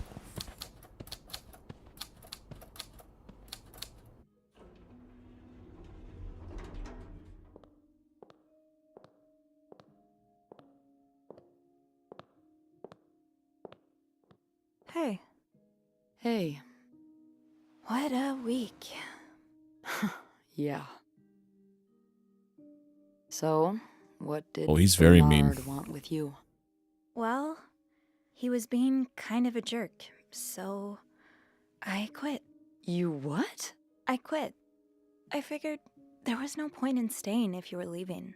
I appreciate the solidarity, but you really didn't have to do that. I think it's for the best. Did Bernard say why he was firing you? Ugh. He was going on and on about keeping deviants out of the hotel, so I may have lost my cool a little. A little? I told him I was one of those deviants he was so afraid of. He froze for a moment, then showed me the door. What's next? So, what's next for you? I think I'm done working under Bernard's or Linda's. So far, Diana, yeah. Maybe it's time I become my own Bernard. Minus the fascism, of course. Went out to breakfast with the I missus. see myself owning my own Been establishment. playing this. I One that think this is caters to the wrapping right up. kind of So then after this, we're going to go Believe get it or dinner. not, I do enjoy the company of And then, people, I don't know about just streaming not, later. You know, It's going to be late. stuck up, entitled clientele of this prestigious hotel. But maybe if I I was only were planning on streaming behind for the like 3 counter hours, but this of, is close to say, 4.5. a bar instead of a reception desk. I don't know. Is that silly? No, it's not. In fact, Maybe if you'd I be do, it'd be like a perfect short for it. stream. I don't know. You're the most charming person I know. Thank you. I'm really glad you're in my life. Me too. Time flies when you're solving a murder mystery. Can I kiss you?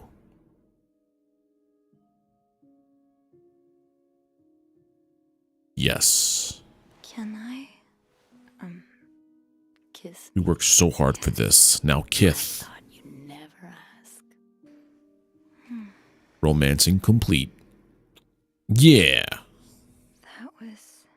I know. Nah, no worries, Diana. I took off of work this week. Ooh, you and your acolyte kissed. I don't want to lie like Anna Marcella. What do you think will happen to our guests? I've been thinking about Anna and Marcella a lot. Should I be jealous? No, not in that way. I've been thinking about Yeah, I took off what of they work went this through, week. How they had to lie and And pretend. if it wasn't for the fact that I kind of woke up with like How a they had weird to stomach live someone bug, else's I probably would have been on life for earlier. 10 years And this before they could wouldn't be finally so be late with right each now. other. I don't think I could do that. Well, I have good news for you, Bean. Times But are otherwise, everything's changing. been really good. It's already started elsewhere, and it will get here eventually. One day, all the Annes and Marcellas of the world will live happily together, and no one will give a damn. I really hope that's true. It will be. Now that's the end, I think. Because I can't see it going anywhere else.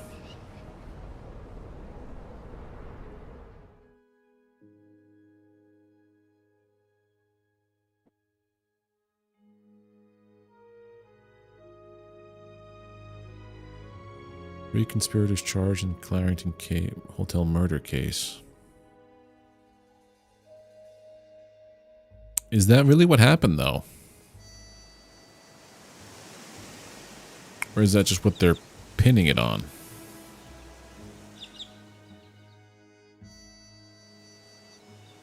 Yeah. I got it because it said it was gonna be like it says 3 to 6 hours. So 4.5 is not bad. Now they're in jail. I wonder if there's another way to go about this.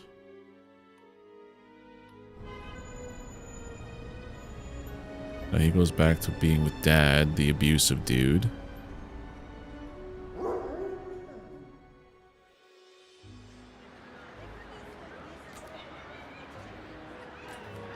I might have to replay this again, like on my Steam Deck. And go the other route.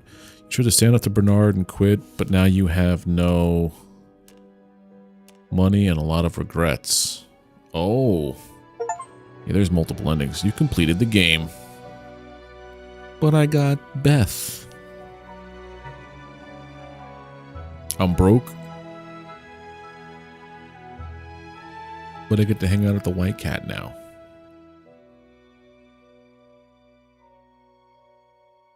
Yeah, this is like a full playthrough. With, I don't know if it's the good ending or the bad ending.